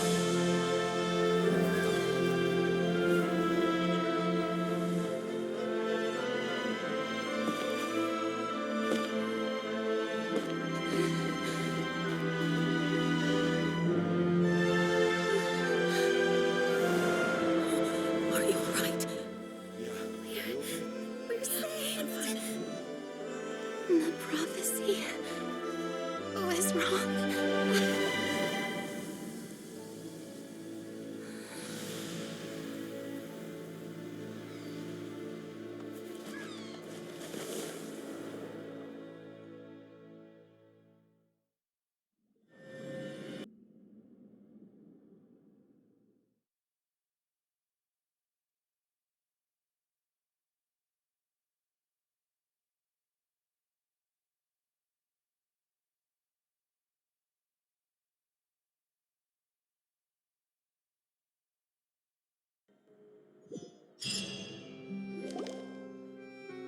The soil renewed. The Spina di Rosula talks post-disaster rebuilding. I recently visited Poisson to meet with Miss Navia, spokesperson of the Spina di Rosula, and we spoke about Poisson's present and future. Old soil can still give birth to new bloom, Miss Navia stated. Hope is like seeing a small cookie when you're starving late at night. You just need a little of it. Skyship Winglet, Booner Brain of the Fontaine Research Institute. The various disputes that have arisen on account of Mr. Edwin have suddenly become a shield over the Institute, with Jurier turning out to be a once overlooked hidden gem. People always call the first researcher mad, but few know what to call the second. And should that latter person achieve a miracle, they would find it all the harder to find a word with which to classify him and his team. Wow! Paimon barely recognizes the people in the reports. Are those really Jurier and Navia? They sound like real big shots. What do you think? Pretty enthralling, huh? The Steambird's idea was pretty simple. With the disaster just having passed, we would print a free edition packed to the margins with good news to calm people down. The value for these big scoops lies in their inevitable follow-ups. We'll publish further reports and go into the stories behind those people. Edwin's assistant, Jurier, created a true flying ship, while Navia is leading people in the reconstruction of their home. I'm sure that these stories could draw even your well-traveled eye. Paimon's curious too! Wait a minute. Didn't we watch everything happen from start to finish? What's there to be curious about? And that's exactly why I'd like you to come conduct interviews with me. You're the best incubators of news, if you haven't noticed. And also, with you around, I'm sure I'll get to see that Duke. Are you sure? Hasn't he turned you down several times already? Oh, this time will be different. Come on, let's head to Poisson first, and then make a trip to the fortress. There are some things you'll only know when you get there.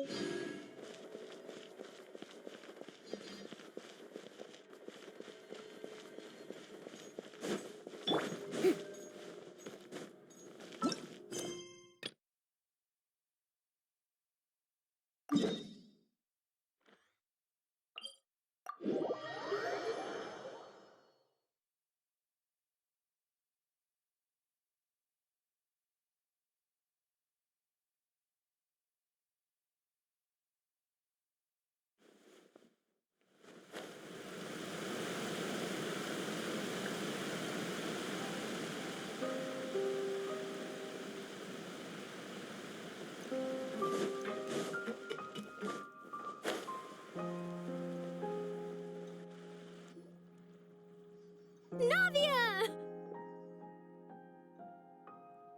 Oh, it's you. What brings you all here? Hey, we're just having a look around. I'm here to update myself on how things are going here. Oh, the Fatui are here too. Let me introduce you. This is Mr. Garunt Snezhevich.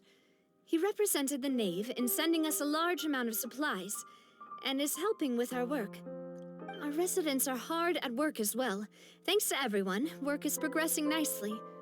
We've lost a lot of people, but we're moving forward. That will have to be enough. Hello, Miss Charlotte. I'm a big fan of yours. I especially like that article you wrote last year about Fontaine's stray cats. But if you don't mind, could you not emphasize our role too much in your report? It's not charity we're doing here. We just happen to share the same interests as the Spina. I get where you're coming from. I'll keep it as simple as possible. Or would you be willing to feature as friendly neighbors? That would be fine. Thanks. Oh, you're back too. How are things? We finished laying down the construction materials. It'll be another hour before the workers are able to go over there. Huh? You're here too, Clorand? Well, her reputation's greatly risen after that whole duel business with Miss Farina, so she's here in Poisson to wait out the heat. All right. She really came here to help me out. There's too much to consider in the reconstruction of Poisson. The Spina has need of more decision-makers. And, well, I do already happen to be connected to Mr. Callis. Oh, wait just a moment. Do you mind me asking a few questions? You know, about how you felt before the duel, about what it was like facing down a god. There's lots of exciting material there, I bet. Forget it. I'm sure you can find a better theme than that, Miss Charlotte. I see you're the same as always. Couldn't you do me a favor, for Navia's sake? Well, if we're talking about doing things for my sake, you might as well just take a few more photos of me. Or of the Traveler. It's better than wasting time persuading Clorand, at any rate. Of course I will. I'm not gonna let her off that easy. All right, then everyone who wants to be in the photo, gather up. And smile.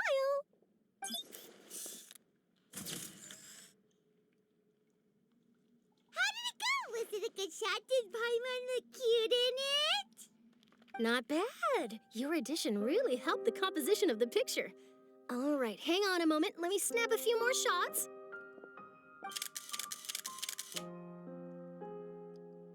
All right, that should do it. I'll be back here later anyway, so let's call it a day.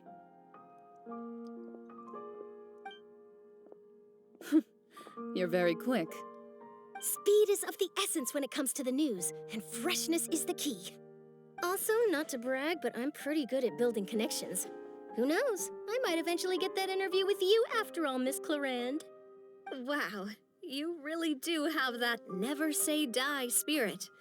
I'm impressed. I'll hazard a guess that this is how you got that interview at the Fortress of Meripede. Whoa, you're well informed. Let me make a guess too. I asked Sijuin who told Monsieur Nervillette, and he told you, right? That's a very complete information chain. In truth, all Monsieur Nervillette asked me was, when did the fortress become so friendly towards the media? I told him that it was best not to speak too soon. There's no guarantee that Ridesley will make a personal appearance. You're right. I've got to treasure every moment I have with them. In which case, I'll be making a move first. Stay safe now, and tell me if you hear anything interesting. I'll treat you to afternoon tea in exchange. You seem curious about the fortress. Of course. That Ridesley. I still remember going down to the fortress to grill him for information on my father's case. Boy, did he take me for a ride. Without telling me anything, of course. But he did invite you to tea, didn't he? 2 large pots of it, in fact. It was good tea, though. I have to agree. The tea there is very good. Speaking of that, would you like to have some today? I mean, you've got time, right? Well, I'd be partial to some shortbread. Wow, it's like we've got a menu or something. Sure. Good. What flavor of biscuits would you like, Mr. Snezhevich? Me? I'm fine with anything, but I would prefer chocolate, should you have it. All right, leave it to me. I'll go over the newly arrived supplies with you later, Mr. Snezhevich. We should be able to finish the preparatory work today.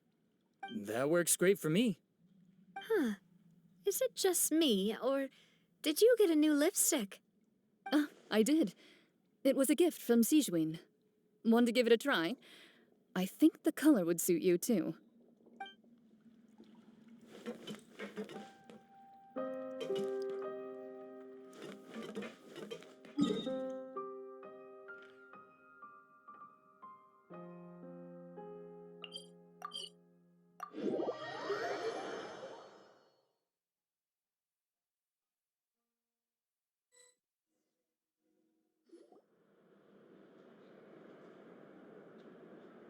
Wow, guess we're here again, huh?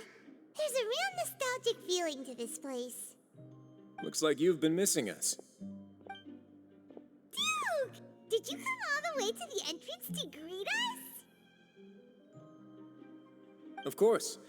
I'm here to welcome you and our dear Miss Charlotte, whom our good head nurse recommended to me. It's an honor to finally meet the much-rumored Duke. Thank you for consenting to my visit to the fortress, sir. No need to thank me. But that said, I shouldn't be the focus of your interview. I trust you recall our agreement? Of course. All right then, this way.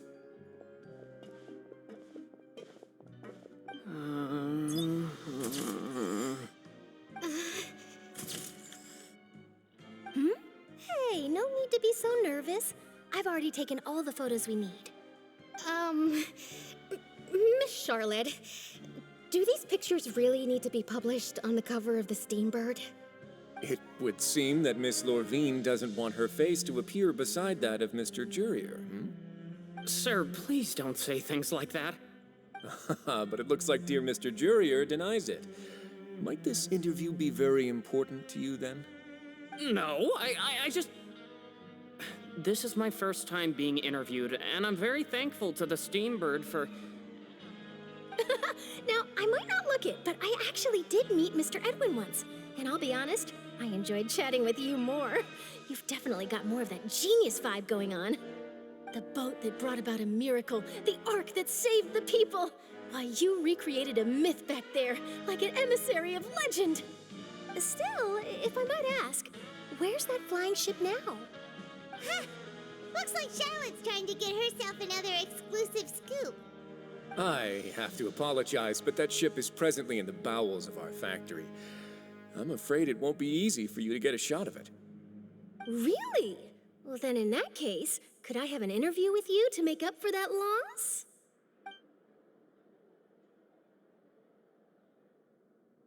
You already know my answer, I'm afraid. Best you interview our head nurse instead. Or perhaps you'd like to take another photo of this couple of researchers? Did you really have to use the word couple? Well, then, 2 solo photos will do. Is my hair messed up? Please, someone help me have a look.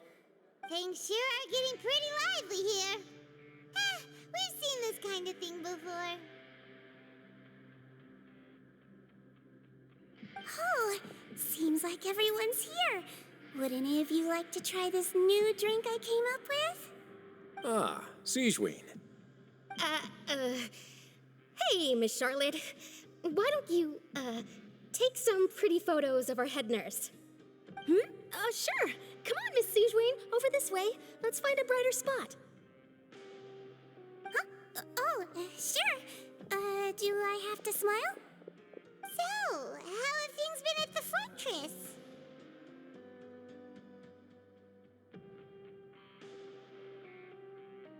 Same old, as you can see. Fontaine's undergone some changes, but this place is still more or less the same.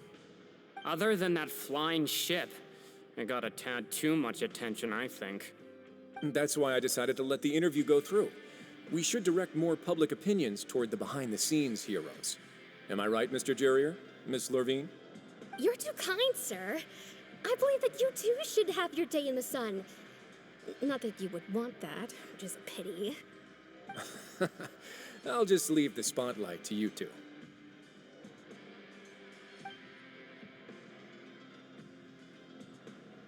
I see. Lots of things happened that day, huh? Anyway, regarding that Harbinger, I'm not sure you remember, but his 3 young followers are still waiting for his return. He sure did win them over, huh? I'll tell them that there's good news and bad news. The good being that their boss seems fine, and the bad being that they must face extended sentences for abetting his escape. Oh, actually, what about you? Are things gonna change for you too? What change can there be? The fortress will keep chugging along, and so will my duties. As to what Miss Farina's departure will mean for the nation, and if our laws and governance will be transformed, we'll leave those to the folks in the overworld. Hey, everyone! The photo shoot's done. Good. In that case, let's call it a day here. Thanks for your cooperation. Come on, Traveler, let's go. Till next time, everyone. There'll be a next time? Maybe. Who knows? I might write a story about the underwater factory next time. Until then. All right. Last stop, the docks. Oh, I'd love to see you in one of Charlotte's photo shoots one day. Is that really necessary? Our line of work doesn't really require much photographing. It's precisely because we don't need the picture that they'll have value as keepsakes. You don't really look all that opposed to the idea, you know. Maybe I'm just happy that I managed to once again avoid the spotlight. I think this interview went well either way. Yes, you successfully kept prying eyes away by using Mr. Jurrier and Miss Lorvine as shields. Very good. You should be happy for them. They have a bright future ahead of them.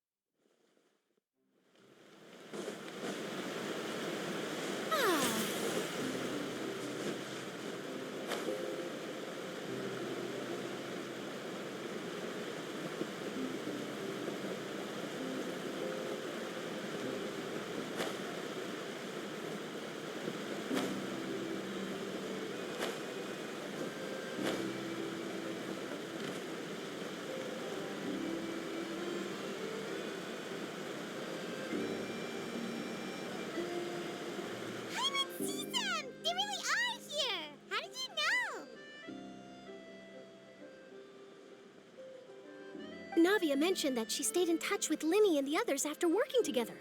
Apparently, they've been at the docks distributing these strange pockets the whole time since. Traveler, Paimon. Ah, and Miss Charlotte, too. Would you like a magic pocket? What sort of gadget is it? It's a wondrous bag that can be used to carry many things. The water level has returned to normal, but if you see any of your things floating around, you can use this to carry them. Or you could trick a friend into doing it for you. Trick a friend? I wonder which of my friends would fall for that.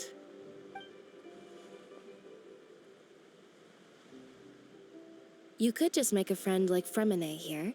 Isn't that right, Fremine? Is this what you meant by, I'll help you make some more friends? To be honest, that sounds pretty sweet. Could I have your contact, please? Sure. Please, write down my address. You sure are working hard to help Fremine socialize. He was the one who proposed doing this. He even wants to assist in our magic shows. Yes, I was planning to first introduce Pear as an assistant, and later Fremine himself. In the future, I think we can leave underwater escape magic to him too. That said, would anyone want to see a diver escape underwater? Oh, it'll work out. Every journey begins with the first step. He'll become a part of our show eventually. Lynette, could you come over? Miss Charlotte says she wants to take a picture of us. Got it. My, that Charlotte is rather perceptive. She got rid of everyone the moment she realized I had something to say to you. So, how have things been, Traveler? Father says that you did a great deal during the latest events. She's very grateful for your contributions to Fontaine. That's all right. We were more than happy to help. So, what's she doing now? Oh, I guess you haven't heard. Well, after Lady Farina left, Father and Monsieur Neuvillette opened negotiations, during which he gave Fontaine's gnosis to her as a diplomatic gift. A diplomatic gift? A gnosis? Yes, I was quite surprised at first myself. But when I thought it over, there were actually a number of things going for it. It could have been done as an apology for the incident with Lord Child, or as thanks for his help in tying the all-devouring narwhal down. Furthermore, Father did also lend significant aid to Fontaine and Poisson. Well, that's true, but this is a gnosis we're talking about. Doesn't this seem a bit irresponsible? I would agree, but I've also heard that it seems that Monsieur Neuvillette has had a significant change of heart regarding the matter. So there's some reason for this that only Neuvillette knows about? I suspect you'll have to ask him about that yourself. Ah, yes, speaking of which, I did see him strolling around the entrance to the Fortress of Meripede a while back. Isn't he real busy and stuff? Paimon didn't think he'd have the time for that. But back to the topic. The gnosis was given to the knave, right? What about Child? They say that he's returned to Snezhnaya to recover from his wounds. I hear that the recent disaster really did a number on his health. That's true. When you think about it, we've had loads of run-ins with the Fatui. To think we'd be allied with them this time. So shocked by such a simple switching of sides?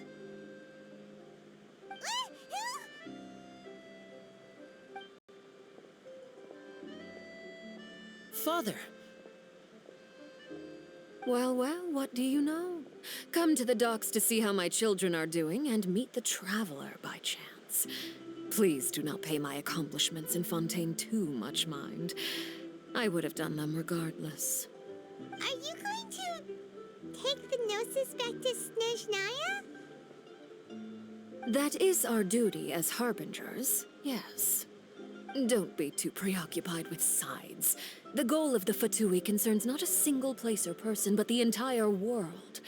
With such a grand goal in mind, it is inevitable that we must wear many masks. Switching my masks is something I've always done. Well, that depends on many things.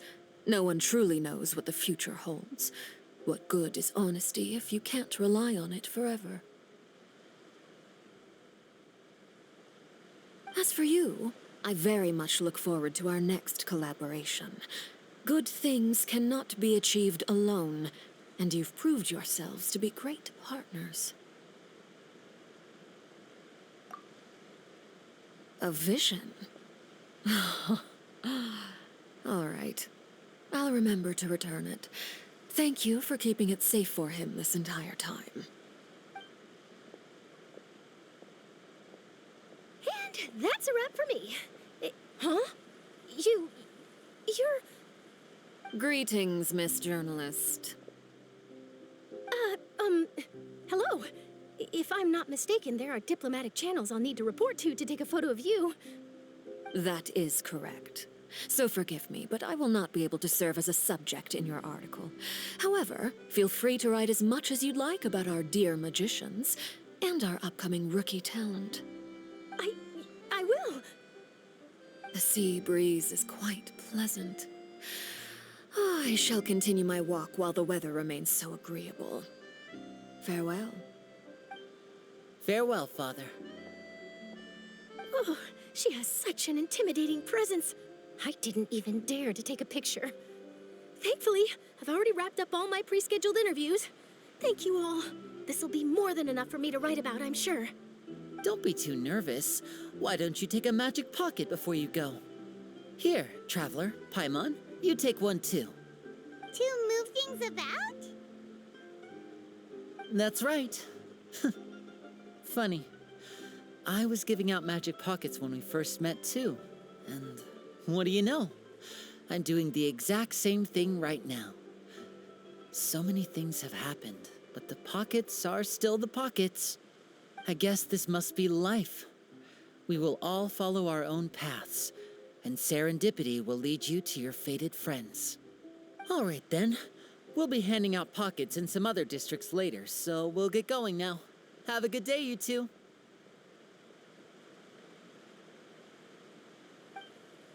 Well, guess we sent Charlotte off. Shall we go see what Neverlette's doing?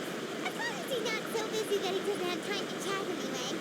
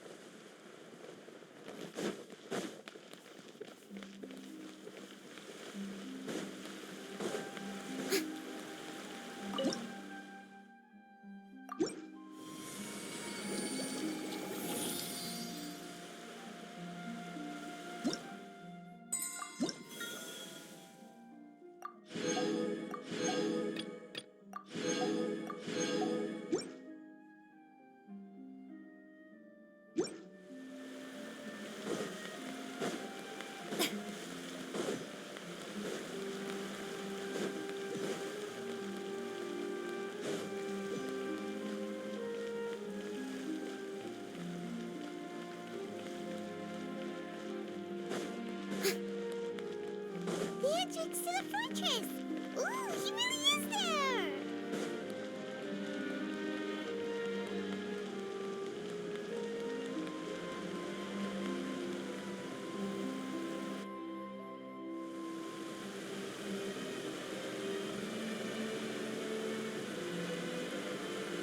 So, you really are here, Neverlette! Paimon didn't think you were going to have free time this hour of the day. Really? Oh, I suppose you must have met Mr. Linney. He took the time to greet me earlier when he passed this way. In any case, you came at a good time. I was just considering reaching out to you to set up a meeting, so I may explain some things that I haven't had the time to before. Aw, Paimon's glad that you remembered. Thank you for keeping us on your mind, what with you being busy and all. Alright, let's have it then. How was Fontaine actually saved? The whole business is still quite the mystery to us. It is strange how words can often leave a bitter taste in the mouth when it finally comes time to say them out loud.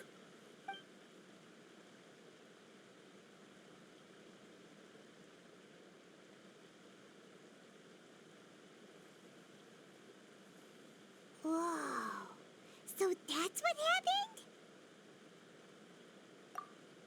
Focalor destroyed the divine throne of the Hydro Archon and restored your power to you, transforming you into a fully fledged elemental dragon sovereign.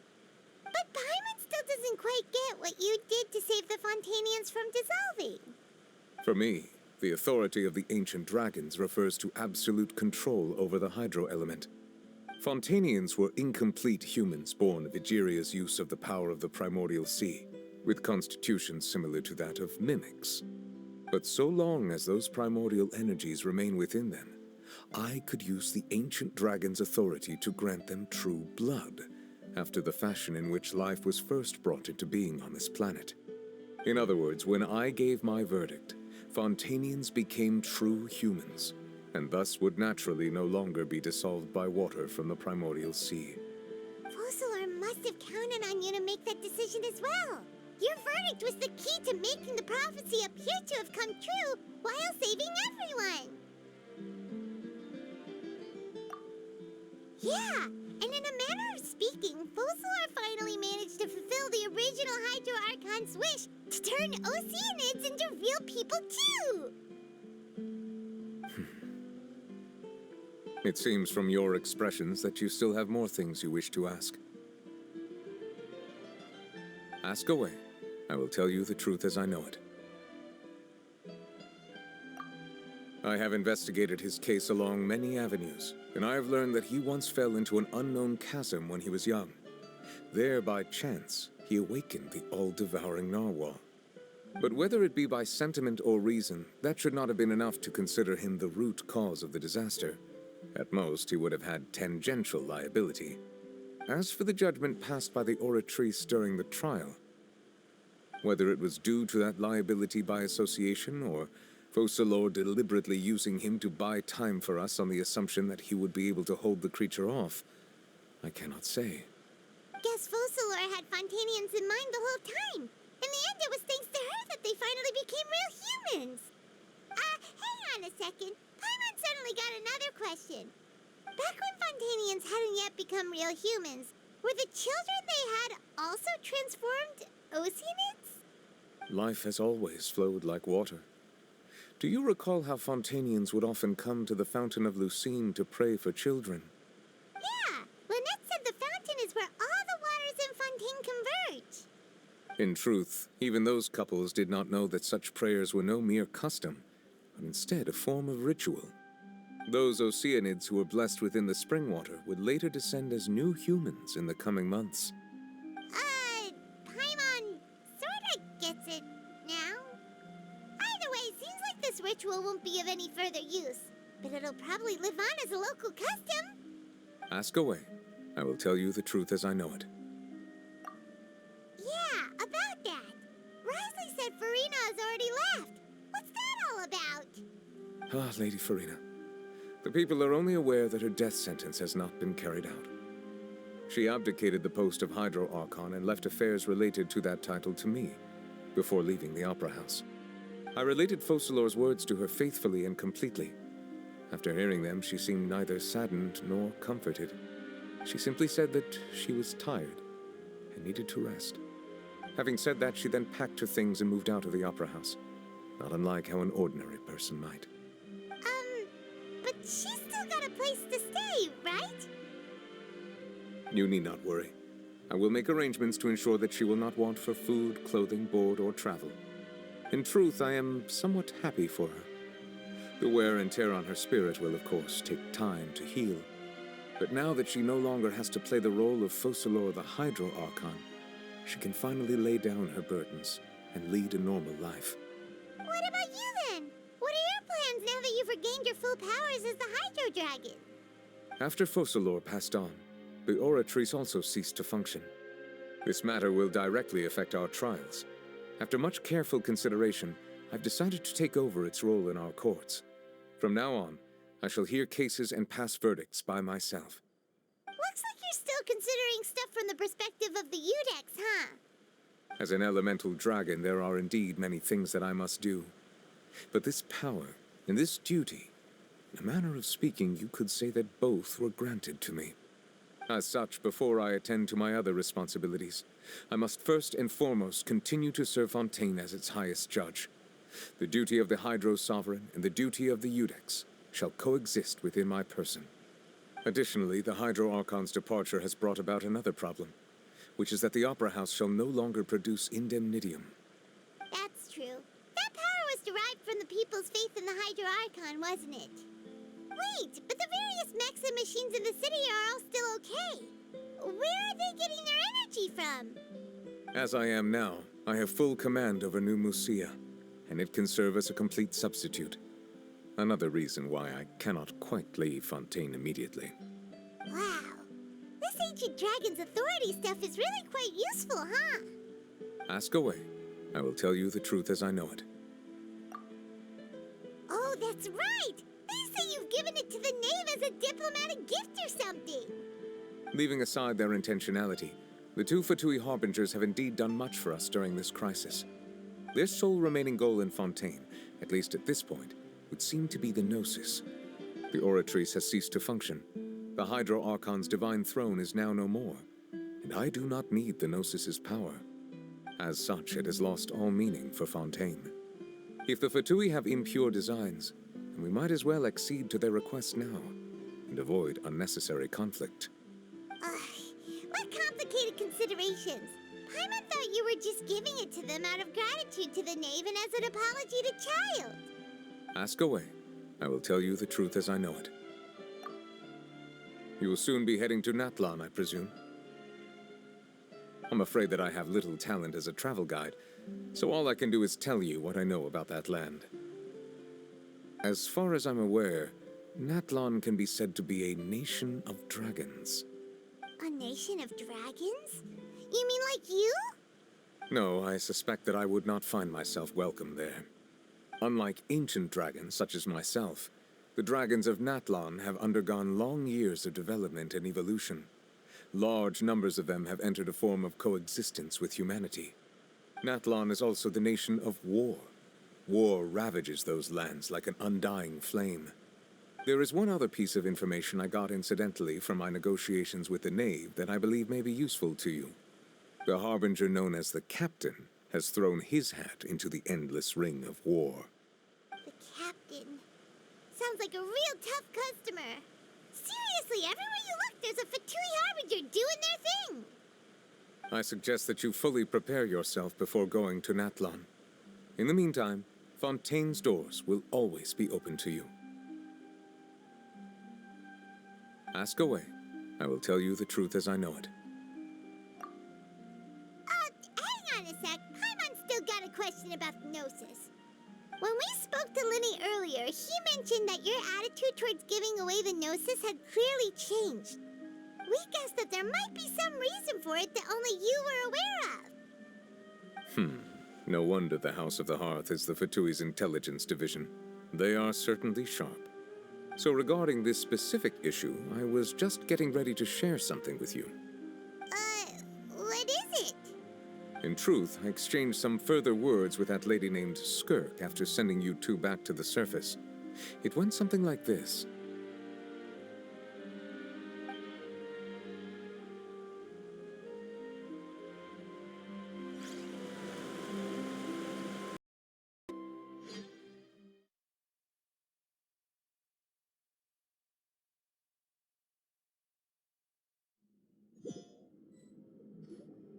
Well, we're going to head topside to see what's going on. You hurry over soon as well, all right, Nervalet? What next? The all-devouring narwhal isn't here. so I'm no longer getting any interference. I can finally catch the scent of your power, what it's made of. It is the authority of the planet's primordial dragons, but with something very similar to a god's curse mixed in. It's quite a novel blend. I'm sure I've encountered something like this before. What was it again? I do not know what you speak of. Ah, of course. How could I forget? You should have the remains of the third Descender on your person, yes? Remains? I've never heard of any such thing. Huh. According to your parlance, I believe it may be called a gnosis. Well, that much is true. After Focalor's divinity faded, she handed her gnosis to me. But I fear I have never heard of it described in the manner that you just did. I've been training with my master, the Foul, ever since I was young, and I have never returned to the surface since. So most of the information I possess, I got from him. It is only natural for those who are greater than humanity to possess a different sort of common sense, which is why there are so many problems in our attempts to communicate with humans. Regardless, you should probably get rid of objects of misfortune to prevent any disasters from befalling you. To live in itself is a blessing. But once a person dies, the bonds he once had with this world shall all turn to curses. What do you mean by that? No need to fret. These are just my personal thoughts, and my reason for no longer wishing to return to the surface. This third Descender you refer to, who are they? And when did they die? Master never mentioned them to me. Perhaps it just wasn't that important for me to know. If you're interested, though, I could ask him. I'll be sure to pass the answer on to you next time. Next time? You believe we will meet again? I do. Wait. I have a disciple of my own, don't I? He can be the messenger then.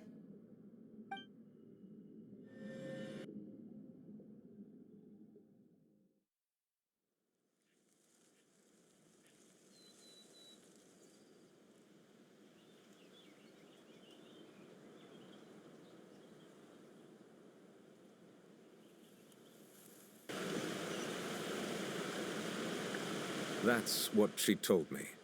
Whether it would prove useful or not, I wanted to pass that information on to you. The remains of the third Descender? So that's what the Gnosis actually are.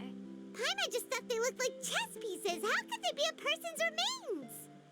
All the same, assuming that there was no misunderstanding or special metaphor at play, that is what she meant to say. And she said that it would bring misfortune and that you should check it, which is why you gave it to the Fatui. If she speaks the truth, then I would simply be putting Fontaine at unnecessary risk by keeping it here.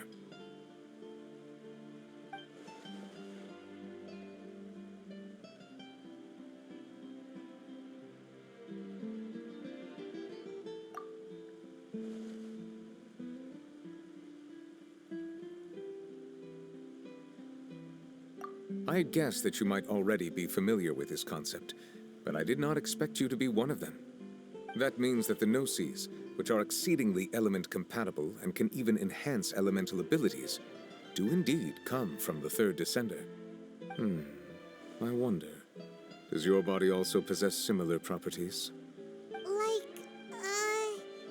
Like being able to use elemental powers without a vision. That does sort of count as special compatibility, right?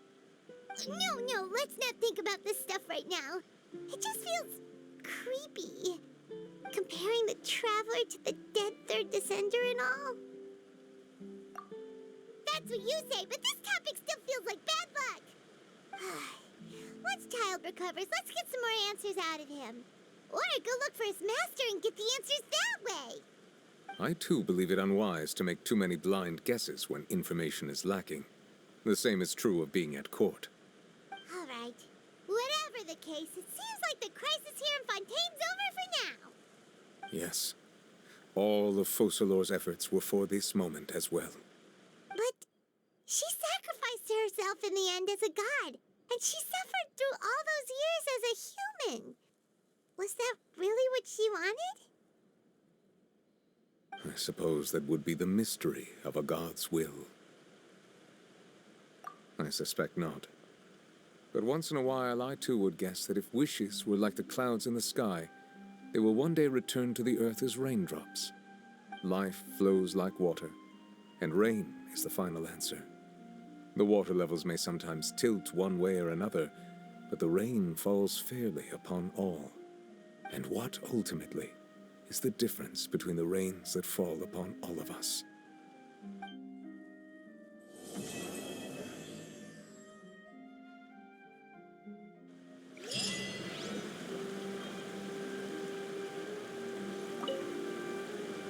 It seems from your expressions that you still have more things you wish to ask.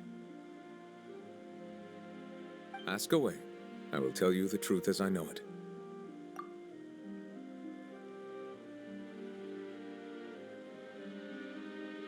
I suggest that you fully prepare yourself before going to Natlan. In the meantime, Fontaine's doors will always be open to you.